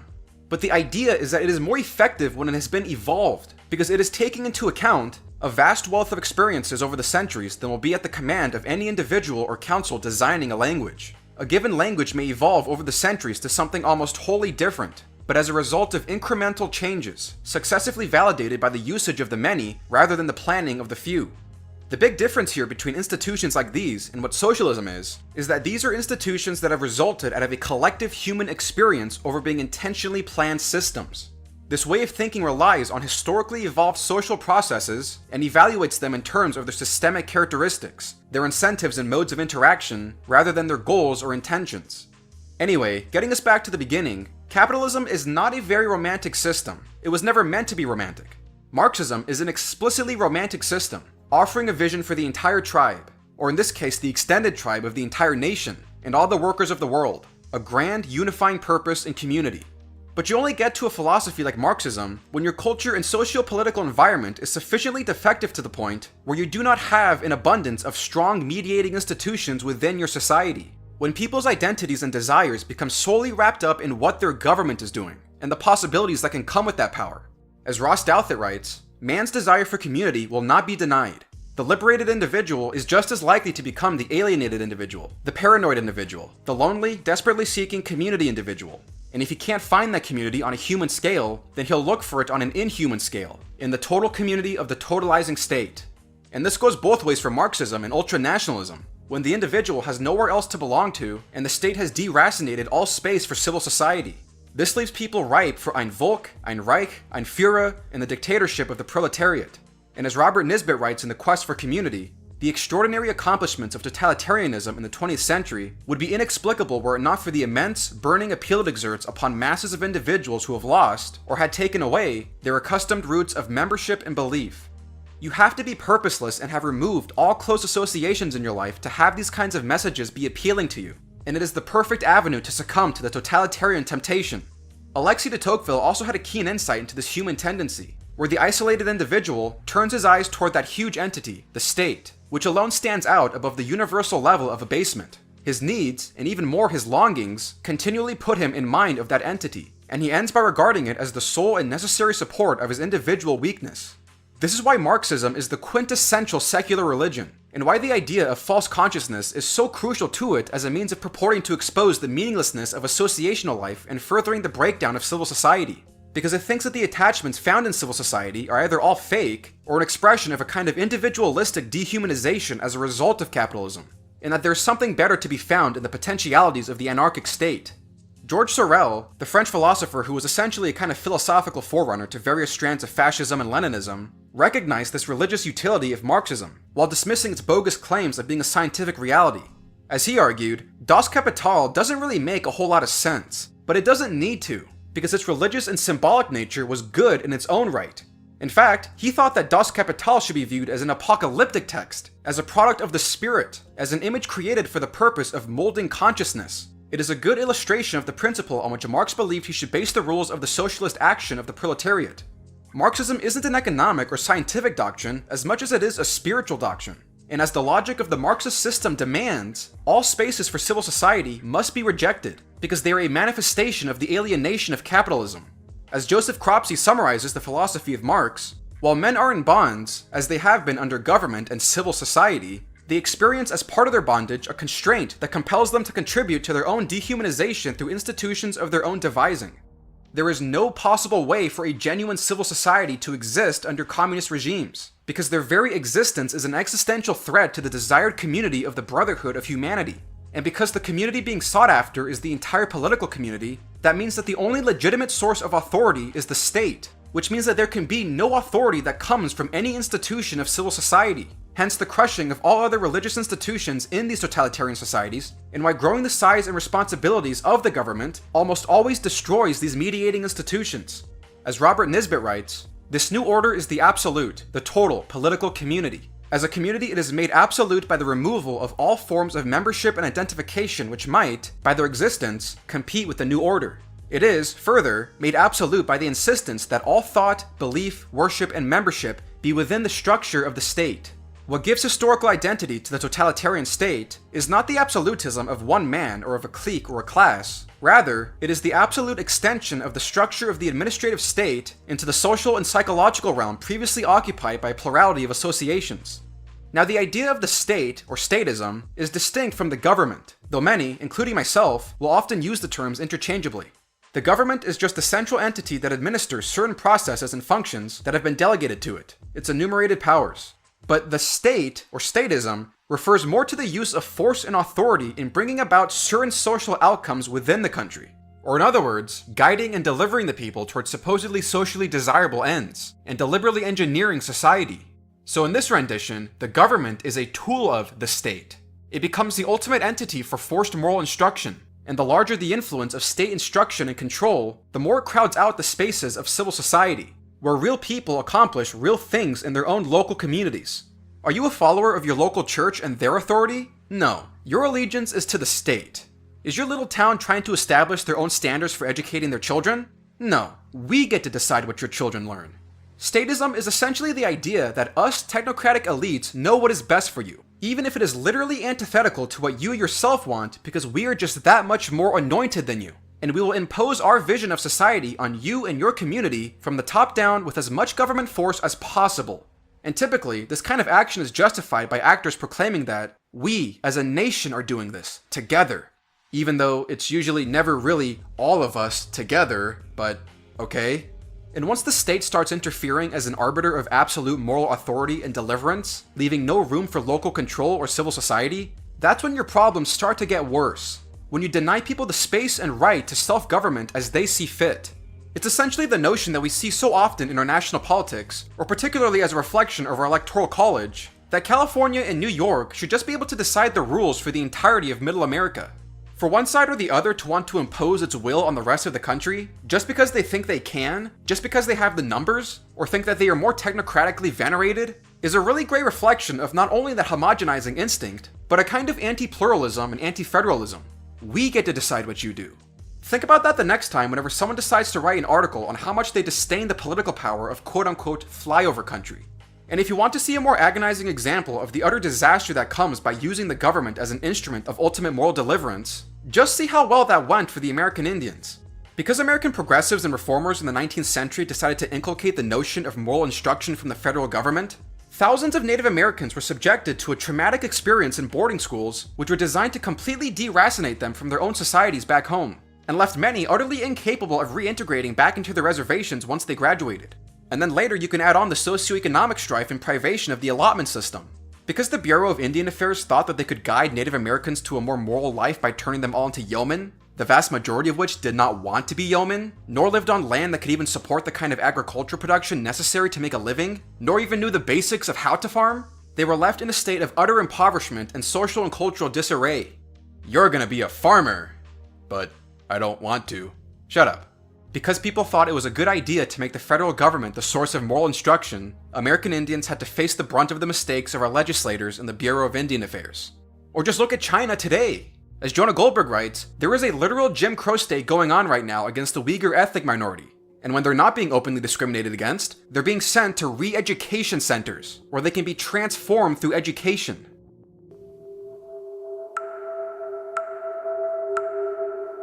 Over the past few years, a vast network of high-security facilities has been built across China's western region of Xinjiang, surrounded by high walls, barbed wire, and watchtowers.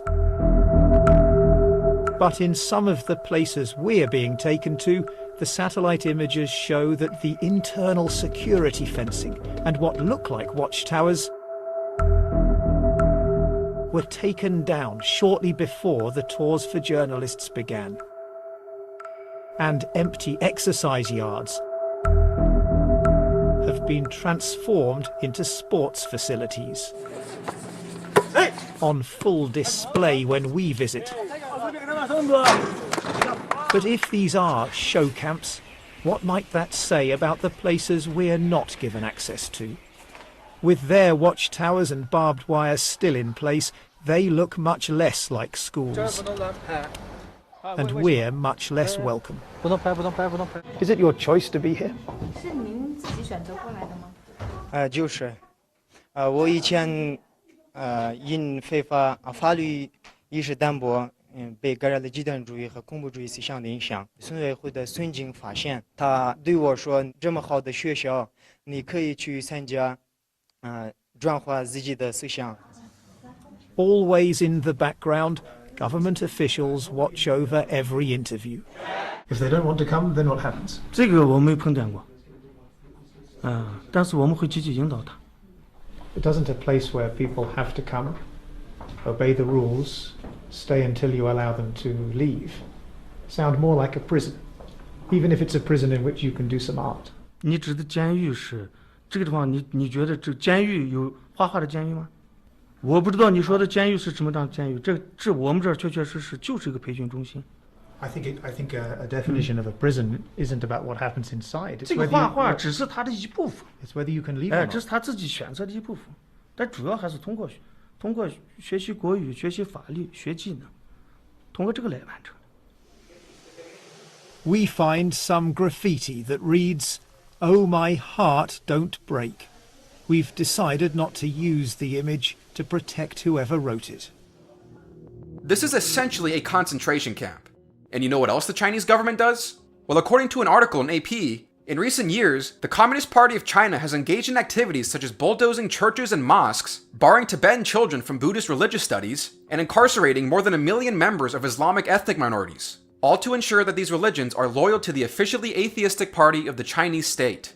You can't just build a church in China. Every single association must go through the state. The state decides what is permissible. Which only reminds me of this quote from T.S. Eliot.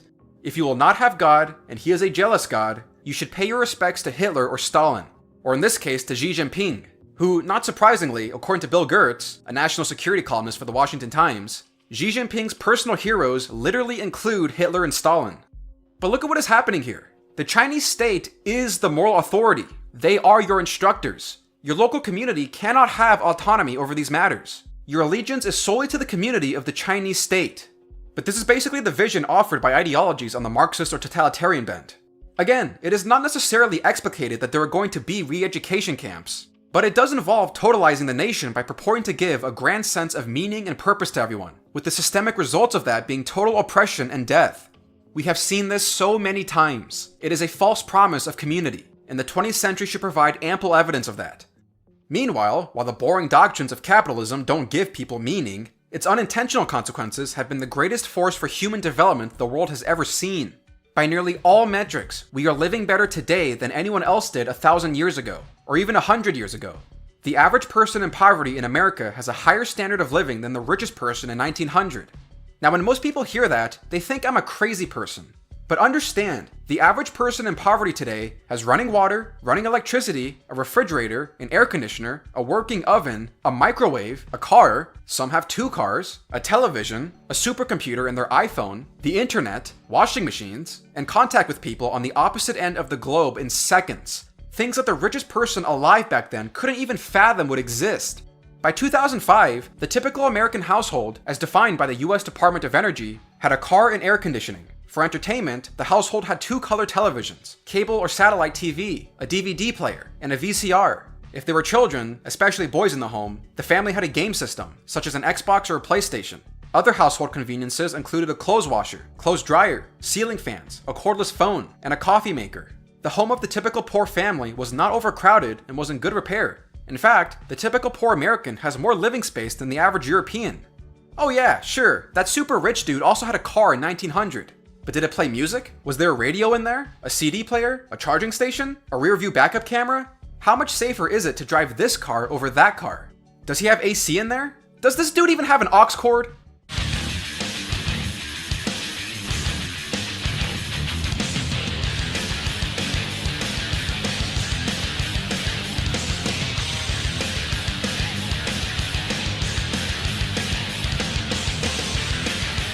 The most expensive car from 1980 isn't even as good as the cheapest car from 2005, purely with regards to the amenities inside of it. You know that the passenger side mirror used to be considered a luxury back in the 1960s? It used to be an optional addition to your car. But we don't like talking about this stuff in this country. This is stuff that you're not allowed to say. You're only allowed to say that things keep getting worse for everyone, to the point where some of you listening might actually be uttering the words to yourself right now.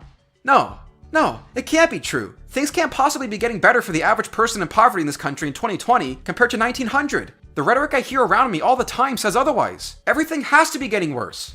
I mean, even the United Nations has reported that the proportion of people living on less than $1.25 a day fell from 47% in 1990 to 22% in 2010, 5 years ahead of schedule.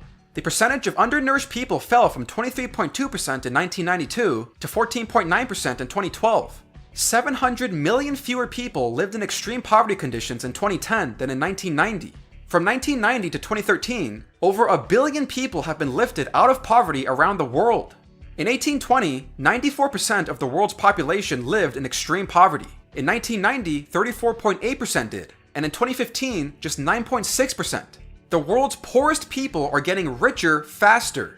Since its economic liberalization reforms in 1991, India's average income has increased by 7.5% per year. That means the average income has more than tripled over the last quarter century. As wealth increased, the poverty rate in India declined by almost 24%. A similar trend can be seen in Nigeria. Since the new millennium, gross domestic product per capita has increased by over 800%, from $270 to over $2,450. There is much work to be done, but this level of progress shows that even in the poorest countries, the speed of economic growth is encouraging.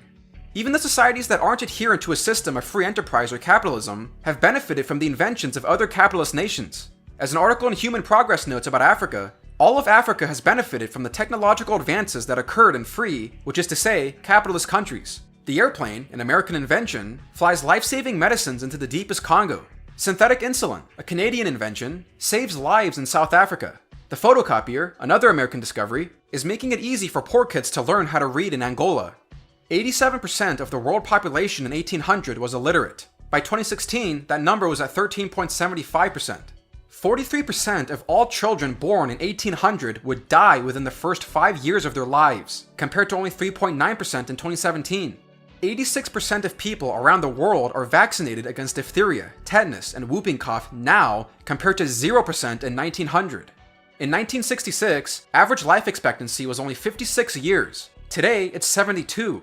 And contrary to popular belief that incomes are becoming a stagnating pit, you are receiving a larger portion of your income in the form of non-wage benefits, from retirement funds to healthcare benefits. And these have risen from 19% of non-wage benefits in 1951 to 44% of non-wage benefits in 2015. You gotta ask yourself, are people better off or worse off with these things? Is your quality of life better or worse with modern medicine, access to education, and all of the wonders of the technologies that we have today? Being able to live until you're 70. But more to the point, are these facts being reflected in the culture? Well, let's see. A Gapminder survey in 2013 found that 66% of people in America believe that extreme poverty has almost doubled over the last 20 years. 29% think it has stayed more or less the same. Only 5% correctly believe that it is almost halved. And even in Great Britain, 58% of Britons think that global poverty has increased, and 33% think it has stayed more or less the same. In a more recent Gapminder survey from 2018, when 12,000 people in 14 countries were asked if over the last 2 decades, the proportion of the world's population living in extreme poverty has A, almost doubled, B, stayed the same, or C, almost halved, 95% of Americans picked the wrong answer. The correct answer, of course, being C. You know why people have this perception? You know where these false beliefs are coming from? Our politicians, our academia, our media, and the lack of an honest public discourse. From people who should know better than to consistently push a false view of the world. This many people should not hold the beliefs they do on the state of poverty in the world, or in their own countries for that matter. Something is seriously wrong when a majority of your citizens do not understand the significant amount of material progress that has taken place in the world in the last 40 years alone. Well, I never thought it would come to this. But I guess we'll have to sell Grandma's Civil War doll. Oh, Mom, are you sure you want to sell a family heirloom to pay the gas bill? I mean, what would your grandma say? I'm sure she'd be proud that her descendants had piping hot tap water and plenty of warm, dry underwear. That is so true. And more than that, the people out there selling you this belief that the system is rigged against you and that you can't do anything to solve it, other than voting these people into positions of power, of course, that always helps. They are selling you helplessness and paranoia. When you're being sold the message that no matter what you do in life, that there is always someone, or something, or some systemic feature that will keep you down, despite living in a free society, what exactly is your incentive to do anything? What exactly is the incentive not to get angry or indulge in your tribal instincts? If this is the message that you're being peddled in your everyday life, then of course you're going to think that. Oh no, Bernie Sanders says something about the evil 1% that are stealing everyone's money? Yup, extreme poverty has gotten worse. Oh no, Donald Trump is saying that the mysterious class of globalists are the reason why my Ohio town is dying? Yup, the communists have arrived. I mean, these opinions are historically, factually, and statistically false. Things have never been better both materially and economically for people in this country and in the entire world than they are today. But this also brings us back around to what we've decided to trade off for the enormous material success that has come with modernity. Our social institutions, the intimacy of belonging with others and being needed by others. And as has been the common motif of this particular segment, when you have neglected your interactions with the rest of your community, when you simply do not belong to anything in civil society, the one thing you think you can belong to is the state. It is the one entity that has the power to enforce the homogenizing instinct of the people who feel as though they have been left behind and are alienated. It is the one place where people can think to themselves, finally, now I can get what I'm missing in my life.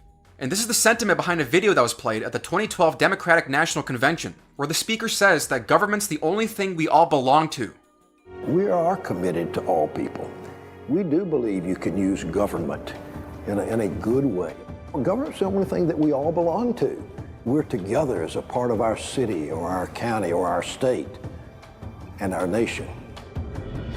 Or when Barack Obama, in his second inaugural address, proclaimed, "For the American people can no more meet the demands of today's world by acting alone than American soldiers could have met the forces of fascism or communism with muskets and militias. No single person can train all the math and science teachers we'll need to equip our children for the future, or build the roads and networks and research labs that will bring new jobs and businesses to our shores. Now, more than ever, we must do these things together, as one nation and one people." To which Jonah Goldberg makes the excellent point, look closely at what he is saying here. In his vision of America, there are only two actors on the national stage, the federal government and the individual. Forget mediating institutions, even stay in local governments, which, being closer to the ground, are better equipped to understand the challenges people face, don't enter the picture. And this is also why Yuval Levin writes in The Fractured Republic that this emaciated understanding of the life of our nation is precisely why the left is, for now, poorly equipped to help America adjust to 21st century realities. In Obama's view, and that of many other liberals, there seem to be no meaningful middle layers of society. Our only modes of action appear to be as a single person, or one nation and one people. It is a view that flattens the complex, evolved topography of social life and leaves us no way out of the corrosive feedback loop of individualism and centralization. But look at the images, look at the community, look how nice it seems. It looks so attractive. Me and the state, together. I guess this is also the point where you could say that the right kind of marketing and propaganda can really serve to make the state an attractive community for people. Anyway, at this point, I would also have to pause and make the distinction between a modern-day liberal, someone more along the lines of an LBJ type, or Bill Maher, or Chuck Todd, or Mo Alithi, and a full-blown socialist or communist for that matter. I know others on the right won't really be this favorable to the left, but if you spend some time digging around in the intellectual history of the modern American liberal, it's really more of a distinction between how certain founding ideals and the tenets of liberalism originally understood are applied, as distinguished from the diehard socialist or communist, who generally sees the Constitution as an all-around impediment to their will, or something worthy of moral disapprobation. But anyway, while Yuval Levin makes a statement on the overall left and its role in the middle layers of society, I would also argue that a large portion of the right is now poorly equipped as well, with what seems like a majority of Republicans and conservatives buying into the cult of personality around Donald Trump, The man who says that he alone can fix all our problems by using the power of the government. And what seems like many conservatives buying into the notion that we are only one election away from the gulags. Hence, many have justified to themselves behaving in a manner that is demagogic and disingenuous whenever talking about or to the left. Which, for that matter, is just as prevalent on the left whenever one proclaims that everyone on the right is some kind of Nazi or whatever. But this also turns into a problem of trust. When one of your largest political constituencies, evangelical Christians, seemingly betrays everything they proclaimed to have believed 20 years ago with regards to the importance of personal character in a publicly elected official, with many now groveling over Trump as the savior, a twice divorced and persistent and unrepentant adulterer, and defending his personal flaws because he is apparently the last hope for the country, understand that from the outside, no one is actually going to take you seriously anymore. All people will see now is hypocrisy, and hypocrisy in service of political expediency, from the same group that once claimed that expediency in power politics was beneath them. And along with these tendencies on the mainstream right, we are still dealing with the alt-right, which seems to have evolved into their new form of alt-right 2.0. So they graduated from pure shitposting online to getting slightly more involved in public life while also shitposting online. Many of these guys are also comprised of the dropouts of society who have found tribal meaning in pretending to stand for conservatism, when in reality, all they want to do is shitpost and troll people online while promulgating their dreams of a white nation state. And they continue to be warmly welcomed by certain figures on the right. And the more that conservatives or Republicans associate themselves with this style of rhetoric and demagoguery, the less that people will want anything to do with them. And the more that they themselves see less use in actually engaging in persuasion or reasonable discussion with the other side. Again, this is also just as true on the left, where you have countless mainstream figures flirting with Antifa street gangs and anti-Semites, and many liberals literally having stopped being friends with people on the right because they simply voted for Trump. This kind of demagogic crap and motivated reasoning is all over the damn place. But while I generally think that social conservatives, like actual principled social conservatives, however many of those exist in today's America, are in a much better position because of their long-standing roots in civil society, the obscenity of Donald Trump and the atmosphere surrounding him is a major roadblock toward any effort at revitalizing mediating institutions, especially with any effort coming from the right as a whole. And the more that people on the right see their goal in life as owning the libs, the less they're actually contributing to revitalizing civil society or really doing anything useful. And I would argue that a majority of the Republican Party and facets of the modern conservative movement became totally corrupted in the lead up to the 2016 election, and we are still seeing that corruption in action. Maybe it'll go away with time, maybe not. And there's been a lot of writing out there talking about a fundamental shift in the parties taking place as we head into the new decade. But as with all populist movements, the only thing you can really count on to take away the fervor is time. But as it stands, our current president is not a champion of limited government and local sovereignty. If anything, he was elected to make the government more involved in daily life. But it's especially difficult to get any sort of productivity on this front when there are those in the conservative movement now who are attempting to justify the obscenity of Donald Trump and the promulgation of a kind of right-wing statism in order to enforce a kind of desired moral instruction from the federal government.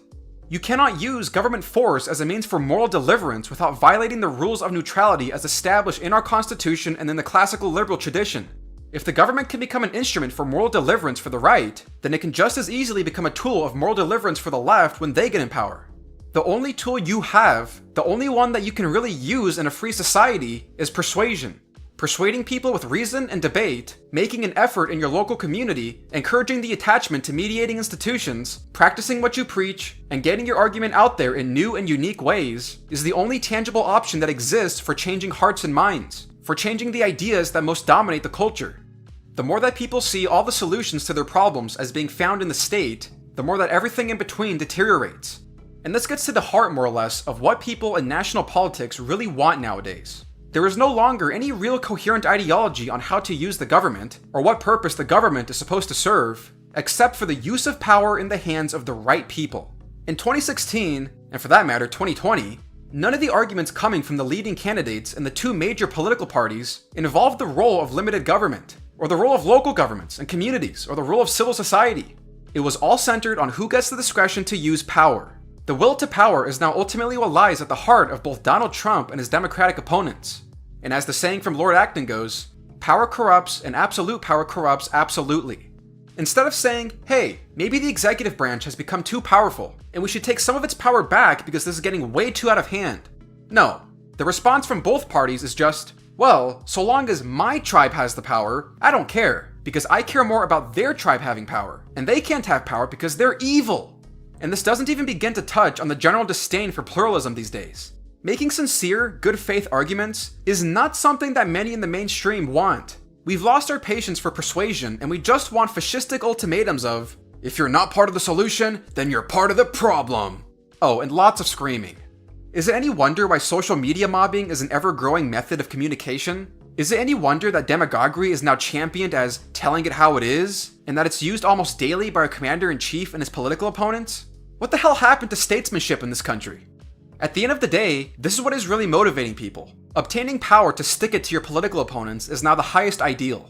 Power does not have a limiting principle. Power is not a good in and of itself. You can use power to put people in concentration camps, or you can use power to kill the people who want to put people in concentration camps. Power is amoral, and it has an incredible tendency to corrupt. It's why when John Adams was out of power and was looking to build the foundation for a free society, he was ardently pushing for the protections of the Bill of Rights. But then once he came into the power of the presidency, Alien and Sedition Acts.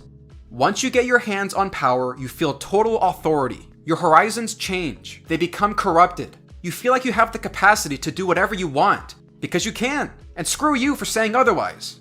It is corrupting.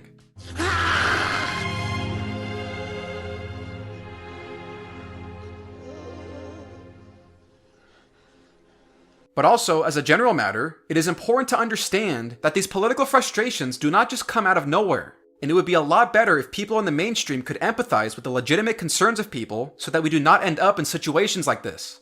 So, in summation of this entire segment, the state cannot take the place of a proper institution of civil society. The state cannot take the place of people, of community. The state as a governing body does not operate under the same principles that your local food bank does, your town hall, your town fair, your church, your local festival. As Goldberg writes, the government cannot love you. People love people.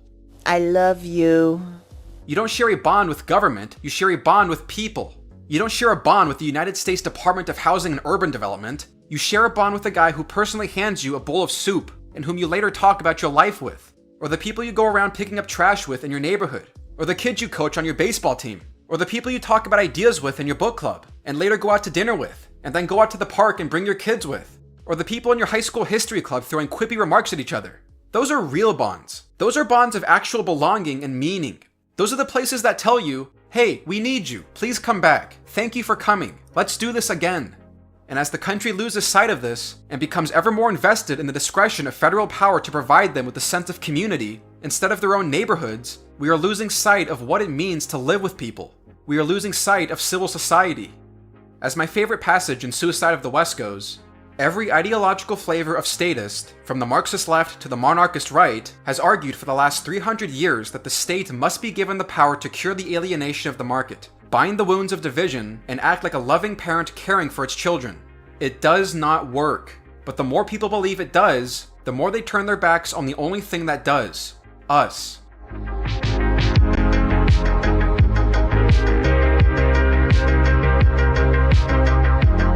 But what happens when our civil institutions start to become corrupted, not from the outside, but from the inside? What happens when an institution structurally exists, but has practically lost all form or soul? What happens when the leaders of institutions give in to outside agitators to completely change their mission? Or when people within the institution only seek to use it so they can perform for their own unrelated purposes? What happens when the leaders and the people inside these institutions tolerate this and continue to let it foster, and move further and further away from their original goal?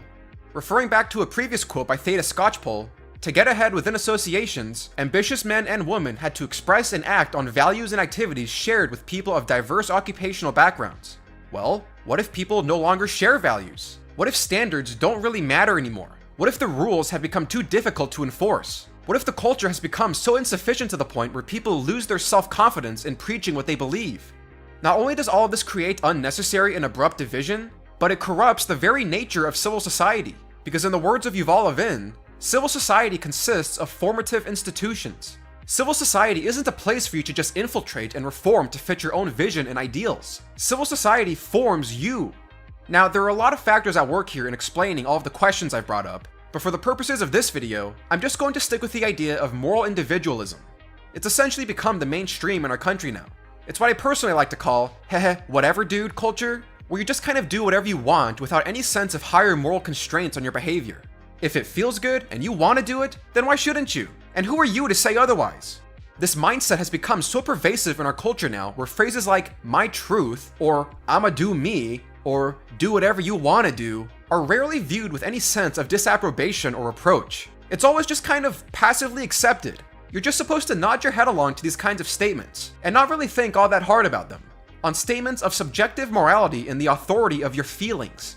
And pop culture certainly reinforces this mindset. Every man gots to have a code. A man got to have a code. Every man has to have a code. Man's got to have a code. A man must have a code. A man's got to have a code. Awesome. A man's got to have a code. I can only assume there's a female equivalent to that, a codette or something. Yeah, you stick to your code.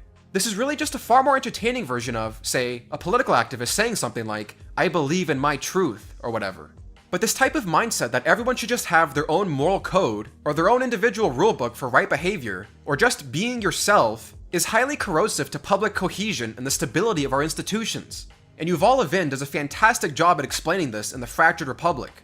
Our age of individualism is uniquely dangerous to the institutions of moral formation, because much of the good they do is a function of their ability to shape and structure our desires rather than to serve them, to form our habits rather than reflect them, and to direct our longings rather than simply satisfy them. These institutions stand in particular tension with the ethic of our time. As each of us is encouraged by our culture, economy, and politics to be more like our individual selves, we are naturally inclined to recoil from any demands that we conform to the requirements of some external moral standard, a set of rules that keeps me from being the real me, true to myself, living my truth. We are, of course, still powerfully influenced, if not downright coerced, by peer pressure and the weight of public sentiment on important questions. And indeed, our very individualism itself draws much of its power from its being so widely accepted and heralded. But we often flinch at explicit claims to moral authority over us, and chafe against institutions that demand our full commitment and so restrict our range of choices. Our institutions of cultural traditionalism, which in the age of consolidation could reinforce cultural inclinations to restraint and conformity, have therefore in our time increasingly had to become countercultural agents of resistance. They pose a direct challenge to the culture of expressive individualism, so they have become controversial by default, combatants in a struggle for the very soul of our society. That multi-layered struggle has been evident first and foremost in some extraordinary changes in the practice of family life in America over the past half-century and more. But as our heated debates about that practice have evolved, they have also revealed some real divisions about the ideal of family life, and with it, many of the other norms, mores, and cultural assumptions that give society its shape. It is on these fronts that the diffusion of American beliefs and ways of living has likely had the most direct and concrete consequences of all. Basically, if you're telling everyone growing up now that they can just do whatever they want, whatever makes them feel good, you do you style of morality, and personal feelings above all else, don't be surprised when they are not receptive to institutions that are supposed to form character and behavior, because by their very nature, they do not fully allow you to be you. We gonna handle this shit like businessmen, sell the shit, make the profit, and later for that gangster bullshit. Yeah. Do the chair know we gonna look like some punk-ass bitches out there? What the f***?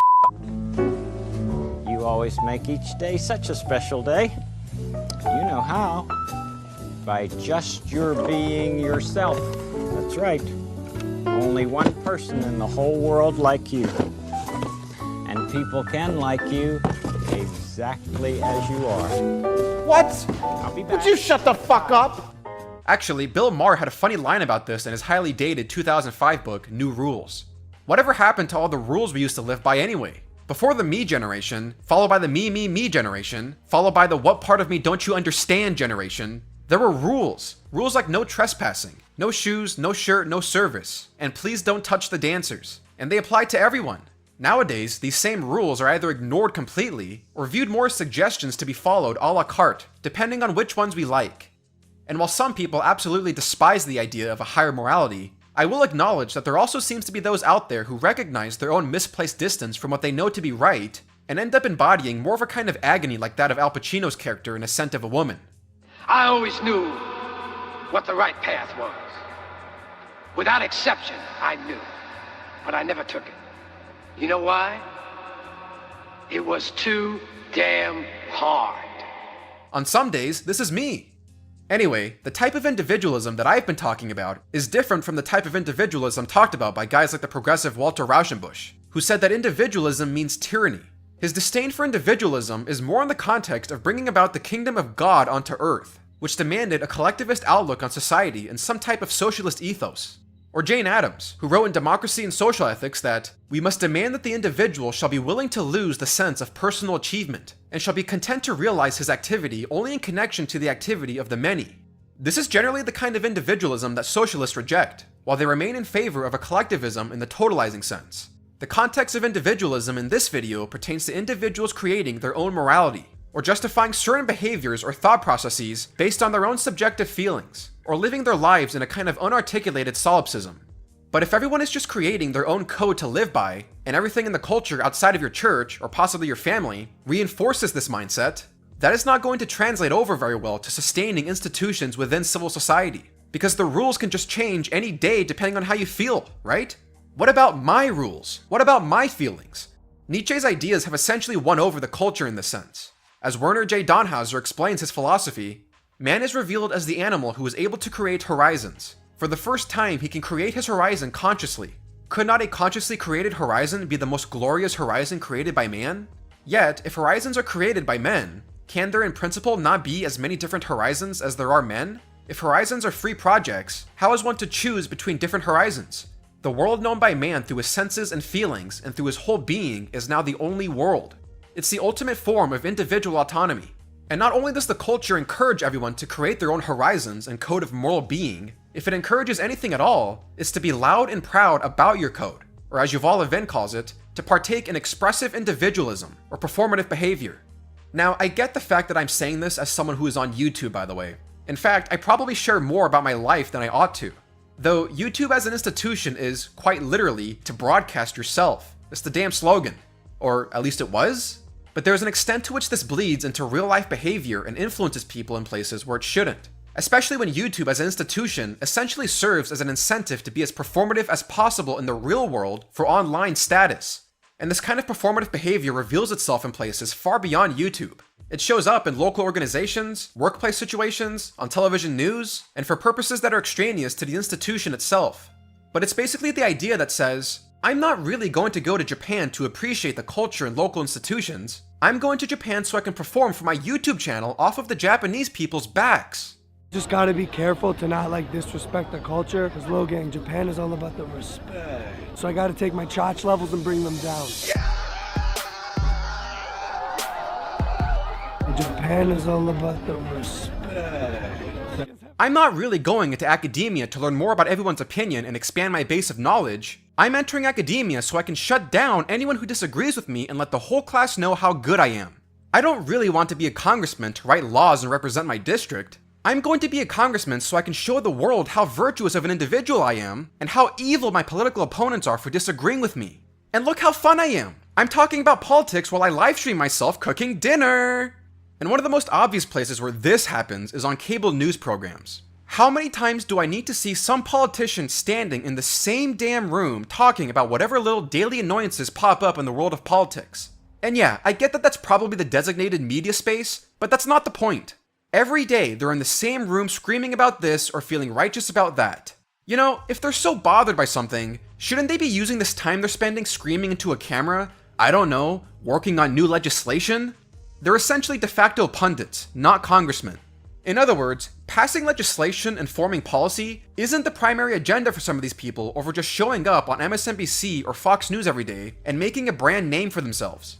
As Brendan Buck, the former counselor to House Speaker Paul Ryan stated in the Dispatch, thoughtful legislating is not rewarded anymore. We are now in an era of entertainment politics, and if you want to work your way up through the system, the answer is no longer learning policy, putting your time in at the committee level. The way to get ahead now is to go on television and use hyperbole and say crazy things. Now, to be fair, there are indeed those politicians who do focus on writing legislation and getting committees together to write laws and compromise and all the rest. And most of the time, they're the politicians whose names you don't know. But for others, that's just not flashy enough. Being on TV and performing is flashy. But there is a reason why the executive branch has seen an increase in the amount of power it wields over the last century. Because Congress doesn't really want to legislate anymore. And the more power it can abdicate to the executive, the less they have to worry about politically, and the more they can perform for themselves. Congress has become a weak institution from the inside out, and weak institutions become breeding grounds for performative behavior. I mean, just take the 2016 election. Who were the two candidates that had the most fervent support amongst their base? Donald Trump and Bernie Sanders. Two people who never belonged to the parties they were running as representatives of. Both candidates hijacked the parties for their own performative purposes, not for the purposes of the party institution. It's only Trump who was successful at that, and there are a lot of reasons why Bernie was screwed over internally at the DNC. But both the Republican and Democratic parties were so weak as institutions that this takeover was even possible. And most people in America don't even like the parties. In a 2016 American Values Survey from the Public Religion Research Institute, they found that more than 6 in 10, 61% of Americans say neither political party represents their views anymore. Dissatisfaction with America's two major parties has risen significantly since 1990, when fewer than half, 48% of Americans, believed neither political party represented their views. Jonah Goldberg often makes the point that the parties themselves used to be the institutions that would educate the public on various issues. But now that the parties themselves have become so weak and ineffective, outside institutions do most of the work informing voters. Organizations like the NRA and Planned Parenthood do far more in voter outreach than either of the two parties. Same goes for news organizations like Fox News and MSNBC, or various think tank organizations. Now that's not necessarily terrible, but it just exemplifies the problem of how weak the parties themselves are, and how they lend themselves to being taken over and performed on by outside individuals. If anything, this kind of subsidiarity of weak institutions is terrible insofar as they pervert the intended goals of those institutions, and are now filling in for roles for which they were not created. These institutions exist for their own purpose, and tampering with that purpose to turn it into an outlet for your own personal projects accelerates their decay. I mean, at some point, you just have to say, Hell, God, baby, damn no! Hell God baby damn no, we're not going to tolerate this. Or take the dilemma with the Boy Scouts, or now called Scouts BSA. This has always been an organization for the development of young men. That's what it was literally created for. And with each new controversial change in its institutional structure, hundreds of people keep leaving. Institutional self-confidence has caved in to outside pressure. Is it any surprise then that membership in the Boy Scouts has been declining over the last few decades? I mean, the Boy Scouts went from a membership peak of 4.8 million in the 1970s to now roughly 2.3 million. And what's the whole idea here with the Boy Scouts? Well, ideally, you go in there, spend some time in the organization, learn some manly virtues, and then you come out as a newly formed individual or young adult. The institution forms you, with the highest form of that transformation reflected in the one who becomes an Eagle Scout. There is an expectation that you will become a new and better person, that you will become inculcated with certain values. When that mission starts to weaken because of caving in to outside pressures, people will lose confidence in your institution. Now, one issue here that warrants attention is something like the NFL kneeling protests, because one worthwhile counterpoint made to the idea that the kneeling should not be happening during football games, the kneeling also being a performative action by the way, is the inclusion of the national anthem at the start of every game, and usually a couple of F-18 fighter jets flying by. What the hell does that have to do with football either? Arguably, having a couple of jets fly by your football game is rather irrelevant to the sport itself. But I also think that when it comes to something extraneous to the institution like playing the national anthem and jets flying by, that this is also something that has national consensus. You just don't have half the country riled up in anger over the fact that some little girl is singing the Star-Spangled Banner before a sports game. This is just a part of sports culture and has been ever since the early 20th century. There is long-standing consensus over this to the point where it's become a tradition. So while I think this is a fair critique to make, I think when there is a national consensus for it, the argument is more difficult to make. But the general lack of institutional confidence is more reflective of our individualized culture. If everyone has their own moral code, if everyone is told to just be true to themselves, then who are you to preach your own rules as being better? Who are you to set standards? Rules? When institutional leaders are weak, and the culture encourages individualized morality and performative behavior as a matter of virtue signaling, civil society decays. And this weakness seen in some of America's most prominent institutions is partly responsible for why people are not taking part in them anymore. Regardless of whether or not you believe in the mission of many of these organizations or institutions, just looking in from the outside, if you know that they will capitulate to any external demands and are internally capricious with regards to their own standards, why would you want any part in that? What meaning would you get out of being a part of an institution that doesn't have the self-confidence to stand up for its core values? You would essentially be joining under false pretenses. And if people are expected to find meaning in these institutional and associational spaces, they had better offer a semblance of consistency. They had better give people a reason for joining. But also, if people want to be true to themselves, why would they want to join an institution anyway? Why would they take part in some organization or association if they're expected to no longer be able to be who they are, to live up to a standard different from their own? If that's the case, then it should be no surprise that as institutions become playgrounds for performative behavior, that their basic standards have receded into the background. So here we have two complementary forces working together to corrupt civil society. And what all this ultimately does is ruin consistency, ruin trust, and ruin personal development. And people need this kind of structure for personal development. This is one of the reasons why it seems like everything in the culture has been collapsing with the advent of social media platforms, and the interconnectedness that the internet has brought onto the world. Compare with an institution like your public school, a volunteer organization, a church, or even the workplace. The internet does not offer a lot of structure. When you go to school, church, or work, there are expectations for behavior. The institutions themselves have a structure that your behavior is constrained in. There are rules. Well, on the internet, there are no rules. I mean, except for the occasional moderator-run group chat, there really aren't any constraining rules surrounding your behavior. You can go from playing cool math games online, to watching porn, to shopping for a new ironing board on Amazon. There is no structure to any of this. You just went from fun to depravity to engaging your consumer decision-making process. Moreover, you have not been formed into anything better. You're still the same person, except in this case only slightly more perverted. The internet has become a splurge for the basest human desires. And this is much easier to observe on social media sites like Twitter. You can go from reading some great threads filled with historians talking about the political machinations of the 1850s or whatever, to utter madness. And the more time we spend on the internet, the more this formless institution becomes the preferred means of moral development. The more this style of behavior becomes the norm for human expression in the real world. Which leads us into the final point on internal decay.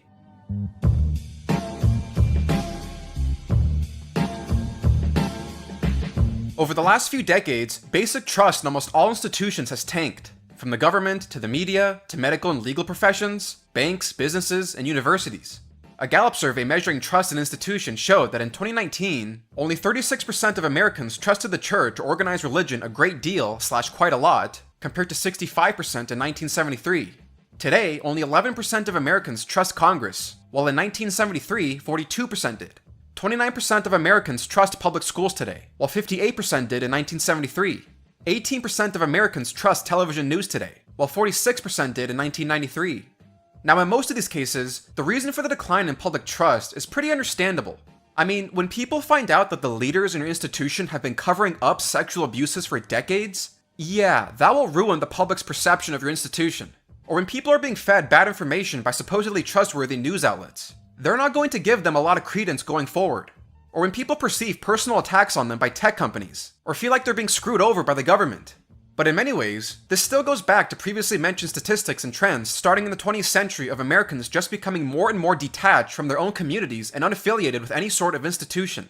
When even the smallest of mediating institutions are looked over or abandoned, then it shouldn't be mysterious why the larger institutions are deemed unreliable.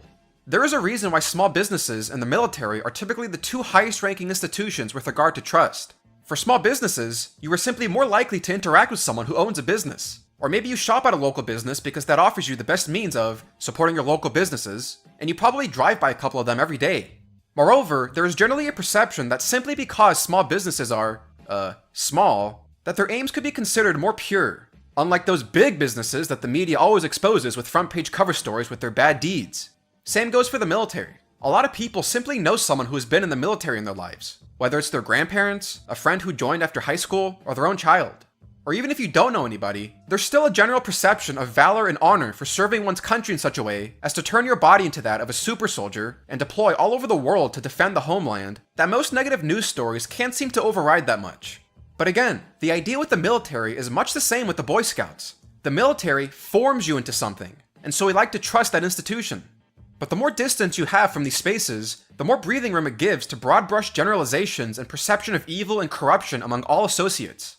But the second point, which is largely emphasized by Patrick Deneen and why liberalism failed, is the decay in social and cultural civics and self-discipline, or as was mentioned in the previous section, the cultivation of virtue. One of the more significant developments in the last century has been the rejection of having any kind of culture foisted upon oneself, with the alternative being, well, whatever you want, so long as you're true to yourself.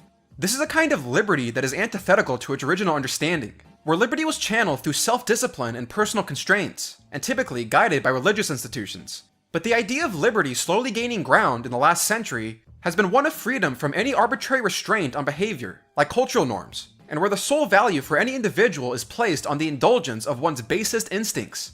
Liberty today can essentially be defined as license. This is what any classical Greek philosopher like Plato or Aristotle, or even Christian philosophers like Thomas Aquinas or St. Augustine, would have considered a kind of slavery. Slavery to your own nature. Slavery to your own appetites. You want to take up drugs and feel chill, man? Okay, then you are a slave to the most base aspects of your nature, of your desire for pleasure. This is all completely counterintuitive to even the concept of culture, the Latin root of the word intimating cultivation and development, growth into something. And this is because one has to be habituated into certain ideas and customs in order to even become a fully realized person. And this takes time, effort, and sacrifice. Because at the end of the day, it is expected that the culture you are growing into is a good in and of itself for realizing human potential, realizing our better nature. This was the traditional view, whereas our modern understanding of liberty reverts back to the desires of the self, a slave to your feelings, cultivating your feelings. And where being tolerant of such lifestyle choices is now the highest virtue. This is very much at the heart of the issue of the crisis of liberalism in the philosophical world, where the idea of tolerance is promoted to such an extent that to even proclaim to have standards is seen as a violation of life itself. This is what seemed to vex the philosopher Leo Strauss so much. Where he wrote in 1959 in the Review of Metaphysics, through that philosophy, the humane desire for tolerance is pushed to the extreme, where tolerance becomes perverted into the abandonment of all standards and hence of all discipline. The allegedly absolute tolerance turns into a ferocious hatred of those who have stated most clearly and most forcefully that there are unchangeable standards founded in the nature of man and the nature of things. True liberals today have no more pressing duty than to counteract the perverted liberalism which contends that just to live securely and happily and protected but otherwise unregulated is man's simple but supreme goal, and which forgets quality, excellence, or virtue. But when you apply this new philosophy of heh whatever dude to the tendency of anger toward institutional corruption, there's a conflict that occurs. I mean, in one sense, the promotion of a personal morality, as well as the demand for institutional accountability, seems contradictory. I don't need to follow the rules because I'm a free man, but you better follow the rules and I demand accountability. Don't you think this is somewhat at odds? To suggest that you are individually so autonomous and self-righteous that rules other than those personally conceived of just don't apply to you, but rules which apply to other institutions are suddenly sacrosanct and warrant the highest enforcement. Except if your own personal morality conflicts with those rules? Something is wrong here. This is a breeding ground for legal and moral meandering. And this is key to the internal decay we're witnessing. Because if you're creating your own morality, and as the culture slowly comes to recognize the superiority of that mantra, and hence the decline of actual culture, the logic of that system demands that other forms of authority also go away. It demands that some weird, ancient system of morality in the cultivation of virtue be deemed unnecessary and authoritarian. So it requires the state to stamp down on that in order to free the individual from these supposed constraints. Because the state now becomes the only legitimate purveyor of morality, rather than any cultural institution.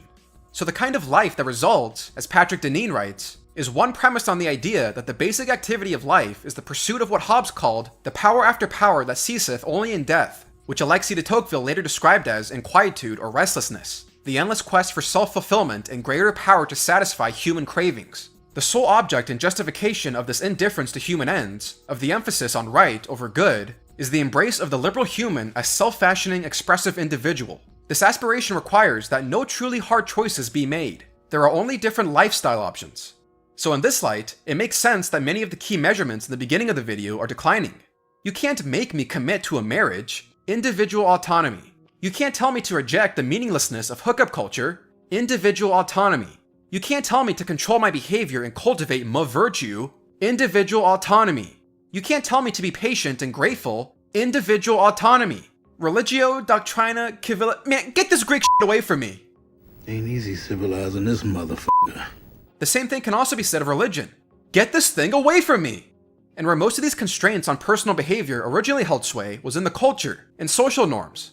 But where the norm came to be viewed as a constraint, it had to go away in order to make room for more individual autonomy. Your culture must come to disdain any sense of traditional authority and value only the immediate moment and the feelings of the solipsistic individual, which in itself is a form of atomization or alienation. Now, of course, this is also what being a part of a free society entails in some regards. And despite the drawbacks of cultural decay, the general principles of individual freedom and liberty that came out of the American founding and the ideals of liberalism originally understood are net benefits. You cannot live in a free society without the right to exit. One should not be forced by law to be stuck in a marriage with someone with whom they no longer see eye to eye. You should not be forced to stay in a country which you no longer love. If everyone has inalienable rights and gets to consent to what they want to consent to in their own lives, then that's the way it is. Slavery denied all this, and the principles of classical liberalism and the Bible were crucial for getting rid of slavery, and that is a good thing. Jim Crow denied all this. Getting rid of that was a good thing. And this is essentially why turning 18 is seen as such a liberating moment in our society, where here we have a young adult who has been under what is basically the only tolerable form of non-consenting to your parents' rule for 18 years of your life. You can now decide to say, screw you mom and dad, I'm gonna be a hippie. Or you can go down a more straight path, or something in between. And one of the central tenets of our Constitution and the American founding is the liberal principle of neutrality. Everyone is equal in the eyes of God and in the natural state of man, so the rules of your system should also be neutral and apply the same to everyone. You are not bestowed some divine right by dint of the class of people you were born into or the color of your skin. The rules all apply the same to everyone. There is a reason why Lady Justice is blindfolded, so she is not influenced by her prejudices of the parties involved. This is why whenever we perceive someone in high power as getting off on a crime or other abuse, without receiving the same treatment that others of a lower stature would have received under that same law, we get pissed off. This is why people who embody these principles generally value merit over favoritism and nepotism, and why many are so opposed to various affirmative action laws which seem to go against this principle. Just a few months ago, in October 2019, it was the Asian American community in the state of Washington that made up a significant interest group that voted down a bill that would have reinstated race-based discrimination for college admissions. In fact, at the most elite universities across the country, Asian Americans have been discriminated against emphatically in admissions processes, with Harvard judging Asians on a personality score that systematically ranks them lower than other candidates. And you know what? Asian Americans have had enough of this crap. And by the principles of equality in this country, they're starting to make a significant effort at challenging many of these university policies. As Christopher F. Rufo writes in City Journal, Asian Americans have become the first minority group to reject the progressive consensus, but organizers believe that Indian Americans and others could be next. Linda Yang, part of Washington Asians for Equality, believes that Indian Americans in 5 or 10 years will be ready to join the fight against a progressive racial agenda that punishes their success. Because at the end of the day, people want fair rules. People want equality. The value in liberalism is liberty, consent, and neutrality. You cannot force someone by the authority of the government to make them pursue what you think is best for them and their happiness. You must persuade. Now, of course, that doesn't necessarily mean that the government can't play a role in things like controlling externalities, like some of the effects of environmental pollution, or the widespread dissemination of porn in the hands of 10-year-olds. But in general, the pursuit of happiness is an individual endeavor, freely chosen by the individual participant, and that freedom is offered by a classical liberal notion of liberty and the freedom of conscience. Or as Lord Acton writes, liberty as a political end is required for the security and the pursuit of the highest objects of civil society and of private life. Virtue not freely chosen is not virtuous, and you cannot force people by the hand of the state to conform to what you think are the highest objects of social justice, over just being a governing structure with enumerated powers. This is why when we do try to make the government such a strong moral authority, you need to be really careful of what exactly it is you're asking of it, because someone else will be on the other end of a potentially wrong decision, which is why you want your lawmakers to be prudent. But with that being said, the culture has been at a point for decades now where it no longer appreciates these intellectual origins, where not only does virtue become some strange antediluvian notion of self-imposed tyranny, but that any cultural constraints on human behavior is inherently tyrannical. Thus, anything that goes against the constraints, even human cannibalism, is, if not outright celebrated, tolerated. In other words, the culture is no longer informed by the proper constraints to liberty as traditionally instructed by either religion or civil society. Or as Lord Acton writes, it is no longer informed by the right of being able to do what we ought. Or as was stated by Tocqueville earlier, yeah, the law essentially permits you to do what you want. The idea is, should you though? Is there no other important thing in life other than license? And so given all this information, what reason should people have had in the first place to expect to be able to trust institutions today when everyone is told to do whatever feels right to them and not follow the rules? Why should you expect trustworthiness from the institution of journalism when the very individuals who comprise the field of journalism are told by the culture to only be adherent to their personal feelings of justice and the truth? And that's aside from the extent to which the groupthink mentality pervades the institution and incentivizes more dishonesty. Why should you expect academic honesty and self-discipline from public schools and universities when one of the only values students are made to focus on is to just do good enough and to have as much self-gratifying fun and self-expression as you want in your spare time, sometimes to the point of death? The failure of the university system to provide actual philosophical and intellectual nourishment to students, and downgrading their academic standards while promoting expressive individualism, is one of the reasons why this institution seems to be hit the worst out of all of them. When social norms deteriorate this much, when the notion of virtue is deemed anachronistic to the higher priority of doing you, why do you expect other people or people within certain institutions to be held to higher standards? As Patrick Deneen perfectly summarizes, in this world, gratitude to the past and obligations to the future are replaced by a nearly universal pursuit of immediate gratification.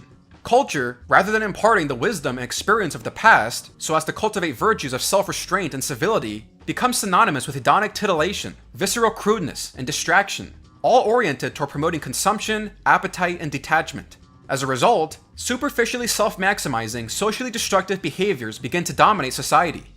And to think about this in a different way, what's particularly bad about a society that doesn't follow rules and actively promotes how badass it is to be a rebel is that there's no real limiting principle for that kind of philosophy.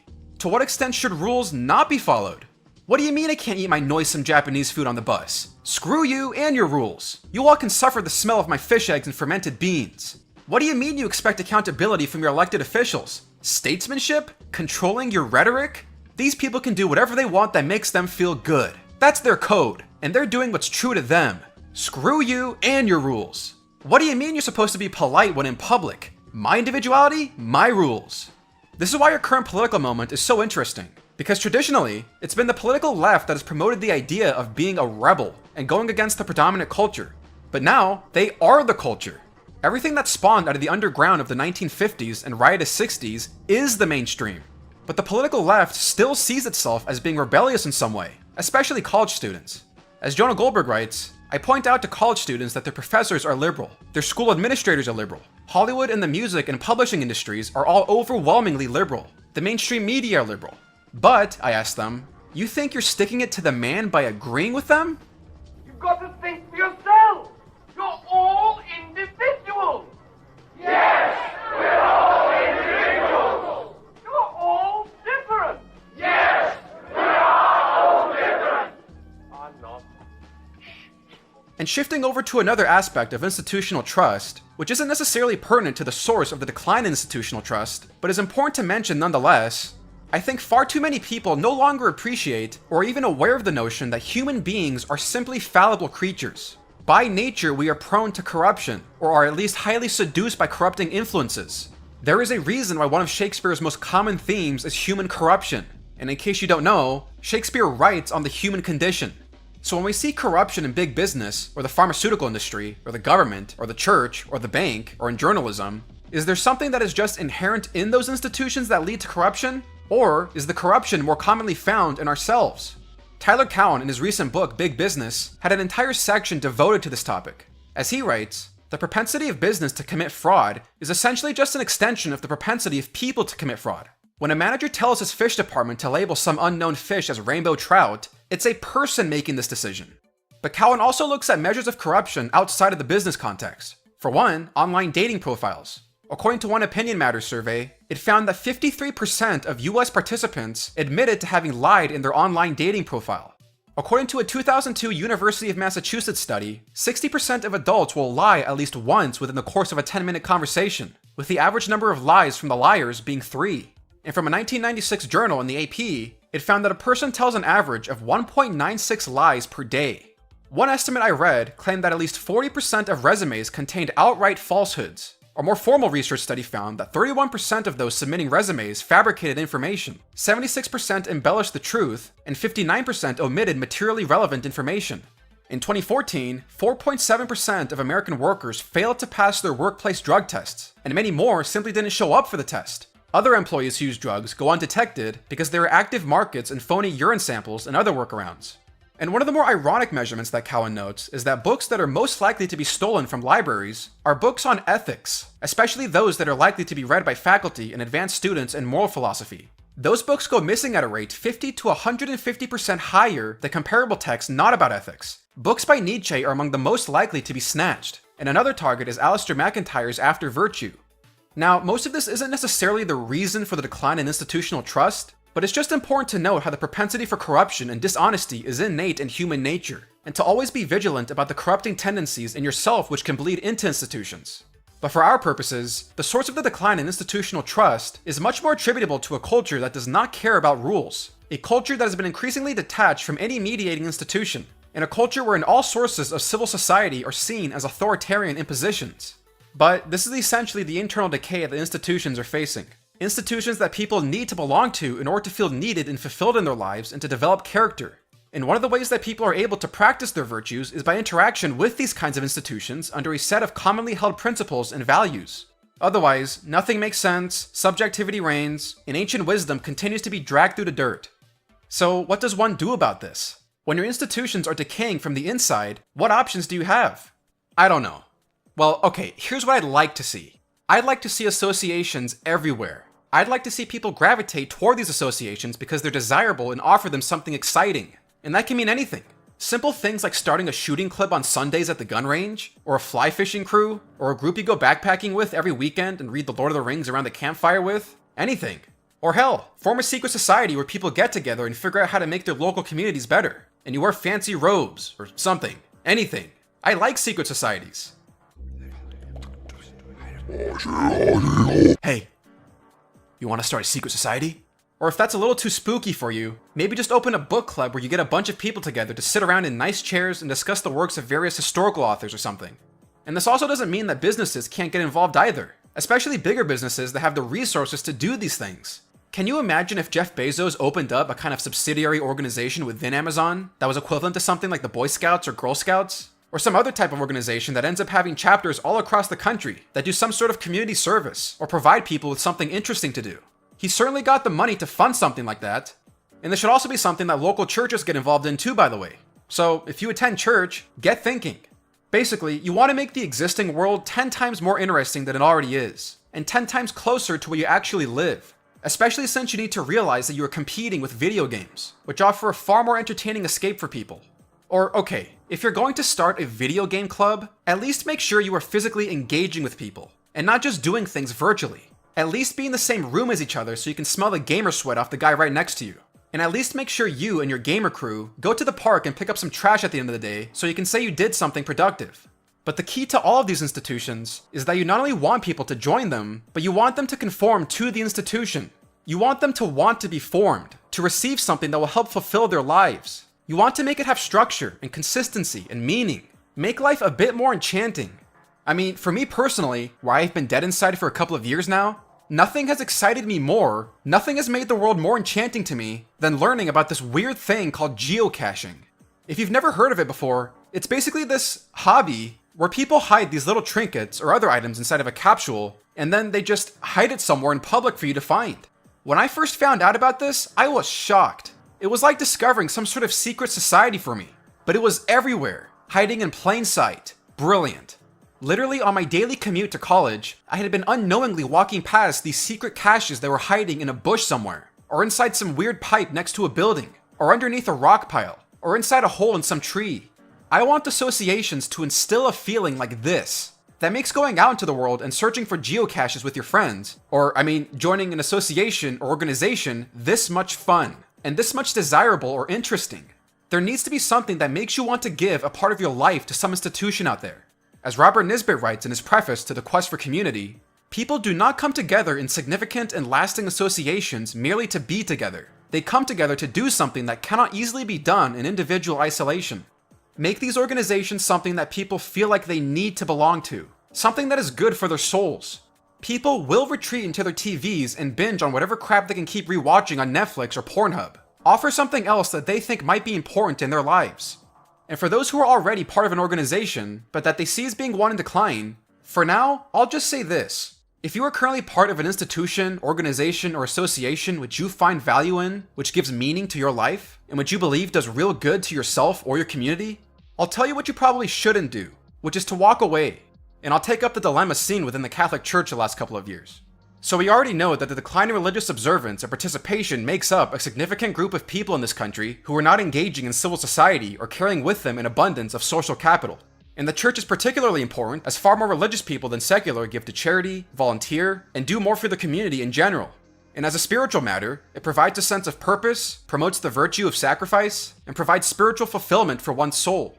The institution of the church brings with it these net positives. And for an institution like that to have its image seriously tarnished like the way it has in the last couple of decades is a profound issue to confront. People do not want to be a part of an institution where they can't even trust that their kids will be safe in, where all they know is the extent to which its leaders will cover up such abuses and fail to protect them. And I'm not of the opinion that you should just walk away from it and protest in the hopes that it just fixes itself. These things will not just self-correct. You need to make a loud effort to show to the public that such reports of abuse are being seriously investigated and that these things do not define the church. You need to rebuild trust. Reach out to local communities and neighborhoods. Get more active in your community where people will see the work you are doing, where people can see the positive impact you make. This is one of the oldest institutions in Western civilization. There is real value in what the church does for a community and for the spiritual well-being of an individual. The humongous is wrong. Do not walk away. Do not give him your oil. Just walk away, and there will be an end to the horror.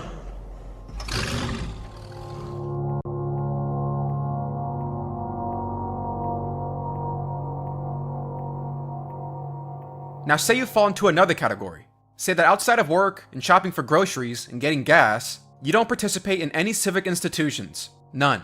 You just go to work, then come back home, and maybe binge on Netflix for the rest of the night, and then go to bed. Or you just go to work or school, and then come back home and just jump straight onto the video games. I've been particularly guilty of this one in my teenage years. But if this is the extent of your relationships, you have essentially entered the zone of isolation. So what's all this about? Well, the idea of isolation and alienation, and really loneliness, is that one just absolutely does not find any meaning in their life. They have no meaningful connections to other people, no real friends, no real community, they're not attached to any of the work that they do, and have minimal to no genuine human interaction. Life is dull, boring, lonely, atomized, and alienating. But that's another key word here too, alienating. Alienation isn't just a description of dullness in everyday life or the lack of real meaning in someone's life. As Robert Nisbet so perfectly stated in The Quest for Community, alienation is the state of mind that can find a social order remote, incomprehensible, or fraudulent, beyond real hope or desire, inviting apathy, boredom, or even hostility. The individual not only does not feel a part of the social order, he has lost all interest in being a part of it. But to start, I'm going to try and convince you of the seriousness of the loneliness epidemic we're facing in this country, and really around most of the West.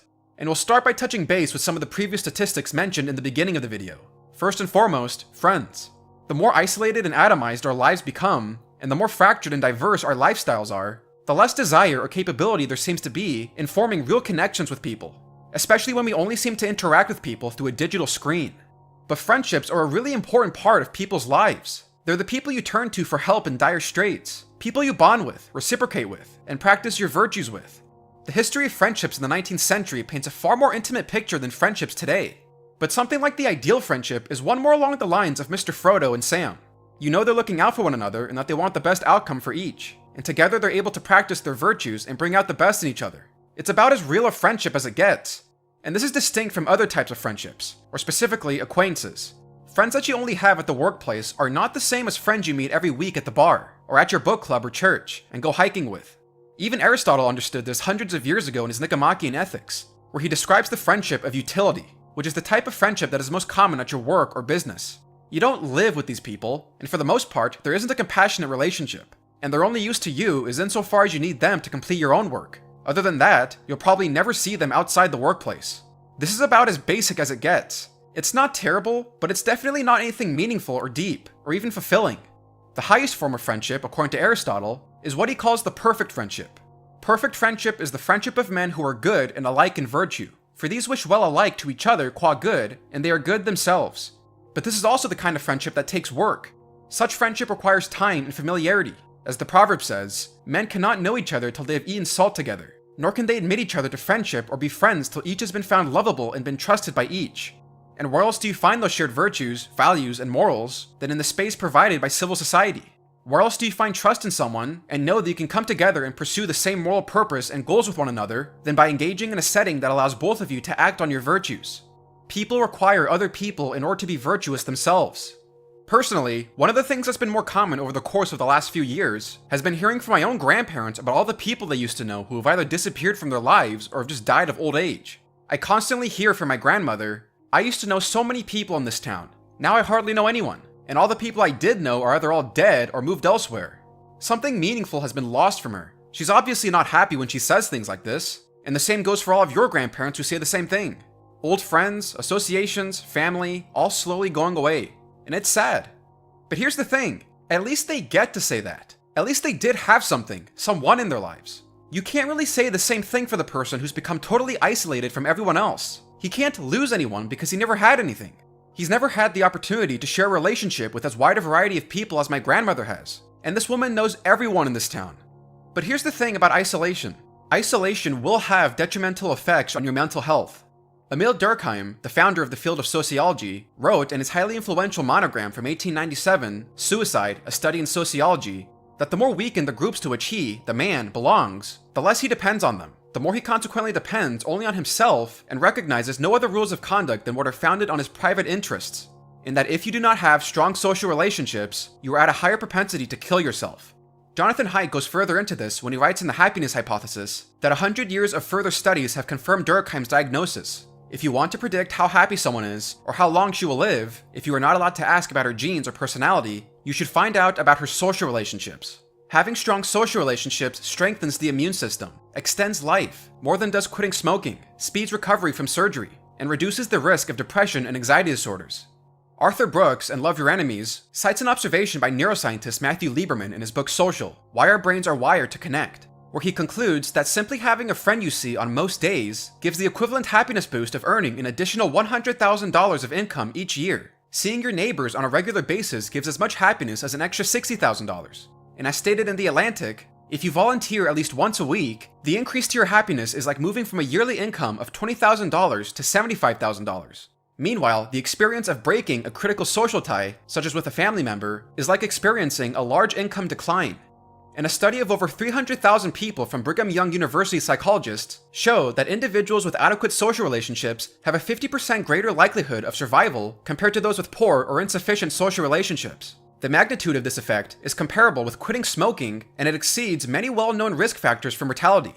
Harvard Medical School says that this has an effect on mortality risk roughly comparable to smoking 15 cigarettes a day. Or in other words, loneliness is as lethal as smoking 15 cigarettes per day. And in an almost 80-year-long study directed by Robert Waldinger at Harvard, he concluded that taking care of your body is important, but tending to your relationships is a form of self-care too. That, I think, is the revelation. Loneliness kills. It's as powerful as smoking or alcoholism.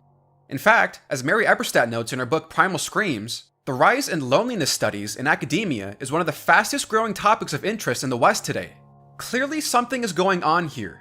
And in his book Them, Senator Ben Sasse gives a really telling example of the extent of the loneliness epidemic by using the example of the 1995 Chicago heat wave. So what happened in the summer of 1995 was that Chicago experienced the deadliest heat wave in US history. The heat index at Midway Airport was at 120 degrees, and the Chicago Tribune described the humidity like you were roasting under a wet wool blanket. And at night, the temperatures only got down to the high 80s. It was hot, and the city was not built for that kind of heat.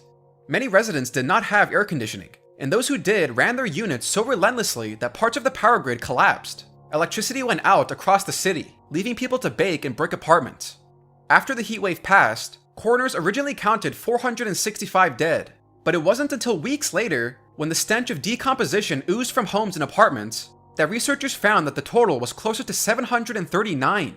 How did a city of 2.8 million people miss almost 300 extra bodies? Well, sociologist Eric Klinenberg looked into it.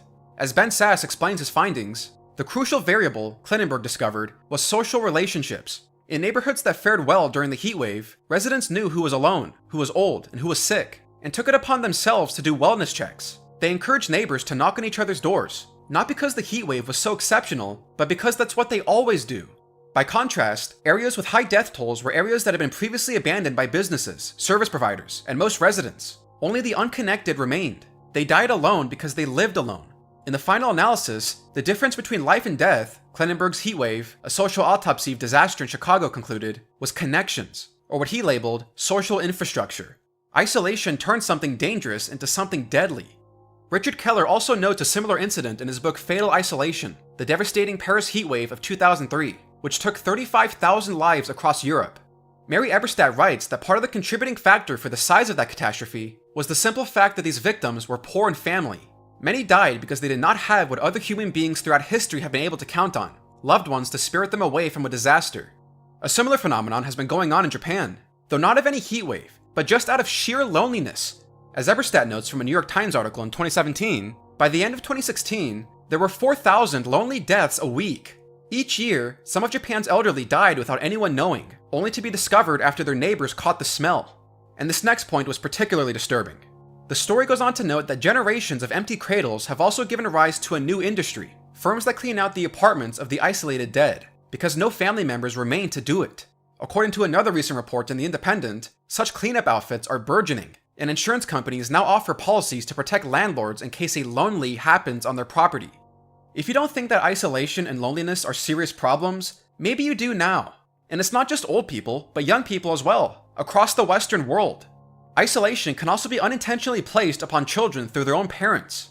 We live in a time with a lot of distractions, and a lot of people are simply not interested in raising children with deep moral purpose.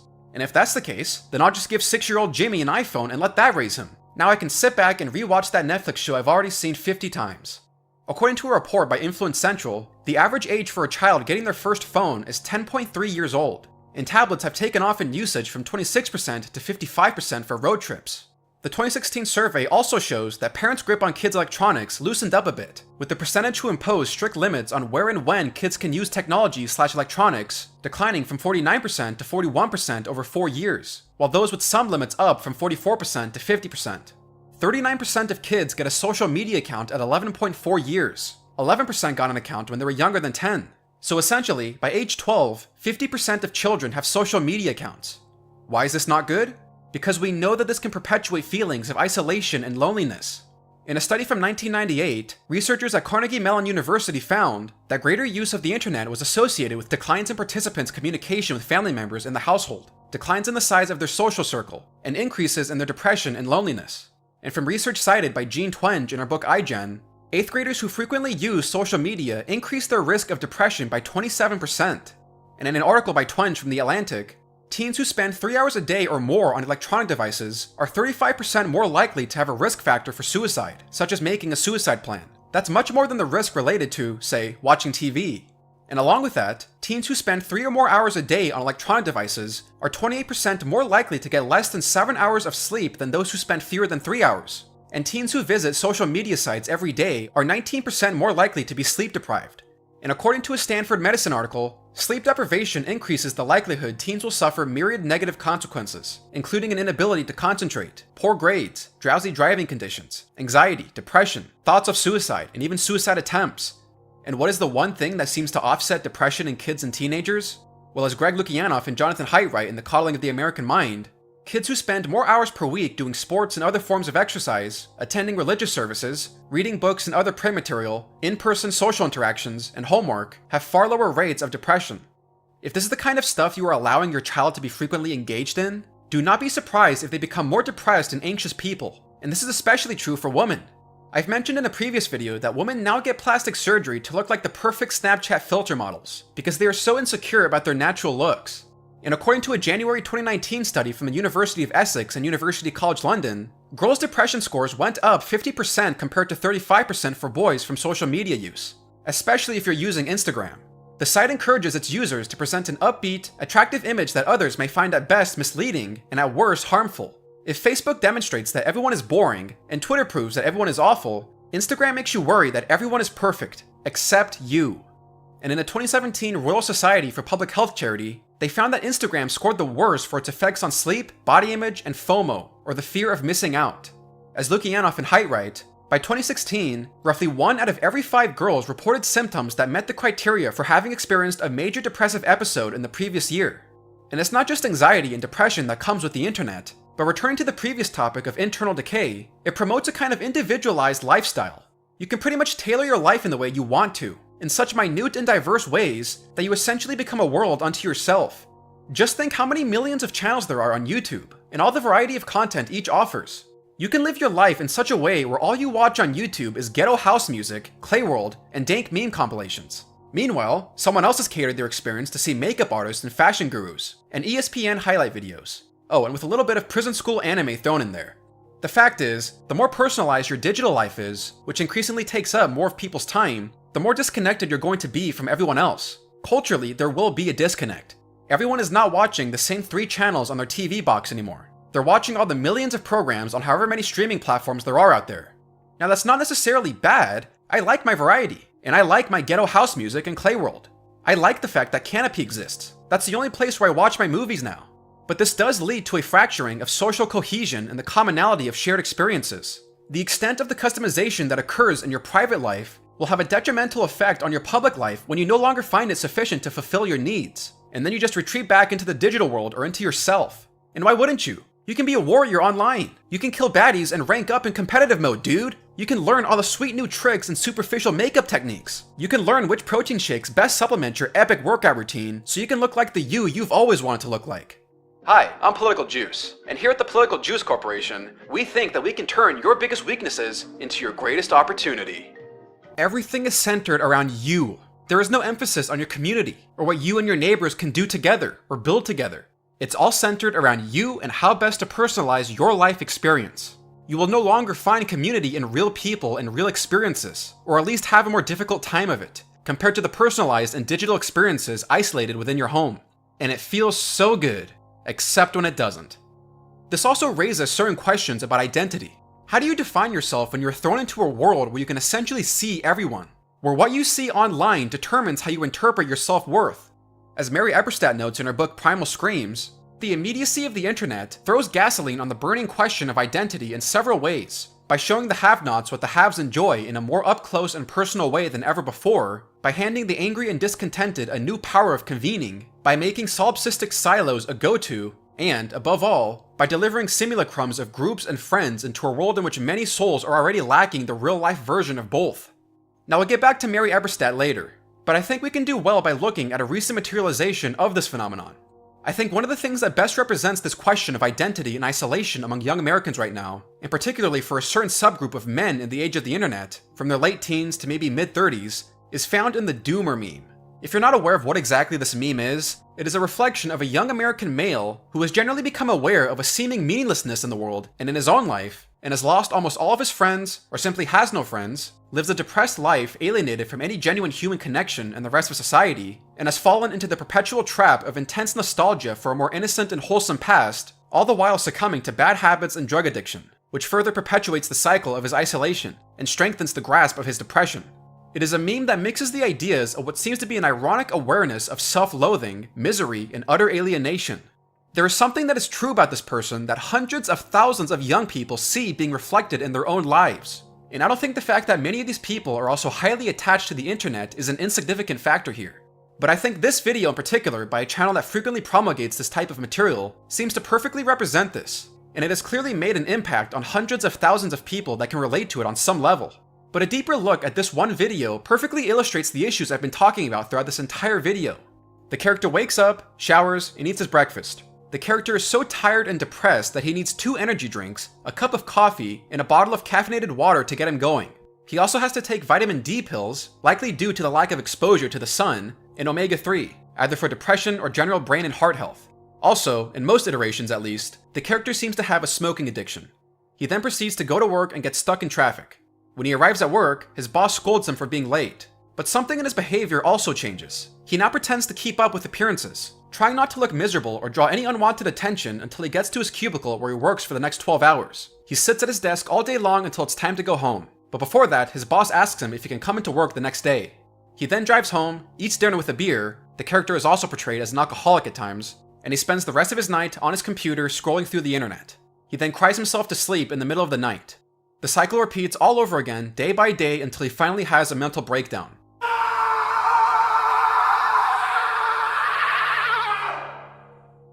Looking at what's missing from the Doomer's life is very similar to the analysis of the life of Julia.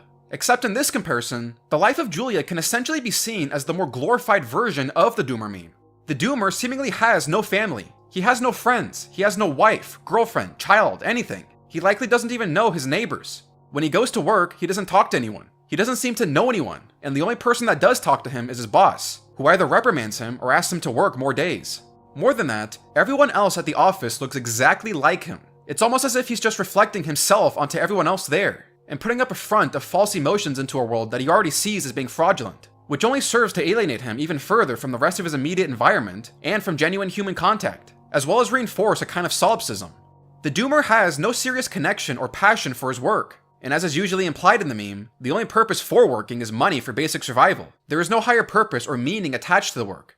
After work, he goes straight home. He does not belong to any other organization, no volunteer group, no association of any kind, no church, no friends, no book club, nothing. He knows no one else nor belongs to anything that actually needs him or makes him feel as though he is needed. So he goes on the internet all by himself for a couple of hours until he goes and cries himself to sleep in the middle of the night. This person has become so isolated from the rest of the world that he has absolutely nothing in his life worth living for. All of the mediating institutions of civil society have either failed this individual or are completely invisible to him. His only relationship in life is between himself, his job that he despises, and the digital world, which is the closest thing to a community he can find, as evidenced by many of the adherents of the meme. And if you compound his already terrible smoking habit with the previously mentioned statistic of loneliness being as lethal as smoking 15 cigarettes per day, then you know that this person is living an incredibly miserable life. Now we'll return to this in a moment, but one of the more interesting factors surrounding depression that Jacqueline Olds and Richard Schwartz make the case for in their book The Lonely American, which Ben Sass repeats in his book Them, is that, quote, much of what is called depression might actually be chronic loneliness. They observed in their practices that many of their patients' descriptions of depression were tied to accounts of isolation. We began to notice how hard it was for our patients to talk about their isolation, which seemed to fill them with deep shame, they write. Most of our patients were more comfortable saying they were depressed than saying they were lonely. When Senator Sass went around asking various psychiatrists and psychologists about whether they noticed anything similar, a flood of agreement followed, with one therapist exclaiming, "Oh heavens, yes. The number one reason people think they're coming into my office is self-diagnosed depression. But most of the time, my conclusion is that their challenge is a lack of community and healthy relationships. My fear is that my profession is just prescribing them a medication, because that's the easiest path out of the appointment." And it's more than likely that a significant portion of our country's consumption of opioids in the last few decades is to cope with the despair of loneliness, or what Andrew Sullivan calls in New York Magazine, existential pain. The oxytocin we experience from love or friendship or orgasm is chemically replicated by the molecules derived from the poppy plant. It's a shortcut, and an instant intensification of the happiness we might ordinarily experience in a good and fruitful communal life. To see this epidemic as simply a pharmaceutical or chemically addictive problem is to miss something.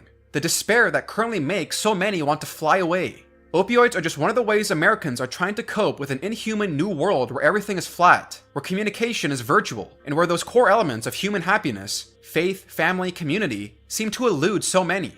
Until we resolve these deeper social, cultural, and psychological problems, until we discover a new meaning, or reimagine our old religion, or reinvent our way of life, the poppy will flourish. And as Michael Chalmers, the publisher of the Observer newspaper in West Virginia, told a reporter in The New Yorker, in my opinion, the desperation in the Panhandle and places like it is a social vacancy. People don't feel like they have a purpose. Many drug addicts, he explained, are trying to escape the reality that this place doesn't give them anything. In 2017, 70,237 people died of a drug overdose. The suicide rate in our country has risen by 25.4% from 1999 to 2016. There were 44,965 deaths by suicide in 2016, with over 1.3 million adults having attempted suicide within the past year. In 2017, there were 47,173 deaths by suicide, with over 1.4 million people attempting suicide. Suicide was the second leading cause of death among individuals between ages 10 and 34, and there were more than twice as many suicides in the US as there were homicides. More millennials than ever before are dying these deaths of despair, all involving drugs, alcohol, and suicide. Between 2007 and 2017, drug-related deaths increased by 108% among adults ages 18 to 34, while alcohol-related deaths increased by 69% and suicide increased by 35%. Altogether, about 36,000 millennials died of deaths of despair in 2017, with fatal drug overdoses being the biggest driver. A fall 2018 study from the American College Health Association found that 55.1% of all undergraduates felt that things were hopeless within the last 12 months. 65% said they felt very lonely. 62.9% said they felt overwhelming anxiety. 12.7% said they seriously considered suicide. And 42.7% said that they felt so depressed that it was difficult to function. There is a reason why people now talk about the quarter-life crisis. People in their late teens and early 20s are absolutely miserable. They are meaningless, they don't know what to do with themselves, and they see absolutely no hope in the future. This is why the Doomer character is really interesting to me. He's a 21st century internet age embodiment of this sentiment among young people, channeled through one of the only sources of community we now have. the internet. And yet the sentiment always seems like it has to be made in an ironic kind of suffering, because talking about the truth dead on is always more agonizing. But the reality of these statistics also does a number on the belief held by many nowadays that if only we just give people more money, then they'll have all the leisure time in the world to go out in their communities, write poetry, and produce art. No. Unfortunately, when you give people a lot of money with no expectations for it, they will stay at home, watch TV, binge on the internet, and as is becoming more and more common nowadays, shoot up all sorts of opiates and other drugs because they are so miserable and lack any meaningful things to do in their lives, and they need to feel some sort of mental stimulation and satisfaction because they have no community to get that satisfaction from.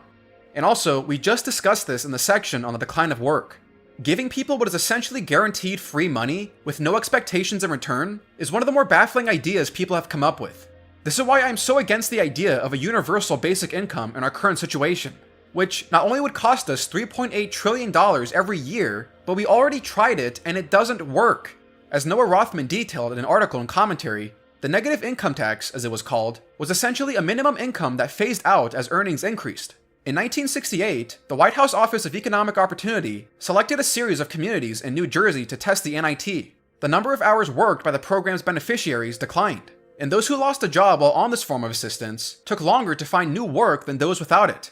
What's more, as the Stanford Research Institute found, the experiment did not increase nuclear family cohesion. Instead, it exacerbated the conditions that were leading families to come apart. The SRI researchers, the study read, hypothesized that the ability of the income guarantee to some families reduced the pressure on the breadwinner to remain with the family, while the benefit reduction rate also reduced the value to the family of keeping a wage earner in the unit.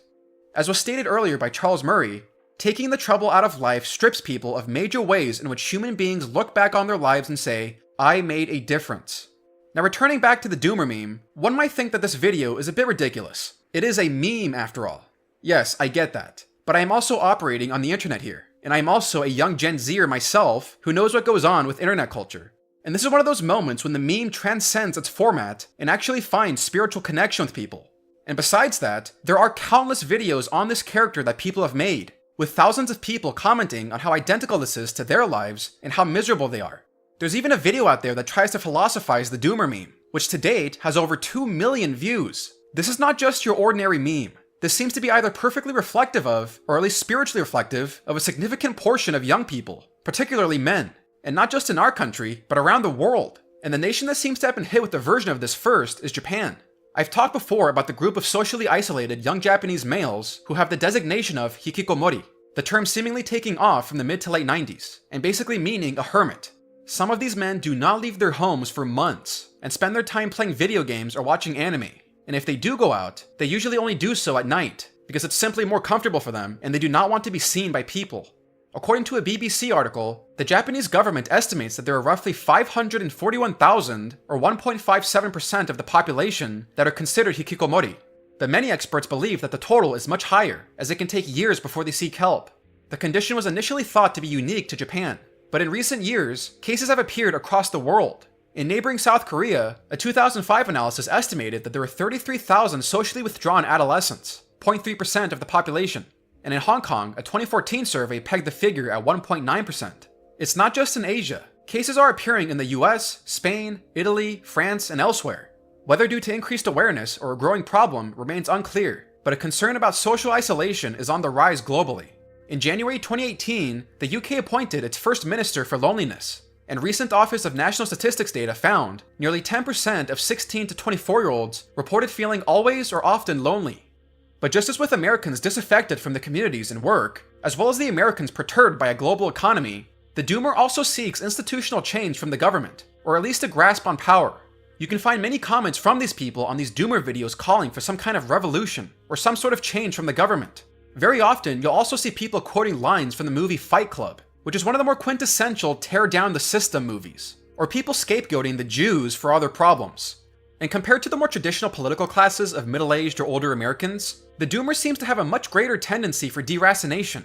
Now this might just be due to a type of youthful idealism, or the belief held by many young people that they can just easily change the world or bring about some grand revolution that most older people seem to grow out of.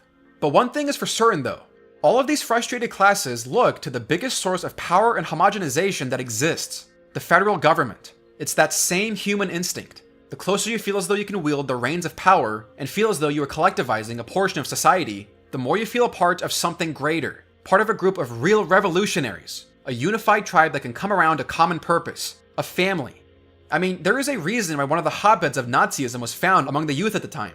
As Richard Grunberger wrote in The 12-Year Reich, in 1927, during a time of general prosperity, 77% of Prussian students insisted that the Aryan paragraph, barring Jews from employment, be incorporated into the charters of German universities. 60% of all German undergraduates supported the Nazi student organization. And as Joachim Fest writes in The Face of the Third Reich, as early as March 3, 1933, 300 university teachers of all political persuasions declared themselves for Hitler in an election appeal, while the mass of students had gone over to the National Socialist camp considerably earlier.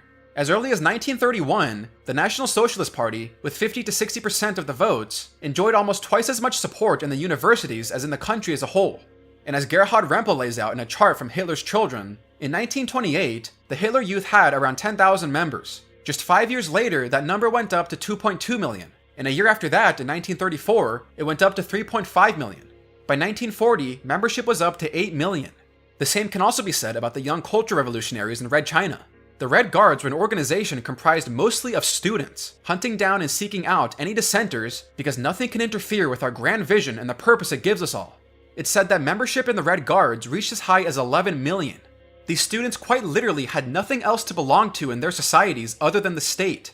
There is a very long literature with nearly all forms of socialism or fascism where the main object of collectivizing society is so that people no longer feel lonely, so they can all belong to a community of people and never again feel the anxiety of isolation, that they can finally be a part of one big tribal family. Edward Bellamy, considered one of the godfathers of American socialism, based his entire philosophy on this idea, where he wanted to escape the anxiety of his own individuality and merge with the collective of the industrial society. As he writes, "Who has not felt in sudden shocks of feeling as if the sense of personal identity, i.e., sense of his connection with his particular individuality, were slipping from him?" Bellamy could not stand his own personal isolation. He could not stand the agony that burden placed onto him. And so as Arthur Lippau writes about Bellamy's philosophy, it was centered around the desire for communion, the powerful expression of a yearning to immerse the individual personality in an impersonal, infinite universe, thereby escaping the anxiety of individual existence. Only to the extent that men attain communion with the impersonal universe and cast off their individual identities do they realize their higher natures and achieve that solidarity with other souls that ends isolation. Bellamy quite literally wanted the idea of the nation as a family. But when you are channeling your isolation into an effort to build a totalizing community on the national scale, understand that that is just not how human beings associate. You do not live on the national scale. You live in your local community. Or as Ross Douthat writes, the mass community offered by totalitarianism may be more attractive than no community at all, but it remains a deeply unnatural form of human association. This might be why so much of our social media interactions descend into utter chaos. We weren't meant to be able to communicate with and have access to every single person on the planet, each with their own moral paradigms and thought processes and ways of living. It creates disorder. Humans like some degree of consistency. Local communities, before the internet, generally provided that. You knew what your town was all about, what its people did, what they believed, and what kinds of behaviors they did or didn't tolerate. And you got your meaning from being a part of that. Social media is like a sledgehammer to all of that. It provides too much disorder, and hence you get threads on Twitter or YouTube of people just raging at each other for not believing the same thing that they do. But much like in the case of nearly all totalitarian governments in history, the attempt to make whole and homogenize the entire nation always descends into chaos and tyranny, because you don't live with the entire nation. You live in it, in your own small little corner of the nation, with the people around you and the interactions and civil associations that you take part in within that small corner. When the former Texas Senator Phil Gramm was talking to a group of voters, he said to the crowd something along the lines of, "My policy comes from the fact that no one loves my children more than my wife and I do." And then a woman in the audience shouted back and said, "That's not true. I love your children as much as you do." And then he replied back to her, "Oh yeah? Then what are their names?" You can't possibly know all of these things because you don't live on that kind of unnatural scale where you would know these things. As Robert Nisbet wrote in The Quest for Community, the genius of totalitarian leadership lies in its profound awareness that human personality cannot tolerate moral isolation. It lies further in its knowledge that absolute and relentless power will be acceptable only when it comes to seem the only available form of community and membership. And he cites a passage from Hitler's Mein Kampf. The mass meeting is necessary if only for the reason that in it, the individual, who in becoming an adherent of a new movement feels lonely and is easily seized with the fear of being alone, receives for the first time the picture of a greater community, something that has a strengthening effect upon most people. And as Arthur Lippau writes about 19th century American socialists, they wanted to harmonize the individual with society or the state, and in doing so provide a collective family. Hannah Arendt also came to a very similar conclusion in her own book on the origins of totalitarianism, where she notes the similar conditions of isolation and loneliness that helped to spawn both Stalinist Russia and Nazi Germany. Now, I'm not saying doomers are all Nazis or communists, though the alt-right tendency does seem to run deep for a good portion of them, but I am merely reflecting how that youthful instinct for wanting to belong to a cause larger than oneself is essentially universal, especially when you don't have anything else to belong to, as is the case with a growing number of young people, and as is being made explicit here. In the more mainstream world of politics, middle Americans are finding their meaning and sense of community in making America great again, in the actions of our commander-in-chief. Millions of people legitimately believe that one person controlling the reins of government power can bring back their communities for them, instead of themselves going out and rebuilding that community. In fact, the sense of alienation among the American right could very well be the reason for a kind of revival of nationalism that seems to be going on. For liberals, they find their meaning in a vision of a technocratic consolidation of federal power and welfare redistribution. For a long time now, it has been a political constituency that sees one of the only sources of purpose coming from their ability to reform and engineer society by means of the most powerful source of authority. Ironically, for a political coalition that seemingly despises materialism and unwarranted authority, their main considerations are entirely material and driven by claims to power.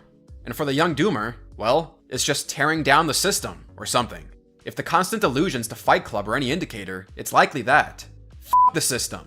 System rules you, kid. Always has.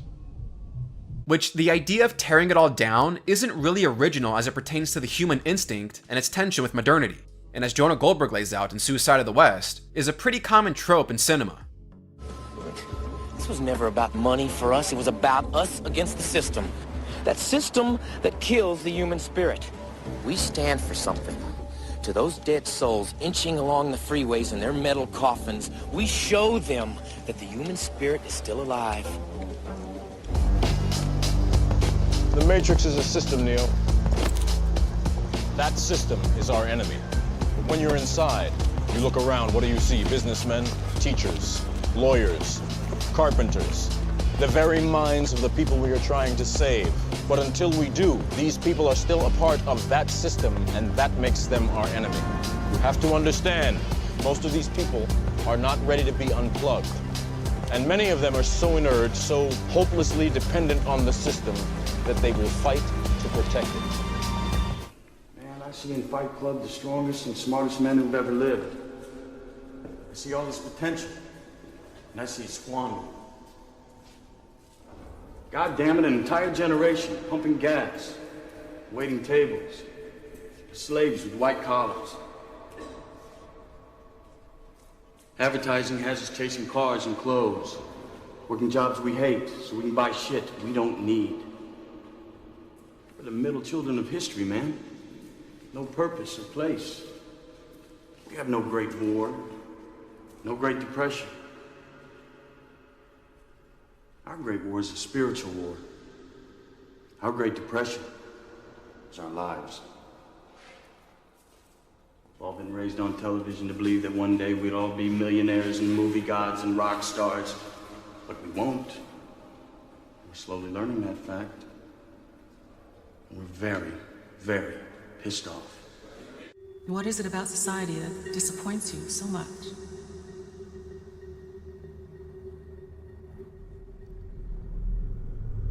Oh, I don't know.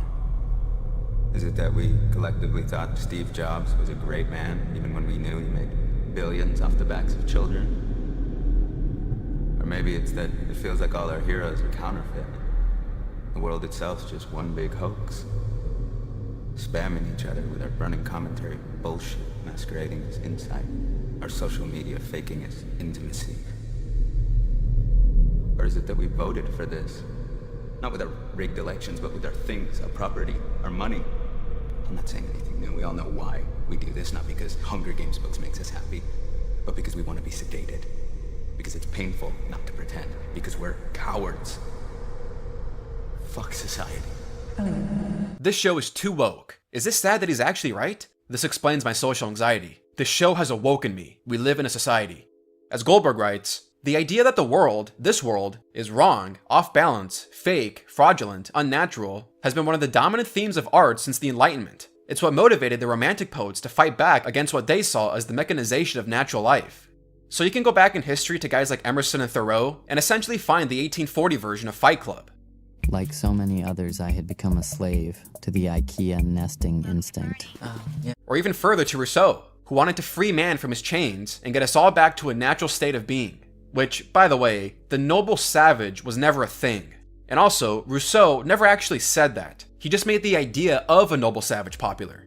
But aside from the more intelligible case of actual political coalitions, the doomer is so alienated from the rest of society that pretty much everything seems artificial and out of place. So he just kind of revels in a cynical self-hatred in various comment sections and forum boards.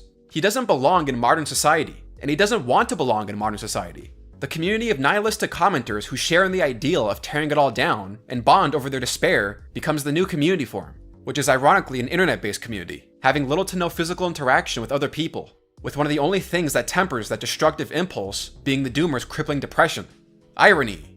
Again, the analogies to Fight Club are very apt. Moreover, it makes sense on some psychological level that some doomers would create a conspiracy around their own suffering. In this case, the Jews, or the subtler form of this, them. Much like those who see their problems being inflicted on them by the vast class of invisible globalists and deep state spies, or evil corporations and rich white men, the conspiratorial instinct runs deep in the human psyche, because we're so shocked at any instance of injustice or suffering, and we can't account for large probabilities that we think that someone must have inflicted this on me. But the societal alienation is yet again where Robert Nisbet's 1953 book seems so prescient. As he writes, for a constantly enlarging number of persons, including, significantly, young persons of high school and college age, this state of alienation has become profoundly influential in both behavior and thought. Not all the manufactured symbols of togetherness, the ever-ready programs of human relations, patio festivals in suburbia, and our quadrennial crusades for presidential candidates hide the fact that for millions of persons, such institutions as state, political party, business, church, labor union, and even family have become remote and increasingly difficult to give any part of oneself to. And returning back to Mary Eberstadt's new book, Primal Screams, her thesis provides a lot of useful insight into what could possibly be going on here with this group of isolated youths and other identity groups of the last half century. As we've already laid out, human beings need structure. And from this structure, we are better able to figure out how to identify ourselves and our position in the world and set our own course for life. And much like our drive to find spiritual purpose, if these structures disappear, that doesn't subsequently remove our innate drive to want to identify ourselves. It's a part of human nature. Traditionally, this structure was found in the family. This is the first structure we are born into. And from that setting, along with our numerous siblings and then our extended family, we receive a helpful guide as to where we belong in the world. I am a brother to my older sister and younger brother, and a cousin to my 7 other cousins. I have a lot of uncles, a lot of aunts, and 2 sets of grandparents. The psychological attachments made during childhood to these figures helps to structure our identities. But as Eberstadt's thesis goes, as the sexual revolution came in and completely reoriented the institutional purpose of the family and the orientation of each family member to one another, and as families continue their trend of having fewer children, with many kids being only childs, or simply growing up with a single parent in a broken household, you now have fewer sources of familial structure and stability to find your identity in from the moment you were born. The most basic structure that we are all born into and have developed in for tens of thousands of years has been collapsing. And as Eberstadt goes on to write, this collapse in the most primordial structure of family life could very well be the reason for the growth or attraction of identity politics over the last half century and its accompanying fanaticism. And it's especially interesting when you take into account what one of the very first identity politics group of the latter half of the 20th century was in this country, which, as most academics and scholars have agreed upon, is the foundation of the Combahee River Collective Statement in 1974 and the rise of the Black feminists. They were early witnesses to the transformations that are now the stuff of daily conversation and reality for all, a world in which men have become ever less trustworthy and reliable, in which relations between the sexes have become chronically estranged and consumerist, and in which marriage has become thin on the ground. African American women were, and still are, disproportionately affected by abortion, out-of-wedlock births, fatherless homes, and related metrics. Is it any wonder then that one of the first identity politics groups of the 20th century started with Black women? I mean, many African Americans growing up during the last 40 years do not know who their fathers are, and have lived in a household unnatural to the environment that we evolved in. That is a whole spiritual side of them that is simply missing. Many of my closest friends do not know who their fathers are. The same can also be said about Latino or Hispanic identity groups later on in the 20th century. And as the sexual revolution raged on, and families continued to decay, we now have the rise of various sexual identity groups, LGBTQ+, and the reverse classifications of cis-normative and the like. There is now a group of men out there who go under the banner of MGTOW, or men going their own way, who are completely swearing off any relationship with women, or at least any sort of long-term commitment with them. Like, that is now considered a major part of their identity. The sexual proclivities of people are now being used by them as a major identifier for their entire being, and they find community with others who also share in these immutable or preferential characteristics. The rise of all these identity groups reveals something more significant about what has happened to the human psyche in the last century. As Eberstadt writes, the formation of all these identity groups could very well be attempts at trying to answer the simple question, who am I? As our families collapse, as norms, institutions, structures, and sources of meaning in civil society decay, is it any wonder that people would seek out the most instinctual characteristics of their material body as the basis of their entire livelihoods? Is it any wonder now that as the white out-of-wedlock birth rate rises, white working class families are on the decline, and divorce on the rise, that there's now this movement of white identitarians and a kind of vile resurgence of white supremacy? Is it any wonder then that many of these groups tend to show a kind of infantilized rage and injustice at anything perceived as being a threat against their identity group or tribe?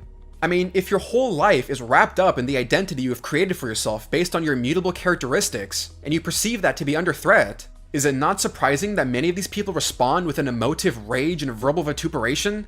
Then why the f did you accept the position? Because who I have the f hired you? I have a different... Blood and soil! Blood and soil! You're useless. Get the f out! Transphobic piece of shit! Transphobic piece of shit!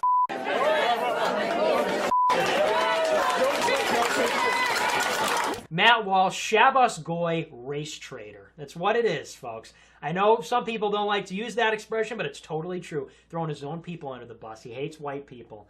Nobody else talks like that about their own people except for white people, and it's gross. Pussy. Race traitor. You work for Jews, you know? Do not interrupt me. I was not angry, and now I want your job to be taken from you. Okay? Understand that. Look me in my face, first of all, and understand that you are such a disappointment to this university, to your students, to yourself. I am so mad. I am so fucking mad at these people. They don't do this to fucking me. We're gonna fucking ritualistically humiliate them. I am coming back here every fucking weekend if I have to. Like, this is never over. I win. They fucking lose. That's how the world works. Little fucking cocks. They get ruled by people like me. Little fucking octoroons. My ancestors fucking enslaved those pieces of fucking shit. We're gonna win. I rule the fucking world. I think it's especially profound to hear some of the latest stars of white nationalism talk about their identity. These people literally get in a fit of rage over the Jews, or any perceived injustice aimed at their identity group, because they see them as being an existential threat to the only identity they have, whiteness. As Mary Eberstadt writes, in social science, the toddler's developmental mind is known as the endowment effect, the idea that human beings ascribe extra value to possessions in virtue of the fact that they are theirs. Some scholars also see in the endowment effect a variation of another human proclivity, loss aversion. The growing attachment to identity politics can be seen as just one big shout for mine, like a child does, with all the rage and emotion accompanying it. This includes those of the alt-right and racialist European firsters. Mine is the primal cry, for example, of the white nationalist yearning for an ethno-state. One such group, the American Identity Movement, formerly Identity Europa, defined decolonization as a giant civilizational game of what's mine is mine and what's yours is also mine, a phrase literally ripped from a popular t-shirt for toddlers. Incidentally, one path-breaking 2018 study of white nationalists by the Institute for Family Studies at the University of Virginia turned up another finding that is grist for the mill of this book's thesis of a link between domestic disposition and identitarianism. White nationalists are much more likely to be divorced than married, or never married. Is it any wonder that the second anyone attempts to confront this group, they are barraged with nothing but insults like cuck, or other derogatory terms for homosexuals and racist slurs and the like? Remember, what is the most important thing about belonging to an unhealthy tribal group? Defending the tribe. Do not challenge our tribal identity or we will destroy you. These kinds of identity groups provide an extremely useful observational deck from which to view the most tribal human reactions as a result of the dissolution of proper family life and community. Almost all mammals and other reptiles and insects live in communal settings or families. As Eberstadt notes, there is no such thing as a lone wolf. That is a long-standing myth that has lasted for centuries. Wolves travel in families. Elephants, one of the most intelligent creatures on the planet, live in families. And more than that, they learn from their families. They learn who they are, what they are supposed to do, and they receive their sense of purpose from their position in their family. All animals engage in what is called social learning, by which they learn to express behaviors natural to their species by learning it from others. And Eberstadt lists a bunch of examples of how this happens. Cats that are stuck in trees are only stuck there because they were not taught how to get down. A barn cat, or a wild cat, is taught by their mother how to climb down from trees. A cat that has failed to receive this knowledge, or was taken away from birth before being taught such information, simply does not know how to act like a normal cat and get themselves down from a tree. Meerkats are taught by their older peers and family how to protect themselves from scorpions. Without being taught this, they don't know how to even approach a scorpion, and will probably get stung. Patagonian killer whales do not know how to beach themselves without being taught this action by their family members. Rhesus monkeys raised in a lab do not know that they should be fearful of snakes, but when they are placed in a group of monkeys raised in the wild, and then they see those monkeys lose their minds over seeing a snake, they immediately recognize that cognitive cue and learn to become fearful of snakes, and permanently. You put them back in a cage next to a snake, and they will have learned to be fearful of it. As Eberstadt notes from John Cacioppo and William Patrick in their book Loneliness, monkeys deprived of tactile comfort and also raised in isolation from other monkeys developed additional behavioral aberrations, from which they never recovered. They were overly aggressive with their playmates, and later in life they remained unable to form normal attachments. They were, in fact, socially inept, a decision that extended down into their most basic biological behaviors. And in the elephant community, as elephants continue to be poached and their families destroyed, younger elephants, without their older family members around, start showing highly aggressive aberrations in their behavior. But as soon as you place an older bull elephant next to them, they become stable again, and they start learning how to cope and become an actual elephant again. Their mere presence keeps younger bulls in social line. Young females taken from their mothers and allomothers turn out to lack maternal skills themselves, because they were unable to learn them in community. Animals in decimated herds exhibit the same traits as humans diagnosed with trauma disorder: abnormal startle response, unpredictable asocial behavior, inattentive mothering, and aggression.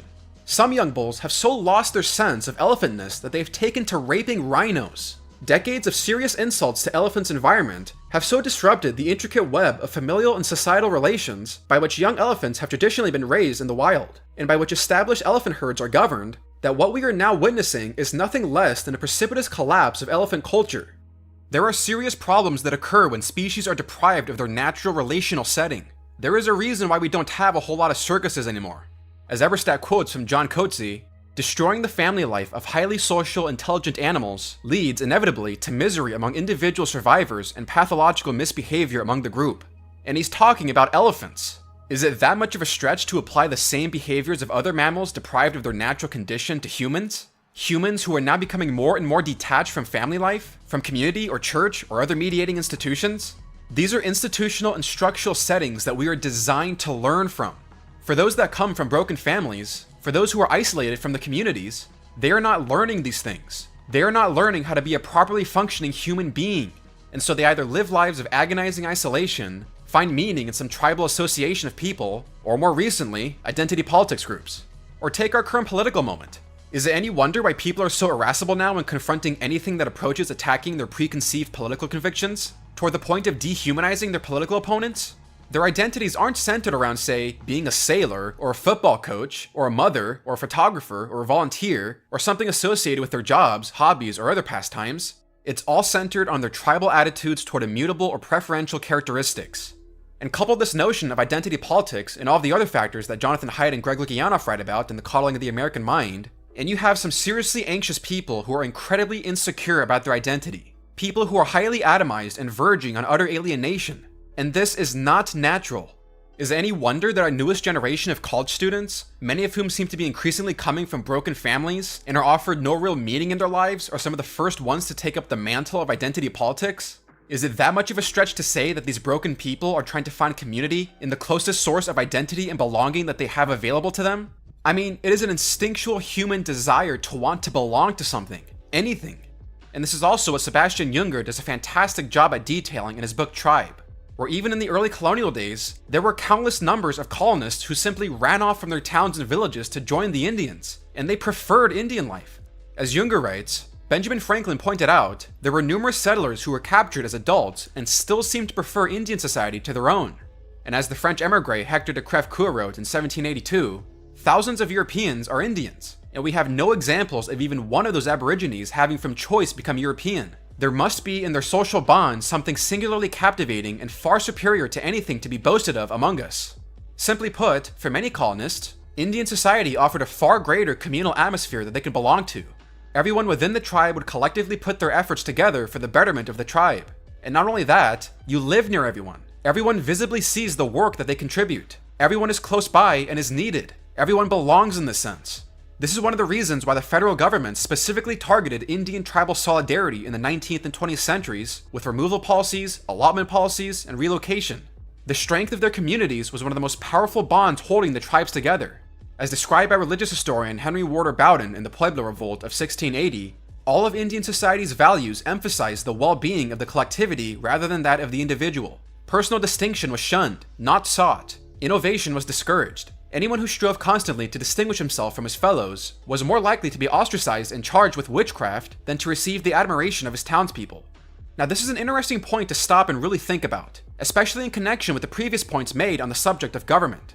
Indian culture, Indian society, since before it even arrived in the Americas, or hell for that matter, in nearly all of human prehistorical societies, the ways in which human beings organize themselves in their bands of 150 or so people almost always had the same exact ethic. You work for the collective, don't distinguish yourself. Innovation is bad. Your personal achievements are not important. The group's achievements are. Your extended tribal kin. But then compare this with the view of individualism offered by those of Walter Rauschenbusch and Jane Addams. Individualism means tyranny. We must demand that the individual shall be willing to lose the sense of personal achievement and shall be content to realize his activity only in connection to the activity of the many. Or as Arthur Lippow describes the attitude of the early Bellamyite socialist movement in America, individualism was a fatal disease which would destroy the unity of the national organism. And in the tradition of most socialist, fascist, and Marxist philosophies, many of them are also centered around the collectivist society working toward the betterment of the group as a whole.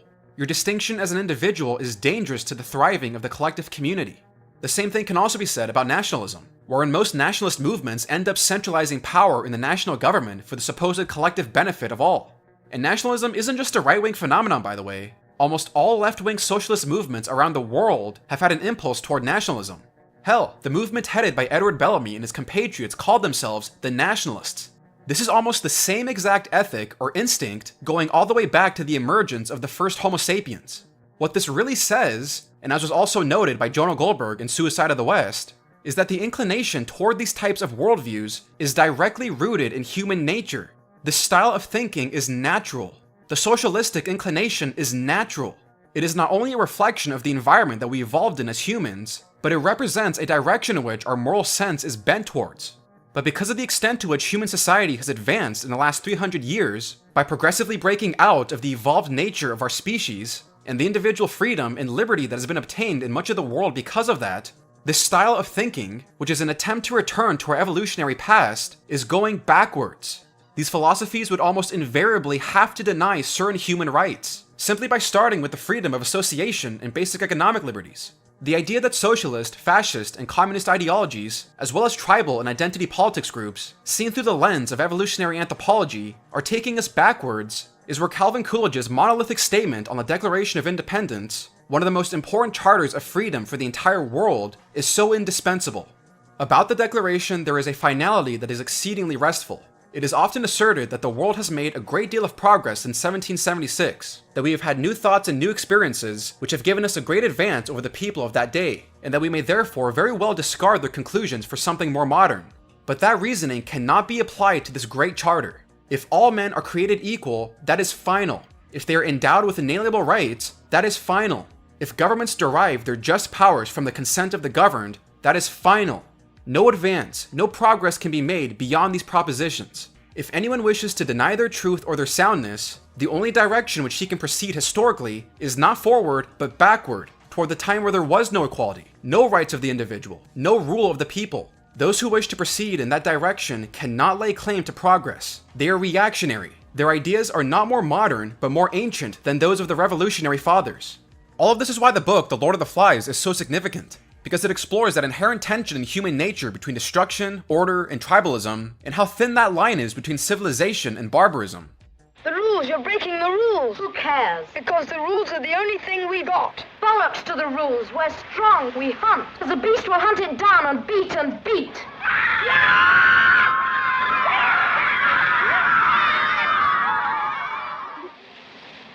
Maybe there is a beast. Hear him. He's got the conch.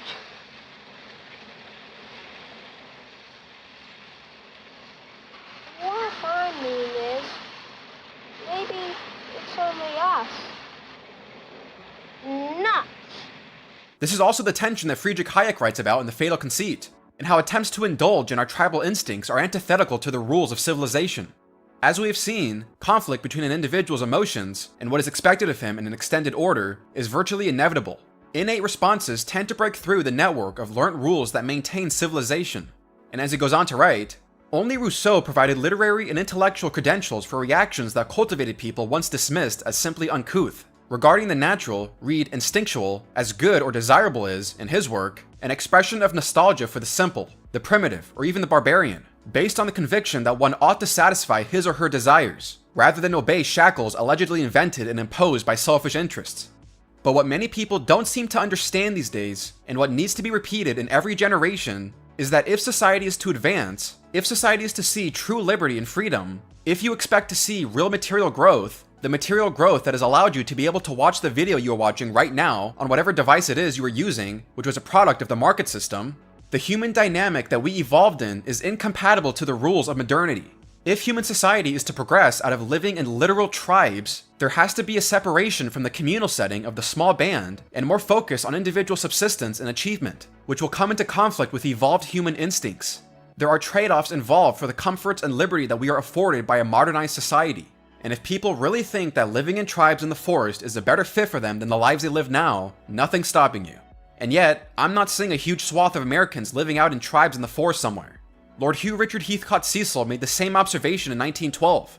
The rise in the standard of comfort has been so great that what were deemed comforts or even luxuries are now indispensable to life and health. The hardiest laborer could not now live as a Saxon noble used to. And men are not only less robust, they are also dependent for the conditions of existence on complicated and artificial organization. As much as people will want to proclaim these days, largely as a result of romanticized and nostalgic view of the past, you don't actually want to go back and be a farmer. It's not very fun work. It's called backbreaking for a reason, and it's why people migrated in droves to the cities. And as Jonah Goldberg goes at great lengths at detailing, there is a reason why the hockey stick graph of human progress is flatlined for hundreds of thousands of years before it takes off around 200 years ago. Because in order to achieve the material progress we have, we had to learn rules that were completely different from the rules of nature that we evolved in, the rules of our instincts, with one of the unfortunate consequences being an increase in human isolation and depression, which is why civil society is so important. This space is necessary in order to channel our human instincts into productive and beneficial ends, to pursue happiness and live our lives in service to something greater than just ourselves. But as is my tendency to believe, there is no such thing as the good without the bad. You do not get the benefits of the internet without the resultant chaos of internet chat boards, addictive social media sites, and perverted and reprobate content like political juice. Pornography. You do not get the good of motor vehicle transportation without the bad of frequent deaths from car accidents. You do not get the material comforts and individual liberties of a free market liberal democratic society without the mental health issues and loneliness.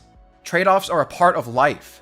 But the crucial component here, the component that is absolutely necessary, is engagement with your local community through civil society. That is the healthiest outlet for getting isolated people out and involved in our society. It is the healthiest outlet for properly developing human beings, giving people purpose. We need to have associational life. Otherwise, we will seek to fulfill our instincts in more dangerous and unproductive ways. As Jonathan Haidt summarizes in The Happiness Hypothesis, Seneca was right. No one can live happily who has regard to himself alone and transforms everything into a question of his own utility. John Donne was right. No man, woman, or child is an island. Aristophanes was right. We need others to complete us. We are an ultra-social species, full of emotions finely tuned for loving, befriending, helping, sharing, and otherwise intertwining our lives with others. And this is where it seems like many libertarians and Republicans, and some self-described conservatives, have been getting their outlook wrong. where many respond to the growth of government and encroachment on their liberty in the space of civil society, not by promoting the sovereignty of their local communities, but by solely emphasizing individualism. When rights are being infringed, it's not just your rights as an individual that is at stake. It is also your right to exist as a member of your local community that's at stake, the sovereignty of your neighborhood. It is the very foundations of federalism that's at stake. This is why Ayn Rand is largely ignored in this view, because she rejects a lot of the communitarian virtues and the transcendent side of her being in favor of an individualist approach on par with guys like Thoreau and Emerson.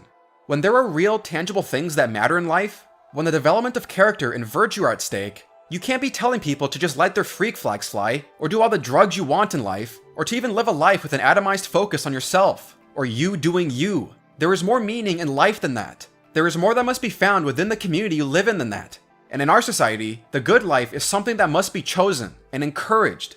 Community and civil society are the best remedies we have for the spiritual and social poverty of our time. Doing things for your community and doing them with other people gives you an incredible sense of reward. You feel needed. You feel like you've made a difference in this world and have done real good. And you can see it right in front of your eyes because it is being done on the human and natural scale of your local community. In our civilization, civil society and mediating institutions are indispensable to our well-being and proper functioning. This is all we have to buttress against the challenges of human isolation that comes with modernity. Any other alternative is a cheap and destructive substitute for our nature. And with the state of isolation and alienation in our country being as prevalent as it is, rediscovering that faith in civil society becomes so much more important. As Yuval Levin writes, once more, it is the institutions of community and civil society that turn out to be most needful in our time.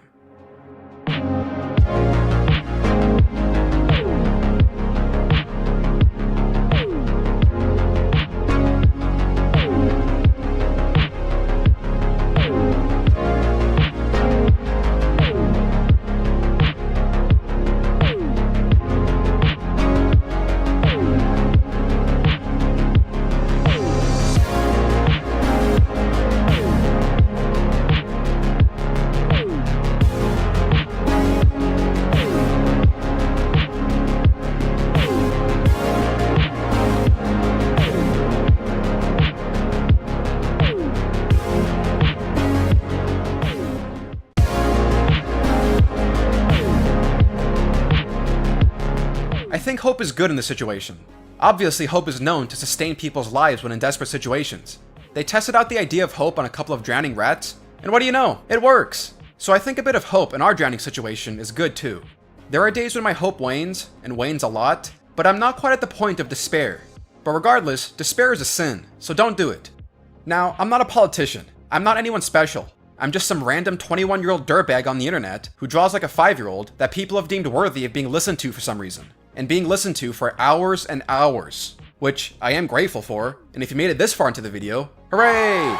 But if you want some hardcore public policy solutions, I'm not the guy for that. Maybe some think tank papers can provide you with those, or some other books. You can also read all of the books I list in my sources. Those are all fantastic and help tremendously with this video. Also, those people are a lot smarter than me. Basically, most of my solutions come in the form of influencing the culture, finding ways to persuade people to do something, because that's really all I can offer at the end of the day. And in our society, there is no substitute for persuasion and arguments. At least here I can offer a solution for the time being. Public policy generally involves trade-offs over just solutions. So I'm sticking with culture for now. But effective persuasion can go a long way, and that's how we get things done in this country. There are people out there who are a lot smarter than me, and likely more sociable than me, who know how to go about organizing and facilitating these types of things in their own local communities. So at this point, you can either look to them, or get your friends together and maybe you can be the ones to do something in your community. The greater the fecundity for genuinely creative ideas with respect to reviving civil society, the better. I'm hoping that with the reach I have, I'll be able to persuade a couple hundred people out there. Or at least one person. That's about the extent of my skill set anyway. Now in my opinion, the decline of civil society is just one part of what I think is seriously afflicting America right now. If, after watching this video, you think so too, or are more convinced about the importance of civil society, then I've done my job here. If I've helped you understand that free markets and capitalism are indispensable to real economic growth, progress, and helping to make space available within civil society, then I have done my job here. If I've helped you understand how our liberal democratic system is one of the primary engines for facilitating the liberty to have institutions of civil society and do what we ought to do, then I have done my job here.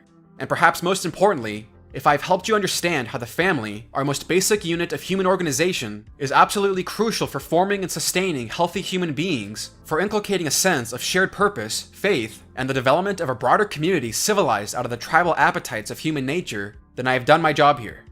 I guess now would also be a good time to cover my bases and say that while I did mention many times throughout this video that a lot of the problems we've been experiencing have been prevalent in the last half century, that also doesn't mean that the events of the last half century are the direct source of some of these problems. Some of these problems can go back centuries even, only just now materializing in their most obtrusive form. I think Eric Voegelin traced all of our problems back to Gnosticism, so... But anyway, here's where we have to decide what kind of culture and what kind of country we're looking to be. If the trend of the last half century has shown us anything, we're slowly becoming a culture that doesn't really bother with the founding virtues, or institutional dependence, or really even community building, over being a culture that demands constant entertainment, leisure, and ease. Charles Murray calls this the European view of life, where the purpose of life is to while away the time between birth and death as pleasantly as possible, and the purpose of government is to make it easy as possible to while away the time as pleasantly as possible. The European syndrome. Or, there is an alternative, and that alternative consists of all the virtues and principles that America was founded on, what made America exceptional. It's everything that I've been saying is slowly disappearing from a vast portion of American life. It's building strong, stable, and healthy families. It's revitalizing those mediating institutions which give people life and meaning. It's recommitting to civil society. The alternative to the Europe syndrome is to say that your life can have transcendent meaning if it is spent doing important things. Raising a family, supporting yourself, being a good friend and a good neighbor, learning what you can do well and then doing it as well as you possibly can. Providing the best possible framework for doing these things is what the American project is all about. When I say that the American project is in danger, that's the nature of the loss I have in mind. The loss of the framework through which people can best pursue happiness. If, after watching this video, you now feel more motivated to live out and promulgate what the true core of the American dream is, I implore you to take on that challenge. The difficult part now is actually getting people out there in their communities and doing things, and that requires both me and you. It requires the effort, will, and moral courage from all of us, and nothing happens unless we get up and start doing things. And in our current state, that's not going to be easy. Convincing those who are wrapped up in the feedback loop of polarizing and demagogic language, who see their others as being pure evil, and who rush to defend their own tribes and identities, is not going to be easy. Altering the public discourse in such a way that it is not just feeding off of our worst primordial instincts, or telling us what we want to hear and breaking down the nuance of real human experience, will not be easy. And some people just don't want to hear you convince them otherwise. We have a generation of young Americans that are more anxious, depressed, and meaningless than ever before. Giving them something to live for, when our society is dead in their souls, when all they've known is nihilism and the thrill of the immediate moment, will not be easy. But for starters, maybe you can reunite with old friends, form new friends, build new associations, maybe start a bowling league, start volunteering more, get more involved with your community, form a connection with your local church, do good things and do good things with other people, and let them know that they are needed. Develop your social capital, make that sacrifice for your community, and find your place in the vast realm of civil society. And I'm gonna leave off with a quote from Alexis de Tocqueville. Americans of all ages, all conditions, and all dispositions constantly form associations. They have not only commercial and manufacturing companies, in which all take part, but associations of 1,000 other kinds. Religious, moral, serious, futile, general or restricted, enormous or diminutive. The Americans make associations to give entertainments, to found seminaries, to build inns, to construct churches, to diffuse books, to send missionaries to the Antipodes. In this manner they found hospitals, prisons, and schools. If it is proposed to inculcate some truth or to foster some feeling by the encouragement of a great example, they form a society. Wherever at the head of some new undertaking you see the government in France, or a man of rank in England, in the United States you will be sure to find an association. As soon as several of the inhabitants of the United States have taken up an opinion or a feeling which they wish to promote in the world, they look out for mutual assistance, and as soon as they have found one another, they combine. From that moment, they are no longer isolated men, but a power seen from afar. If men are to remain civilized, or to become so, the art of associating together must grow and improve. This has been Political Juice. Thanks for watching.